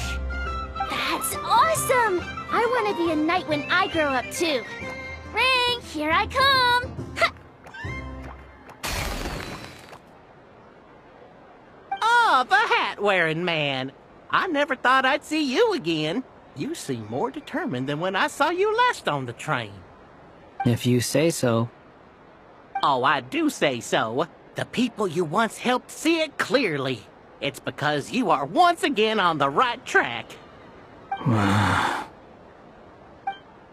May the engine in our hearts propel us to the station of our dreams. I can move! I can move now, Roselle! What are they doing, running into the rings like that? You got them all so quickly! I have never seen anything like this in all my travels! Is this guy actually an old friend of theirs? But how? They're origami animals and clockwork people from a fairy tale! Getting to know them would be quite an arduous task, unless they share a hometown? I have to get to the bottom of this. Next time I see the Great Mage Alice, I shall demand answers! Thank you, Dory. I had a lot of fun. Now for your prize. Where did I put it? Give me a moment to dig it out.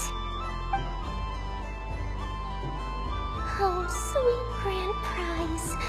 How I wish I didn't have to let you go. Good thing I've already turned a profit from the customers earlier in the night. Otherwise, I'd have wasted all my hard work. Okay, I'm back. What? I leave for 2 seconds and someone's already claimed the grand prize? Oh, well, these things happen, you know? Perhaps you'd be interested in one of the other prizes instead. We've got all kinds of wonderful goodies here. Is this the thing you wanted? Here, you can have it. Huh? But... Don't worry about it. It will be happier with you. Oh, thanks so much, miss. Moon Goddess. Oh, goodness gracious, Columbina. Give me strength. How am I supposed to make any more money from this child at this rate? Daddy, look! That's the game I was telling you about! Forget it. She is the Moon Goddess after all.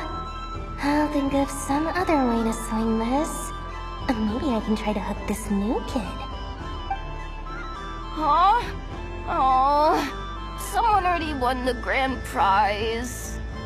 You can take mine if you want. What? Why? Why are all these bleeding hearts coming here to ruin my business? Happy Moon Prayer Night, everyone. Happy Moon Prayer Night.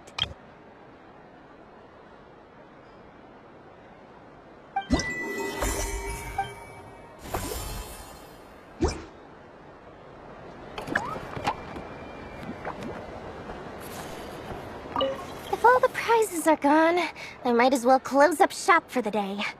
But you haven't had your fill of fun yet, right? So the next time a customer shows up, you're going to have to run faster, all right? And remember, run out of the rings, not into them.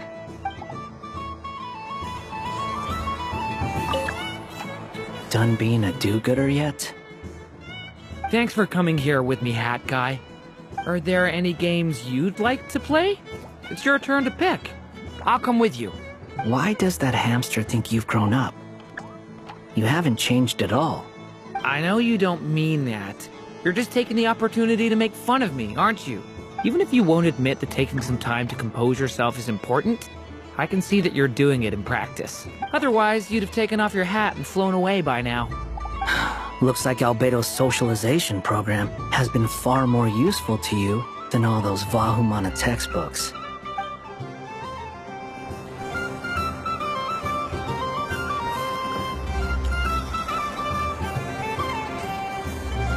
There are so many attractions here.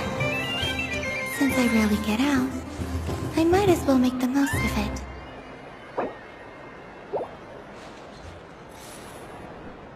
Moon Prayer Candy! Beautiful, tasty Moon Prayer Candy!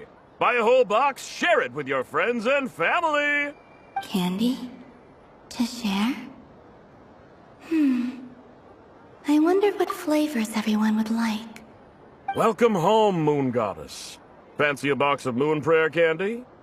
Sure. I knew you would. Now, what flavor would you like? I'm not sure. What flavors do you have? Is this for yourself or as a gift? A gift for my friends. Ah, I see. In that case, I'd recommend apple, lockaberry, or midsummerberry. Those are the most popular. Do you have nocturnal blossom flavor? Huh. I've seen couples give those as gifts before, but I did not know they were edible. No? Okay then. Moonfall silver? You did say this was for friends, right?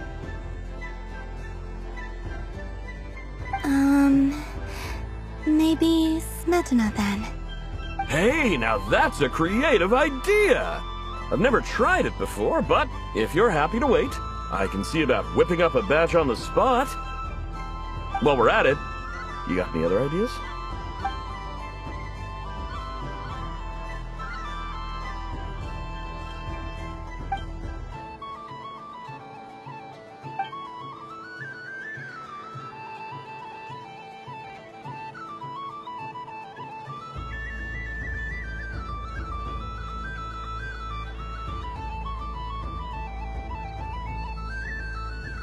Here you go. Every flavor you asked for is in there. Thank you. Haha, I should be the one thanking you! You brought me a whole bunch of new business. It's like a genuine blessing from the Moon Goddess. I hope you and your friends have a lovely night.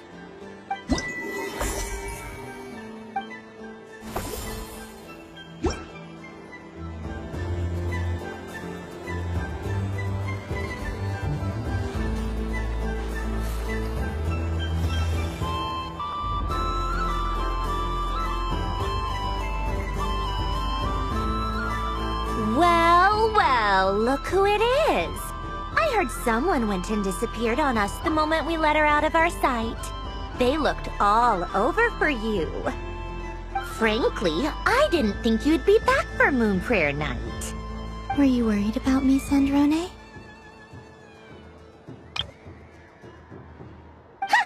You would like that, wouldn't you? Do you even hear what you're saying? It seems to me like you disguised yourself with festive headgear, just so that you could come see me on Moon Prayer Night and make sure I'm okay. You didn't even bring Polonia with you. You? I thought you couldn't see! I cannot. But I sense the confusion of those around us rippling through the Kuvaki currents. Based on what I know about you, let me guess what you're wearing. Is it cat ears? Shut up! I'm only here to protect the Fatui's interest in this territory. Running into you was pure bad luck. Really? But you were the one who asked Arlecchino to help everyone find my name. Columbina! Ugh! Just one more word, and I'll unscrew your vocal cords. It's columbina hyposelenia now. Tell someone who cares. I've missed you, Sandrone. The whole time I was gone, I was thinking. I hope I get a chance to say some ugly words to you. Is that supposed to be a joke? Anyway, let's go play that game. What? You mean that frostfin whale? Yes. It's some kind of game where you get bitten if you step on the wrong tooth. Seems like fun. Who in their right mind would wanna... Because you're not a scaredy cat. Fine! You wanna play? Let's play. Don't complain when I kick your sorry butt. Lovely. You old geezer! I'm gonna beat the pants off you! Just you watch! I almost forgot. Sandrone? What is it now? You'd better not lose, or I'm going to beat your head in. What?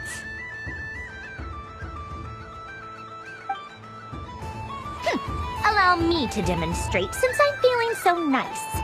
You just step on the teeth, like this.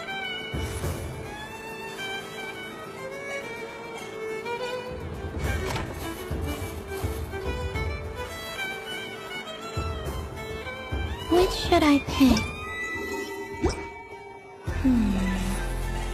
I'm getting a bad feeling. Your turn, Sandrone.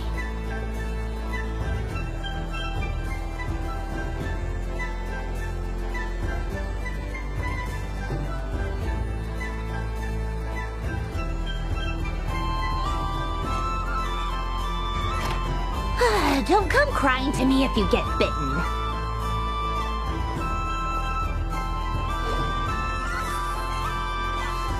There are less and less teeth remaining.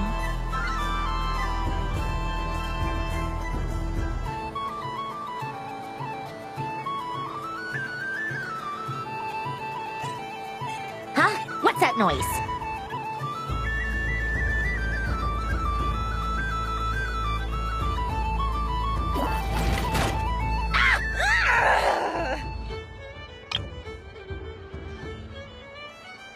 I think you might have picked a bad tooth, Sandrone. Shut it! Do you need any help? It seems like you're stuck. No! It's just a blasted toy! How is its grip this strong? Stop laughing! All right. Well, you lost. So just like I promised. Hey! What are you doing? Are you seriously? Hiya!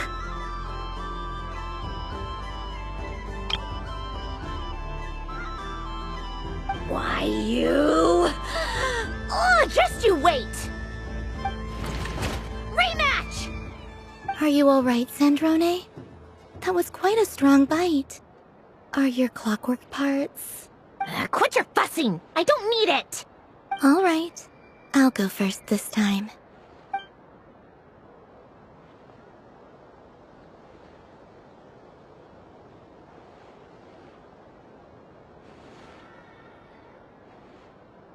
see it now. She can sense which teeth are rigged. So I just need to avoid the same ones that she does.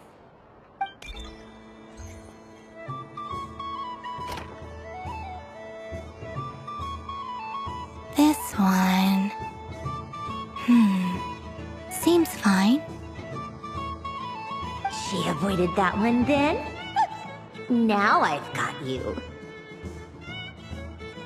All right, my turn.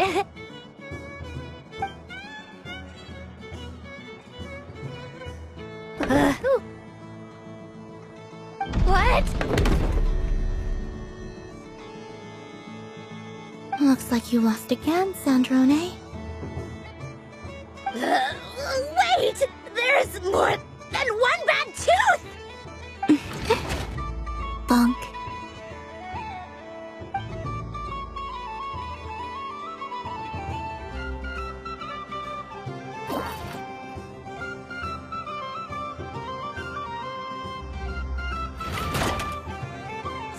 Stupid game! What idiot came up with this? Are you alright, Sandrone? You said some nasty things just now. Oh, I'm peachy. Should I let you bonk me on the head as well? Ah, forget it! Come on, bonk away. It can be your consolation prize for losing so badly. I told you, forget it! Gah, you've always been so annoying. Singing right outside my door, and inviting yourself to my tea parties, going AWOL. And now you're off to the moon or something. Of all my days with the Fatui, the times I spent with you, Arlecchino, and Rosaline, they were my favorite. I will not forget them. Just as I shall not forget this moment. We'll always be friends, no matter where we are, right? Who'd want to be your...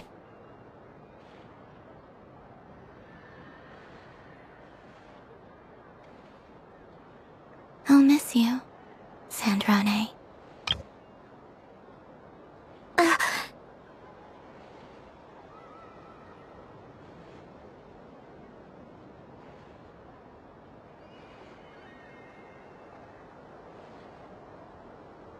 Goodbye, Sandrone.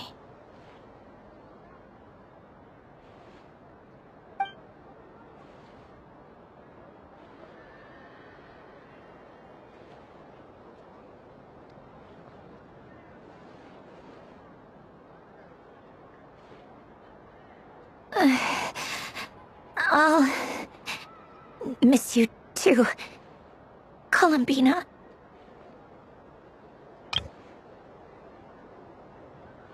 Sorry, what was that? Ah! Ah! Yeesh! No need to freak out. What's wrong? We've been looking everywhere for you. What do you want? Oh, nice ears.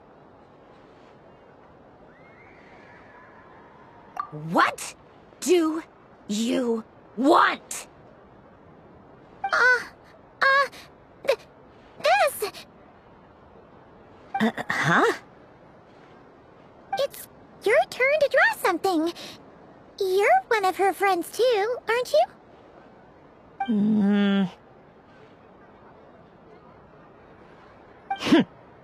Doesn't know how lucky she is. Sorry? Nothing. I'm done. Take it. Oh, that was fast. Oh, and one more thing. Last time we spoke, you mentioned you were interested in the Narcissan Kreuz Ordo's research, remember? There were too many people when we last met, so we didn't get the chance to do this. What are you talking about?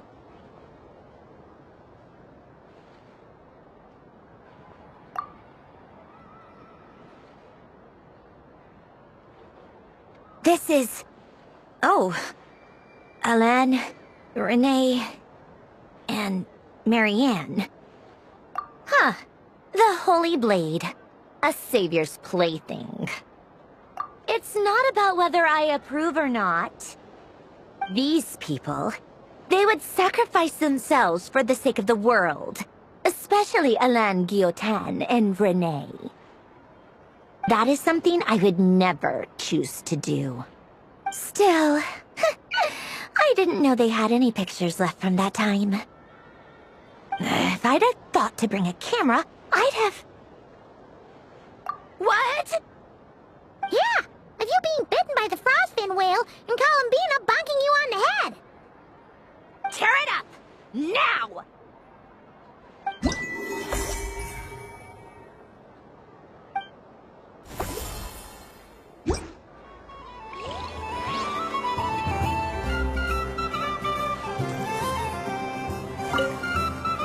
What's there to see on that moon anyway? Let her go up there and cry alone. See if I care. You're giving me candy? That isn't like you. This had better not be some weird prank. Coffee flavor? I thought you hated coffee. It's extra strong too. Huh. You didn't do all this just for me, did you? Hey! Don't take it away! I never said I didn't want it. I mean, you can't unmake the candy now.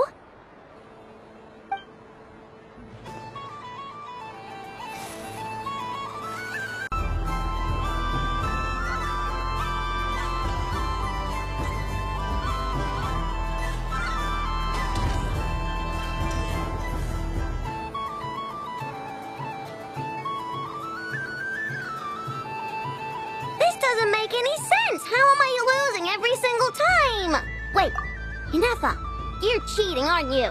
Yeah, that must be it. I am not cheating, Aino. Uh-oh, sounds like Inefa's turning into a big baloney bot. I think it's time for some serious maintenance. Moon Goddess, help me. Miss Columbina, Aino is attempting to cheat. I'm not the cheater! You're the cheater! How dare you throw it back at me!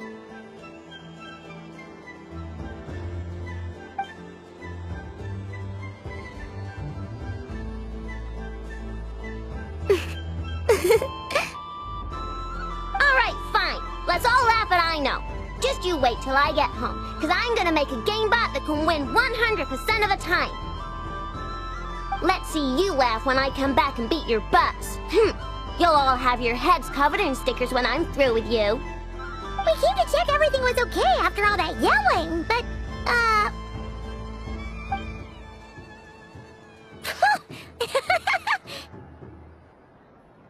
Whatever it is, it sounds like cheating is allowed. Kuhenki concentration. Each player starts with differently colored kuhenki. Each round, they draw one kuhenki from their opponent. When a player has two kuhenki of the same color, they make a pair and can be discarded. Any that can't form a pair must be kept. The round ends when a player can't form any more kuhenki pairs, and that player gets a sticker.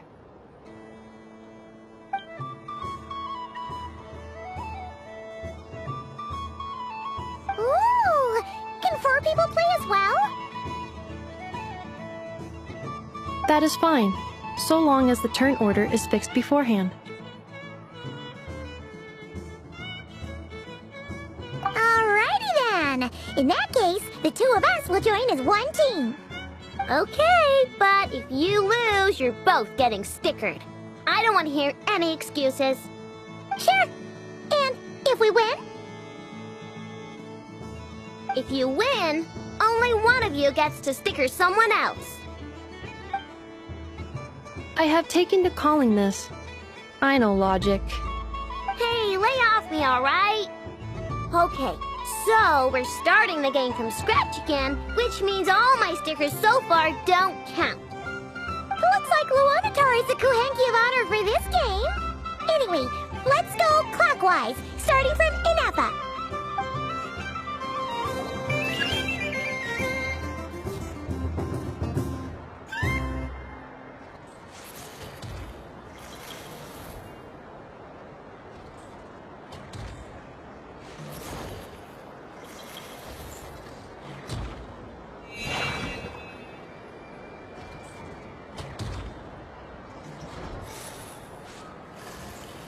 Nice! That's a pair!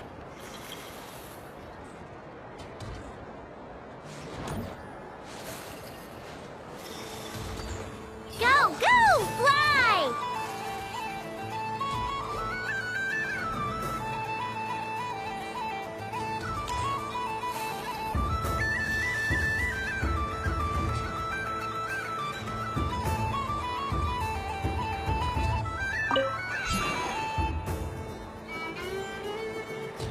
Go on.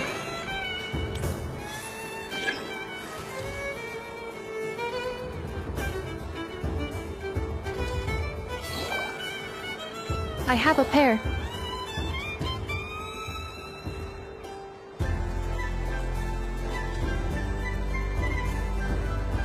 Uh-oh! We gotta pick up the pace!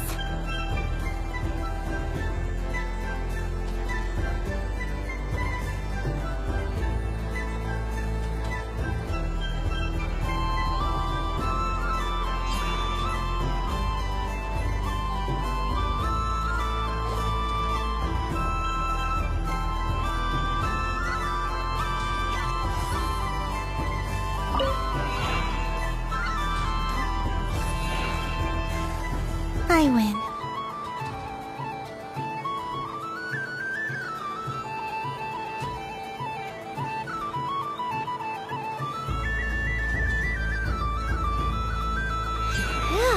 That was too close. I thought I was gonna lose. Good luck, everyone. Aw, we're out!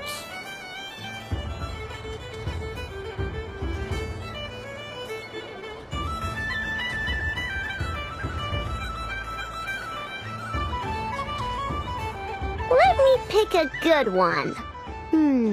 What's it gonna be? You're looking very pleased with yourself there. What happened to being a huge Grumposaurus? I won. Duh.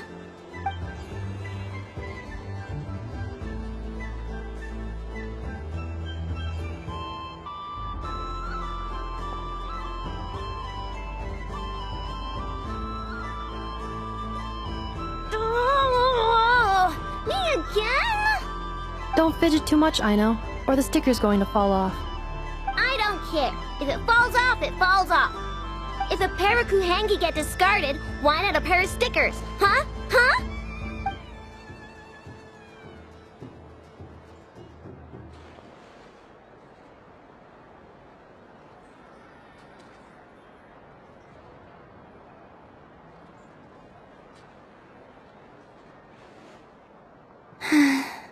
I've lost. Sticker, sticker, sticker!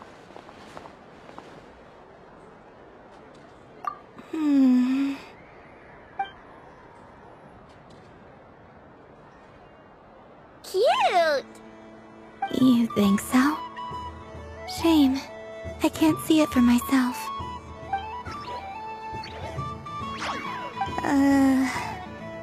What did Luanatar say? She said it looks so cute that she wants me to lose a few more rounds.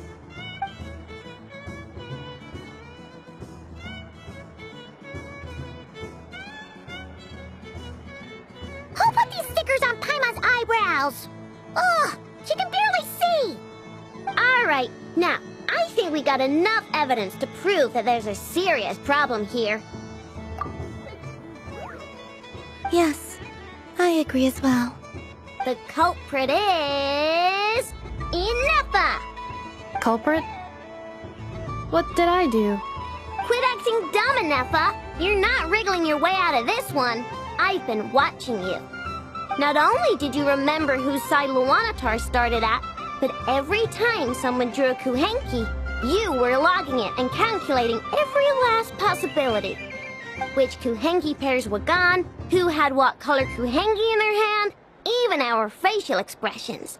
You were keeping track of it the entire time. Exactly! What Ino said!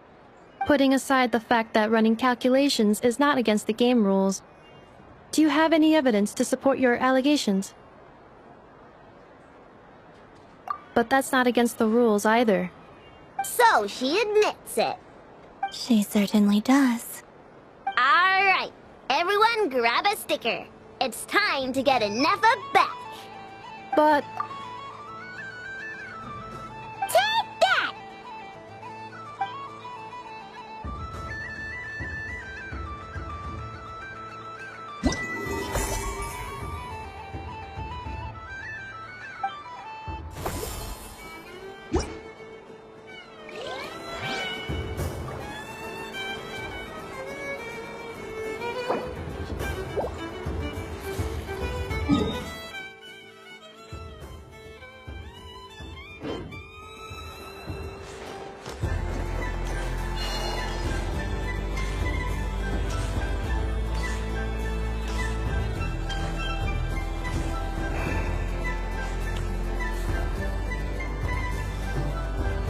Wow, the Frost Moon Scion stall looks kinda plain, but it's pretty cool once you get into it. I don't go to Hisi Island much, but it's got that, like, old world cultural feel. And if culture means we get more festivals, I'm all for it! Hello, Yahoda. Columbine? Hello, Moon Goddess? That was too close. I almost gave the game away in front of the staff. Oh, wait, what's the deal with her shoes? They don't make a sound when she walks. I could do with a pair of those. Do you like balloons too? Balloons? Oh, you mean those? What's so fun about balloons? I'm not a kid anymore. They're probably more up Aino's alley. Yes. The animals seem very curious about these strange flying objects. I was drawn here by their voices. I recently learned a fun new game you can play with balloons, so I decided to come and give it a try. A new game?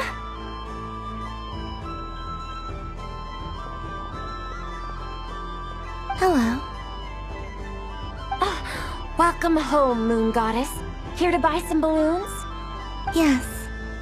Could you give me a few that haven't been inflated yet? Are you sure? I guess it's not a problem, but... Yes, please. Thank you. Uninflated balloons?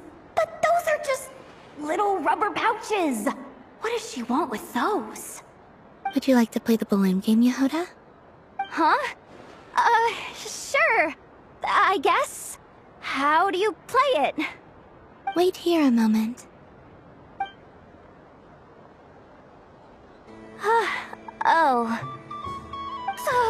This is so weird. What have I got myself into now? I thought I saw Columbina nearby. Uh-oh!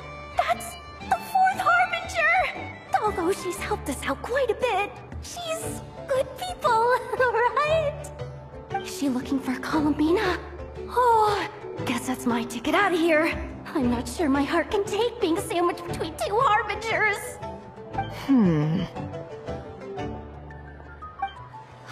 Which stall is she checking out? Oh, it's that other Frost Moon Scion's one. Try on the headgear, see what it's like having antlers or animal ears for a day.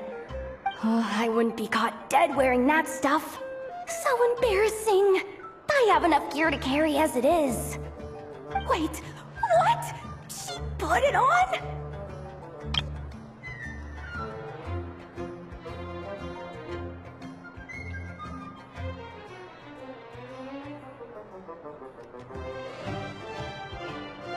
How peculiar. This would take some getting used to. I wonder if this is what it's like for Lynette. It really suits you, ma'am. What is this? She was so intimidating a moment ago, but now, dang, she's really rocking those ears. How does she make them look so cool? I suppose I may as well keep them on for now. All part of the festive experience.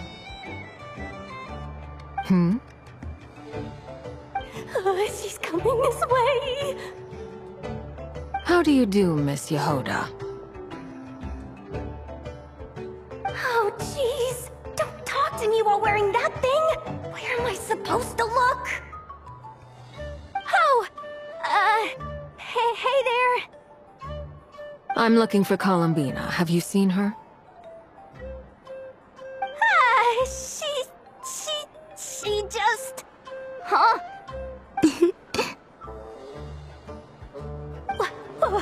Wait, is that what she meant by balloon game? Yeah.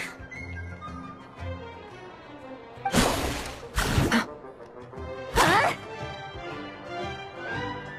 No fair! How come I get caught in the crossfire?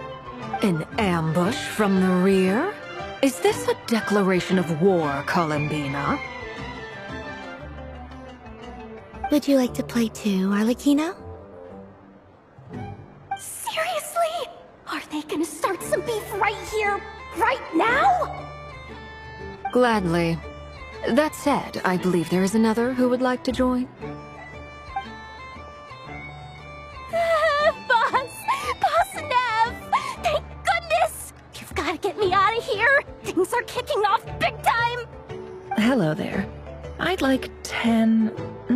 no, make that 20 balloons, please. Uninflated. What? Miss Moon Goddess, I hope you're prepared to pay the price for assaulting my employee. Welcome to the game, Nefer. Just to be clear, let's keep this a fair fight, okay? No strange powers, please and thank you. Naturally. Don't just stand there, Yehoda. Aren't you going to team up with me? Huh? Do I have to? Of course. Don't forget, the Curatorium has a reputation to uphold. I knew something like this was gonna happen.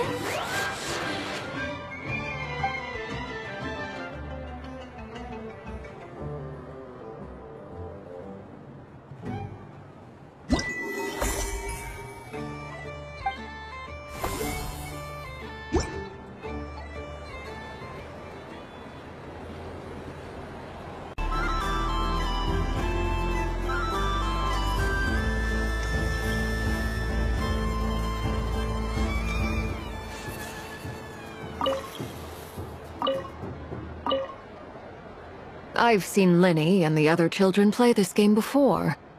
It would seem that it's not a bad way to relax, once in a while. Candy? Would you mind if I took a handful extra? I'm sure the children will enjoy them. I must say, Columbina, you really have changed. You never used to show this much consideration for other people, even when prompted. I'm sure Sandrone would agree when I say, I like the present version of you better.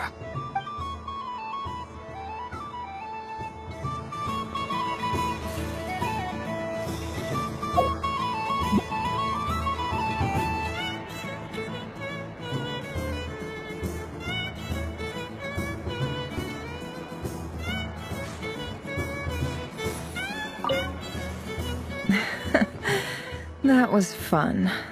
It's a shame Ashru doesn't like playing with water, or I'd have roped him in as well. Oh, a gift? You shouldn't have, Miss Columbina. Very nice indeed. Candy is one of many luxuries that the desert folk could never afford. How I yearned for candy when I could not have it. Yet, now that it is readily available to me, I never seem to crave it.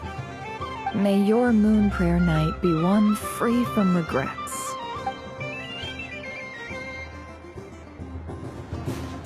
What's this? Should I give it a try?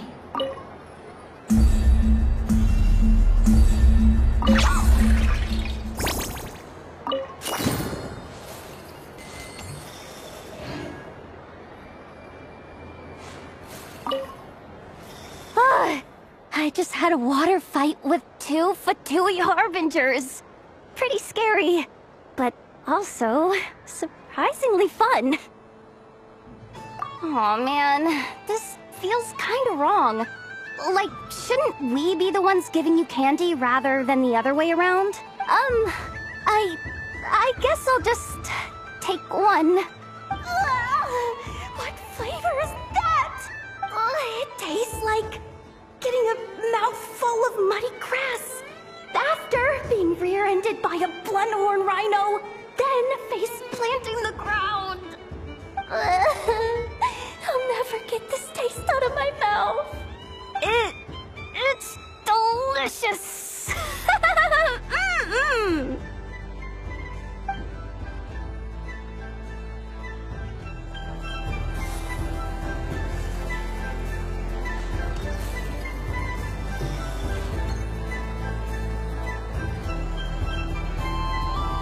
I wish for a never-ending supply of laka berries. What a humble wish. Probably written by a child.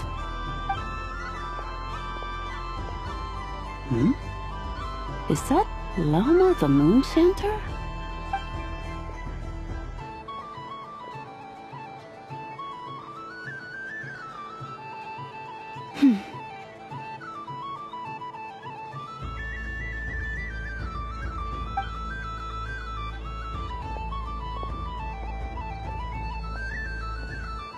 I wish that the long plume ibises would stop biting me.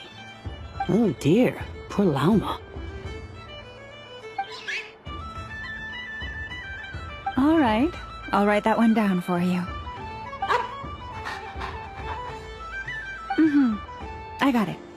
While everyone else is celebrating Moon Prayer Night, you're as busy as ever. I don't mind. It's rewarding work. A good kind of busy. My antlers are at their heaviest tonight, and the Kuvaki waves are especially strong. But as I help these dear friends hang their wishes up, I feel a great peace within myself that is hard to describe. You see, they are all such beautiful wishes, and they are ones that we can fulfill by our own strength. Do you blame me, Llama? I want to hear your honest answer. It is by the help of so many people that I can return to the moon. But I feel as though I've hardly done anything in return. You've done plenty, Columbina. I say this in earnest, both as someone who knows your history, and also as a friend who has seen what you've been through. What about as a moon chanter?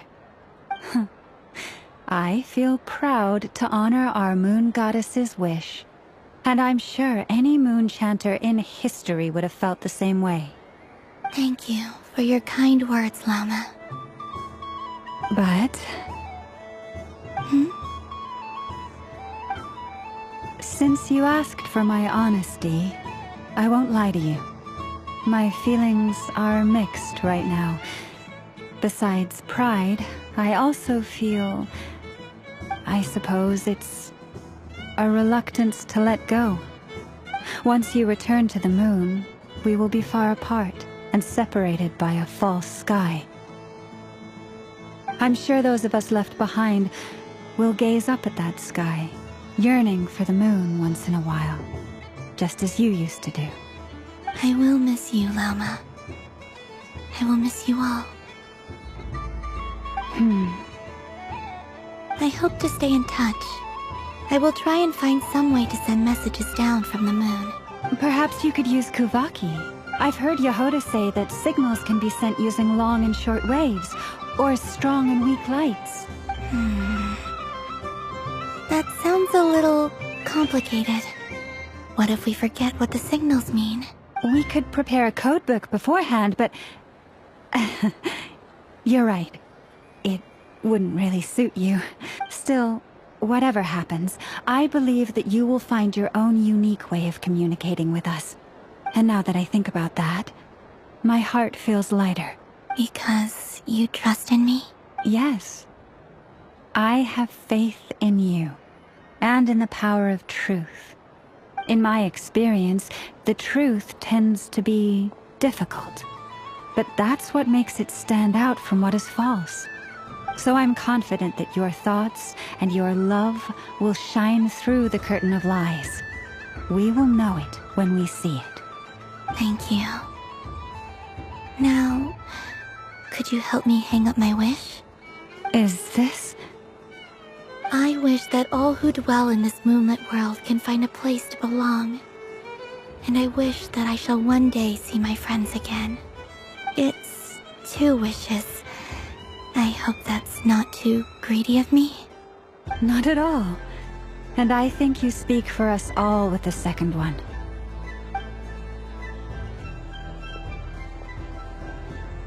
I shall continue to pray until the day that all of these wishes come true.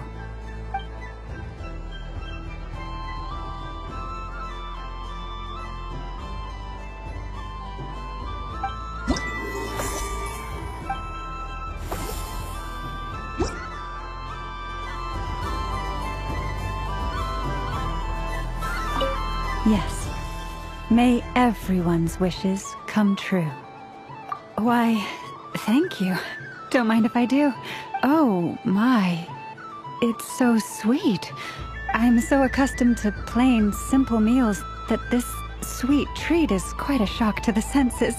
But I savor this moment in its entirety because it tastes like true friendship.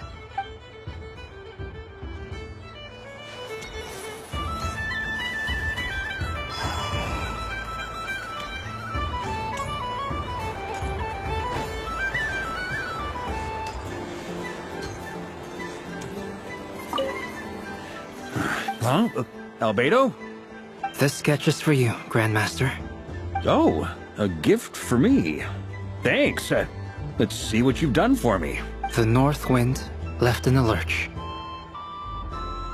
Thank you. It seems I've picked lemon. It strikes a good balance between sweet and sour. This has piqued my curiosity. What if we were to add citrus and other spices, then enhance the flavor via caramelization? I wonder what the end product would be like. Perhaps I should take the time to try this out.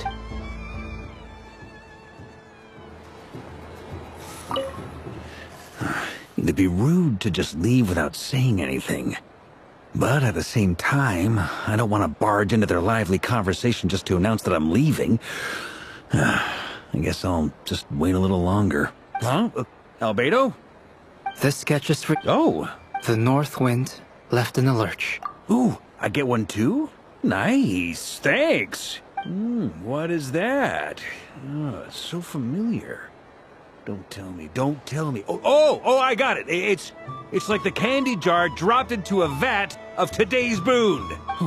Seems I'm a proud recipient of today's Feast of the Moon, huh?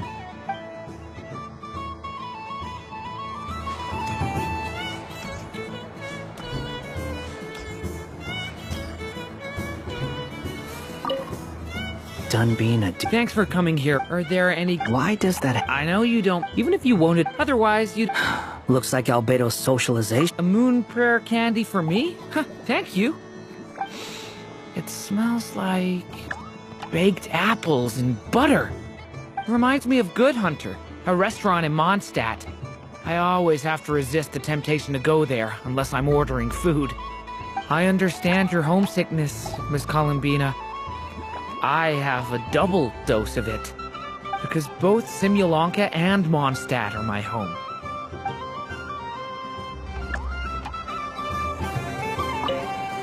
Done being a... Thanks for coming. Are there any... Why does that... I know you do. Even if you wanted. Otherwise, you'd...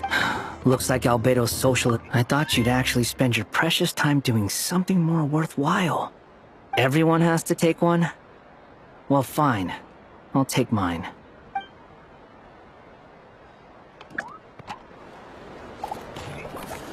If all the prizes are gone, I might as well close it so the next time. And remember, run out. Oh, a gift for me?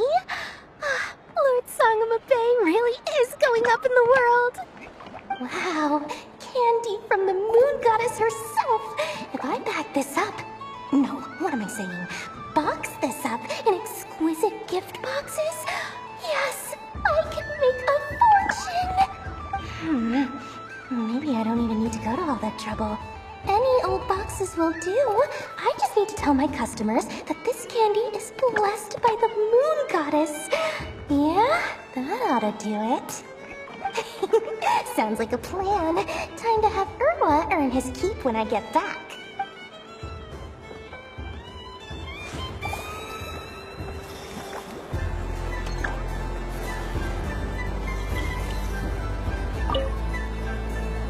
Fun ride, huh? You and Columbina look pretty sad to leave. This isn't gonna make Paimon dizzy, is it? Oh, candy for us? Thanks a bunch, Columbina. Don't mind if we do. Whoa, this one's intense. But it's so tasty. What about you, Traveler? How does yours taste?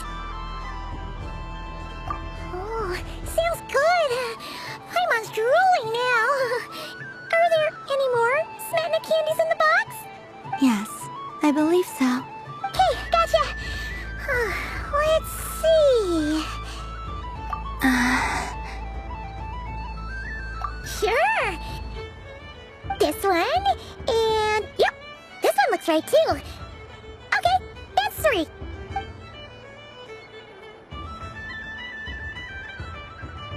Here we go. 1 per person. It's so sweet.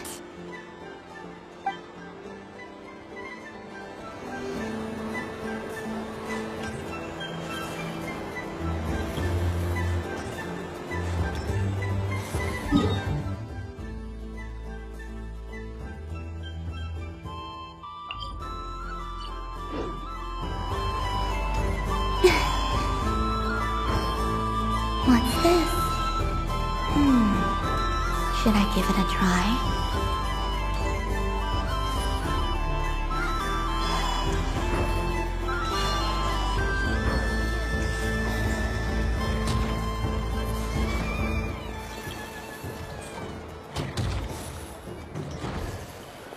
Please welcome to the stage.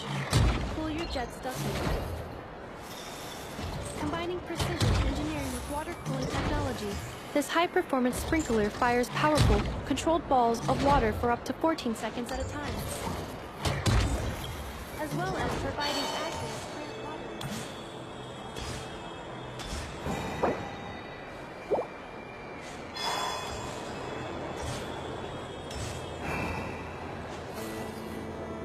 Sunny days! I prefer sunny days. Ah. Well, you are as warm as the sun itself, Moon Goddess. Very well. I believe your spirit animal has to be this most adorable chic badger. Wow! Thank you, Mr. Talking Magic Lamp. Have a very happy festival, Moon Goddess. Lance? That's you, isn't it? Shh. It's our little secret, my dear traveler in Paimon. Okay, sure, but why are you here selling sugar sculptures? Everyone celebrates in their own way. After gazing into the abyss and spending time around gravestones all year, what better way to relax than to see sunny smiles on the faces of the living?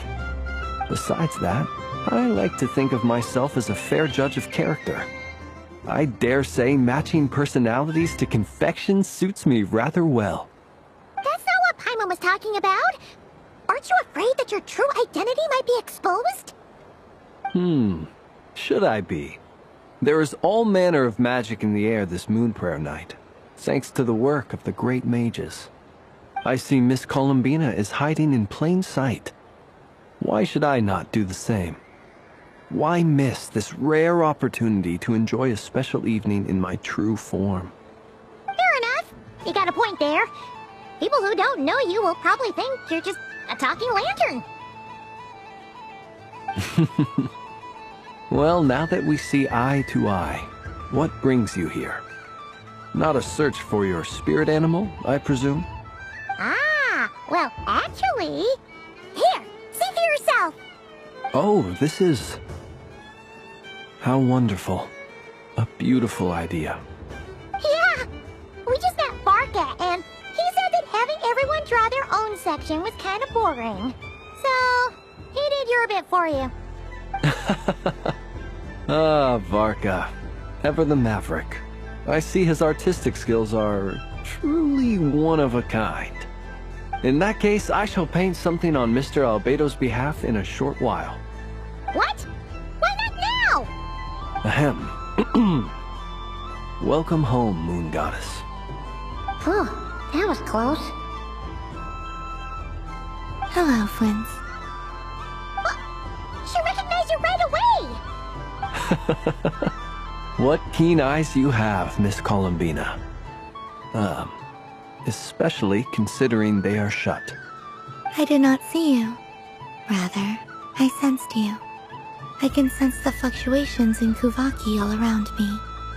One would expect no less of the Moon Goddess. Might I interest you in some candy? Yes, please.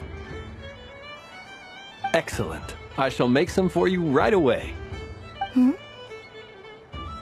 Something the matter, Miss Columbina? What about my spirit animal? All the other children carrying sugar sculptures are talking about it. Wait, is she taking the test seriously? Ah, my apologies. How could I neglect that? You are quite right, Miss Columbina. Every one of us has a magical creature living in their heart. Would you permit me to help you find yours? Yes, please. Do you prefer the day or the night? Night. Which of the 4 seasons is your favorite? Winter. Think of a perfect day. What is the weather like? Sunny, rainy, or perhaps cloudy? Rainy in the morning, sunny at night. What kind of answer is that? Forests, lakes, and open seas. Which do you prefer of these? I like them all. Imagine you opened your very own shop. What would you sell there? Moonlight, I think. Wow! Paimon would totally shop there. It wouldn't cost anything. You'd just need to visit. Aha! I believe I know what your spirit animal is. Here, for you. Oh, it's a Kohenki! Indeed. A free-spirited being with a deep love for all things here in Nod-krai, who selflessly lends her aid to as many people as she can reach. It is the perfect fit for you, Miss Columbina. Thank you. It would be my honor. But you shall have to forgive me. We have known each other for quite some time. I doubt there is any answer I could give that would come as a surprise to you. So instead, would you accept this sugar sculpture as a token of our friendship? It's a lantern. Hey, why don't you two go enjoy your candy over there? Paimon wants to try out this spirit animal thing too. Right, Blitz? Come on, play ball. I get this drawing done. But I want to hear Paimon's answers. But it will probably take ages. Paimon's a complex soul. And we don't want your candy to melt while you wait, huh? Oh. Okay then.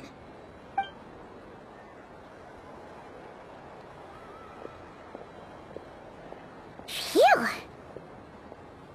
Nice excuse, Lady Paimon. That was some quick thinking.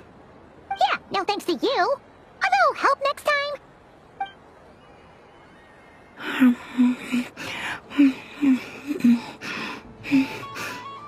It's sweet.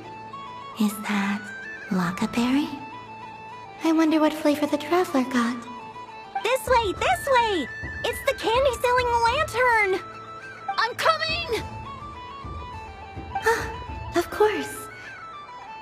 Traveler, maybe we can share?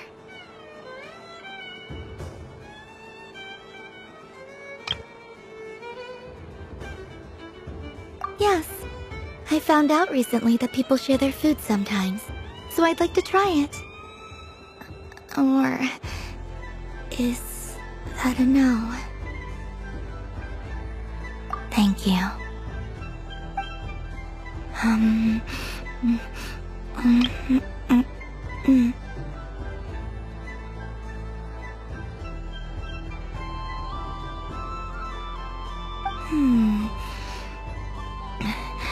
Yours is a little more sour than mine. Here, you try it. Amazing. My sugar sculpture has shrunk, yet my heart is filled with feelings of sweetness. I will remember this feeling. Sure.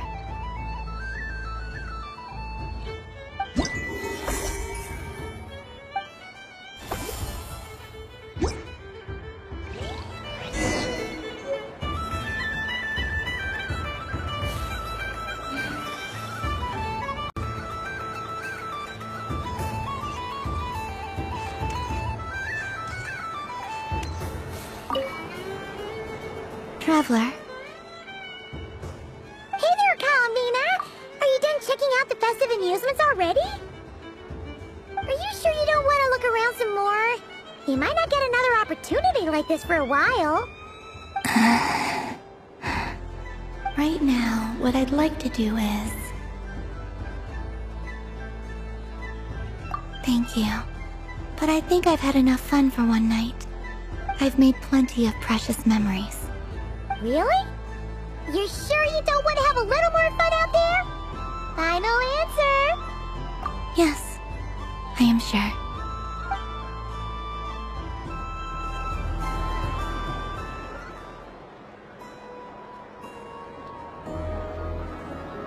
This was the most fun I've ever had on a moon prayer night. Everywhere I went, people were saying, "Welcome home," and there were friends at every turn. I only wish it could last longer than one night. Oh.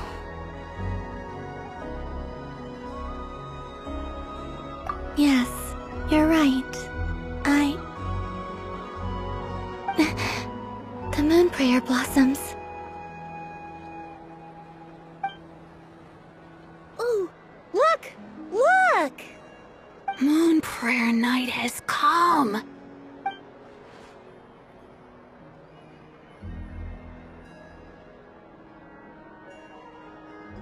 The moon. It's so beautiful. Happy moon prayer night, dear. Happy moon prayer night!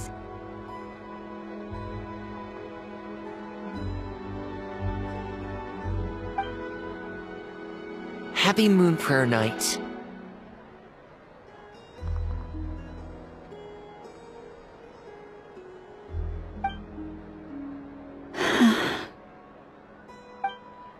Aww.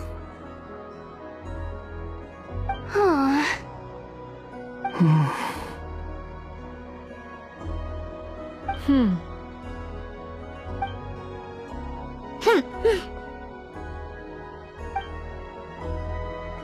Time flies when you're having fun.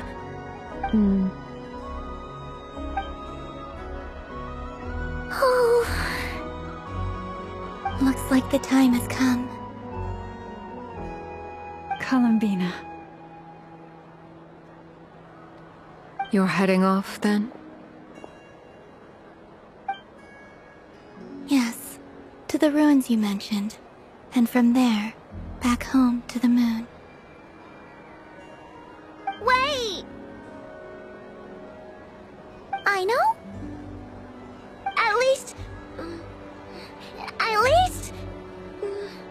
Take one of our craft shop's crumb cookies up to the moon with you. You know, for a snack. Sure. Why not? The Curatorium of Secrets believes in proper farewells. No story should be left without a satisfactory endnote. Never. Farewells are an important affair for the Ratniki, too.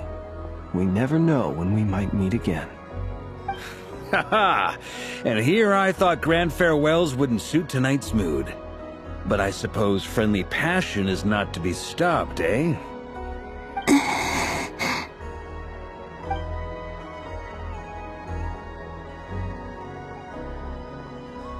We made a little something for you, Columbina. Ta-da! What is it?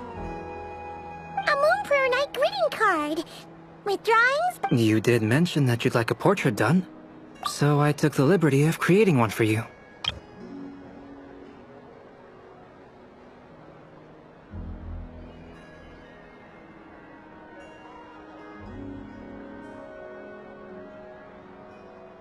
I, meanwhile, did the portrait of Mr. Albedo, and Mr. Varka did the same for me. I mean, I think my work was pretty true to life, don't you think? The picture of Ashru was my doing. The two of you seem to get along rather well. Wait, was I the only one who did a full-body picture? Oh, that's so embarrassing. I did pictures of me and Anefa. I did my own portrait and one for Hat Guy.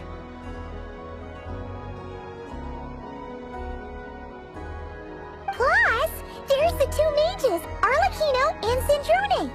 So, if you ever miss us, just flip the card open and we'll all be right there with you.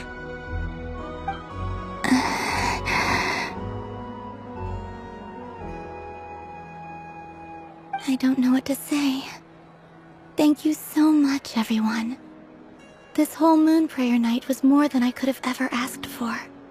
It is the greatest gift I have ever received. Llama, I figured it out. Figured what out? Remember how the Frost Moon Scions used to use milk as invisible ink to write hidden messages? That was a very long time ago. Oh, are you saying? Yes. When I miss you all, I shall use Moonlight in the same way, to write words that only you can see upon the moon itself. Wow, that sounds lovely. Quite. But how will we see them? Simply open your windows on nights when the moon shines bright, and the moonlight will naturally flow towards the words I have written. That sounds most fitting indeed. Very true to form. I'll try to write them in places that won't disturb your sleep. I, for one, would sleep all the better for having read one of your messages before settling down for the night. Exactly. So don't worry about disturbing anyone's sleep. Just promise you'll write to let us know you're okay, alright? All right. I promise.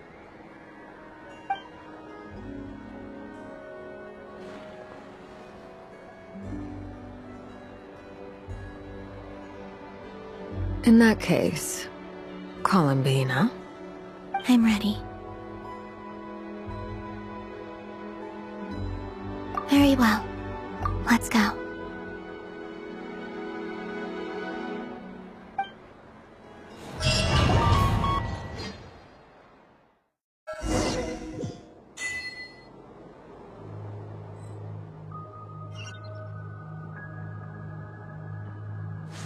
In just a few moments, I will be gone. I still don't know what to expect on the moon. Will I really be able to send messages to my friends? The Kuhenki, the animals of Nod-krai. I'll never get to see them again. I wonder where I'll be when the next Moon Prayer night comes.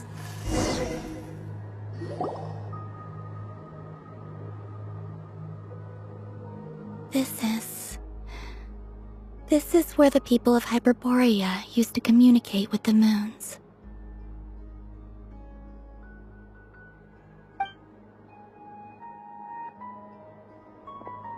Eternal moon, frost moon, iridescent moon. When the power of all three converge... The gate to the moons shall open. Moon marrow preparations are complete. Only the final step remains. I'm sure Nasha Town is livelier than ever at this moment.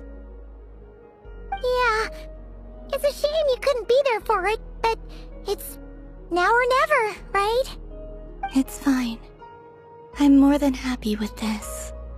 My last piece of luggage. My only piece of luggage.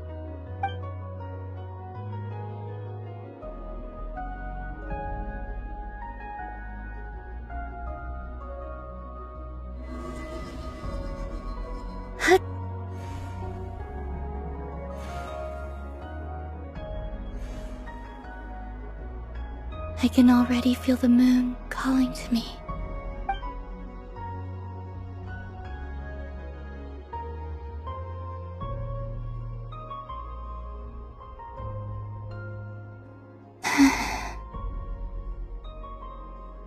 Your home lies on the far side of this light, Columbina. From now on, we will at last have a reason to pray to the true moon. Columbina. Yes? I'm listening. Be sure to come back and see us when you get the chance.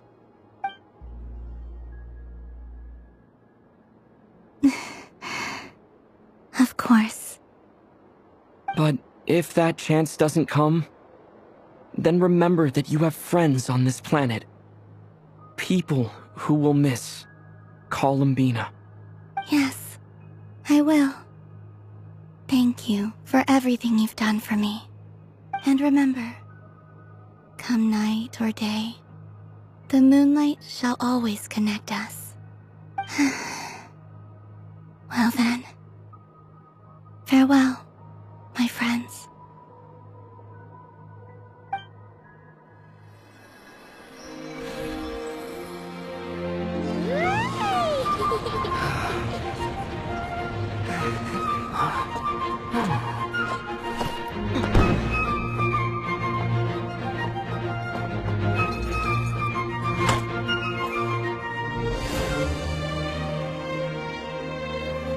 Thank you. This was my happiest night into that. Farewell, Columbina.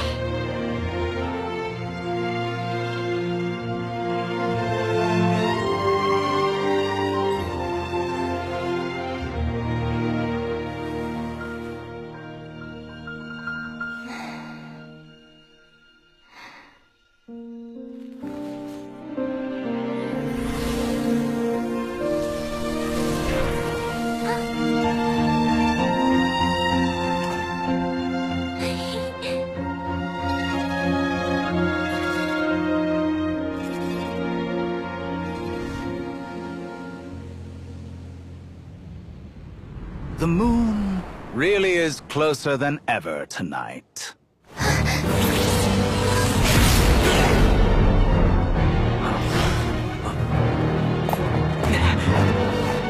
Columbina.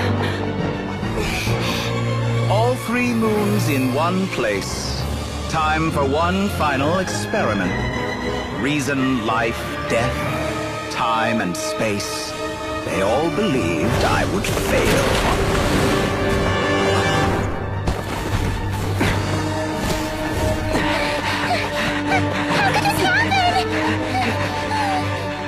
But Tevat's primordial power never did belong to the throne of heaven. And now, they are mine.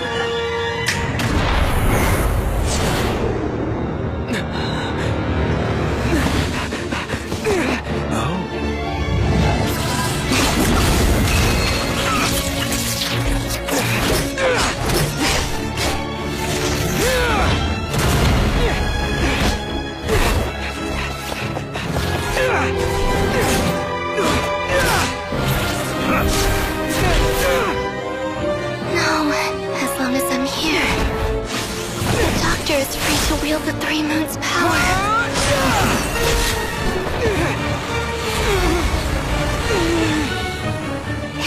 only way.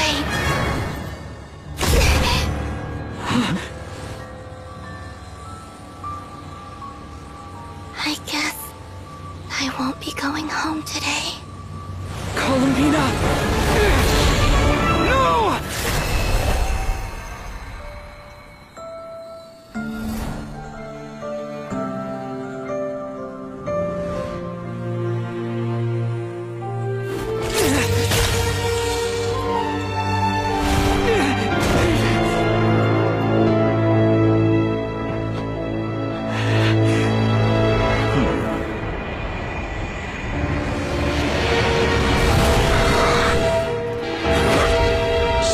World, do not try to control me!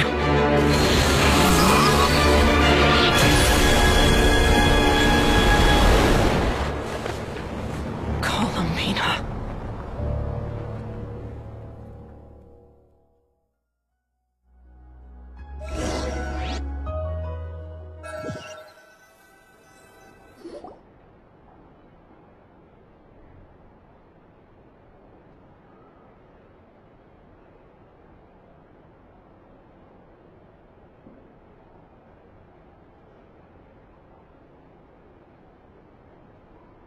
Are you all right?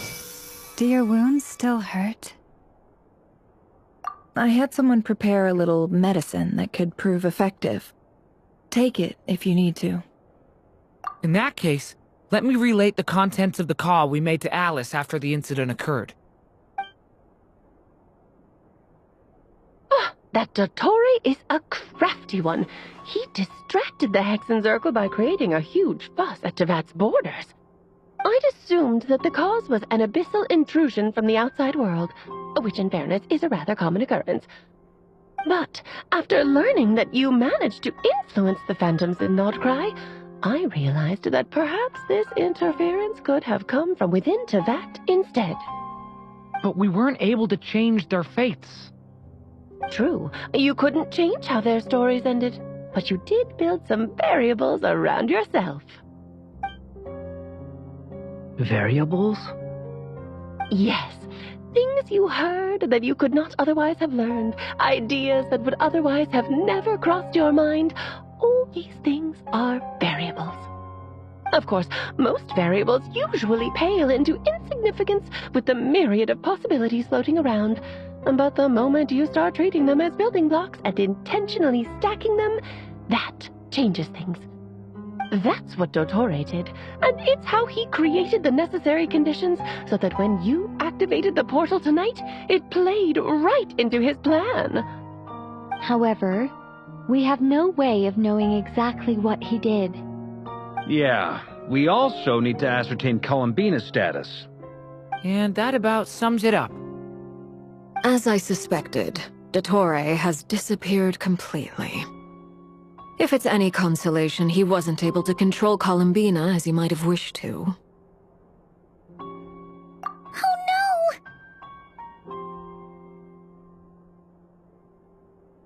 What? She did what? All we saw was dottore appeared and used some kind of power.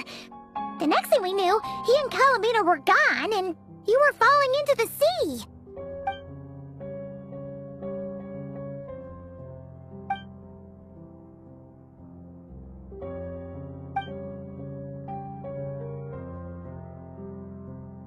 So, Columbina intentionally opened the moon gate and escaped into the same mysterious world as Rerir and Thalindus. Sounds like bad news.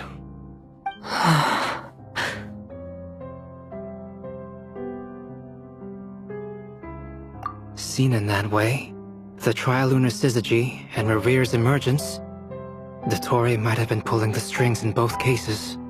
According to Miss Alice, he is attempting to transcend his destiny and finish an experiment that only a god might complete. An utter lunatic. Wait a sec, where's Hat Guy? Seems like he'd want to be here for this. He took off with the Dodo communication device after we spoke to Alice. He said he had a hunch that he wanted to investigate by himself. The look on his face was terrifying. I've never seen him like that before.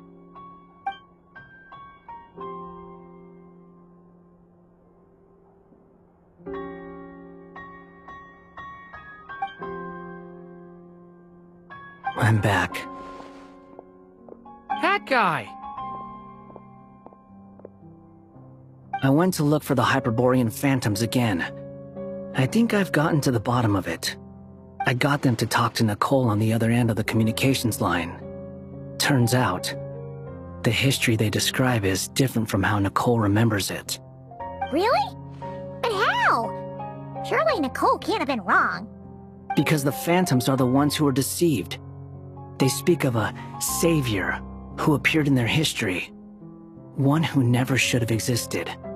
This savior promised to create a new moon within the false sky, and even bring back their moon goddesses. Foolishly, they believed in him, and told him everything he wanted to know about the moons.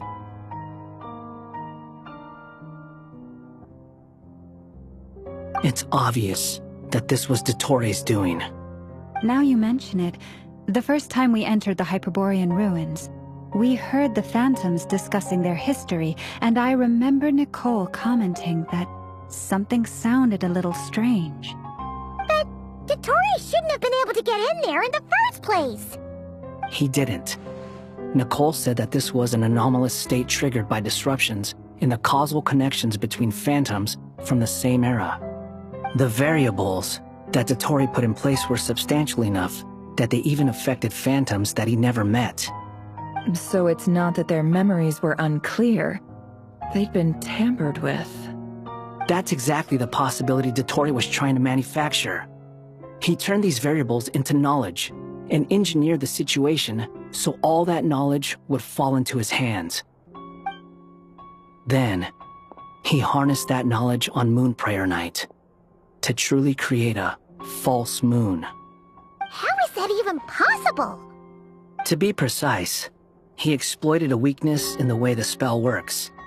The spell senses Kuvaki to detect the moon's location. So, as long as the false moon more strongly resembled the moon than the frost moon beyond the skies, the gate would teleport Columbina to the false moon's location. In other words, to Dottore's side. Once he had her under control, the teleportation spell remained active, and he manipulated her power to seize both moon marrows. At that moment, the moon marrows disappeared right before our eyes. It was already too late, even as we were leaving the ruins. By then, Dottore had already amassed the power of all 3 moons. So, where does that leave us? What do we do now? I'd certainly like to know what Her Majesty thinks, now that the concerns I expressed to her have come to pass. But we cannot simply sit and wait for her to decide the matter. And in any case, it is not the Fatui Harbinger Damselette who sees us as her friends, but rather Columbina Hyposelenia. If, even in such extreme circumstances, Her Majesty will not lift the prohibition on Harbingers drawing steel against one another, then I will do as my heart demands.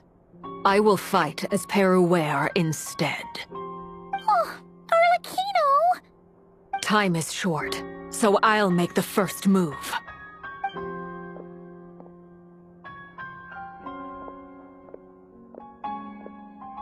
Whew. Even Arlecchino seems to be losing her cool now.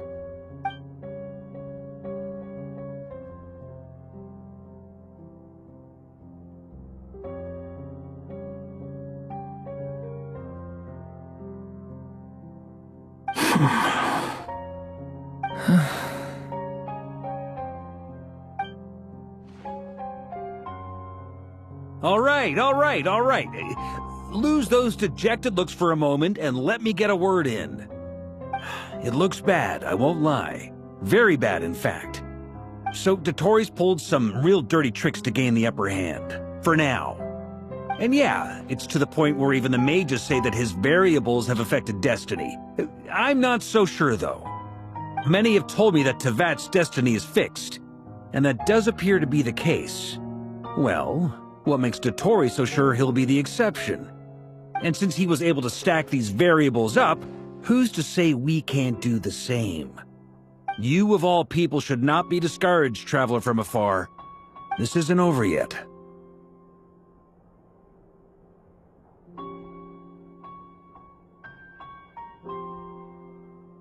And you're not alone in that. Everyone here does, whether they've spoken thus far or not. But none of us are the type to sit back and wait for the sun to shine again. It's exactly how a knight should roll. If they knock you down, you get back up and get back in it. Don't forget, Honorary Knight, you're a legitimate member of Mondstadt too. Bork is right. This is far from over. Dottore's already way overdue a butt-kicking given his past shenanigans. And after this, he's earned himself a double dose. That's what I'm talking about. How's everyone else feeling? I'll use Kuvaki to investigate Columbina's whereabouts. I am not ready to give up either. Leave the intel gathering to me. Whatever happens within Nod-Krai's borders, when the Curatorium of Secrets wants to be in the know, we always find a way. Anno and I will do all we can to support you. We will attempt to reverse engineer Dottore's actions and seek a breakthrough that way. Alice and Nicole are busy dealing with an emergency at Tevat's borders, so they can't return just yet. But they're both very angry about this. They've asked Albedo and me to act on the Hexen Circle's behalf and do everything in our power to fight back against Dottore. Are you ready then? We're going to have to conduct a lot of research, even in the early stages. I'll do my best. As for me, I'm pretty familiar with Dottore's way of doing things, so I can try to predict his next move. I'll help with your investigation. Nice! Looks like we have our basic division of labor. I'll get in touch with Flint's and Itlua, get them to have a chat with their Starshiner. It couldn't hurt to bring the Lightkeepers on board as well. At the same time, I'll pass on instructions to the Knights present in nod-krai to assist the Lightkeepers and other organizations in ensuring the safety of those living here. Yeah! We'll show him! That's it then. Good luck, everyone.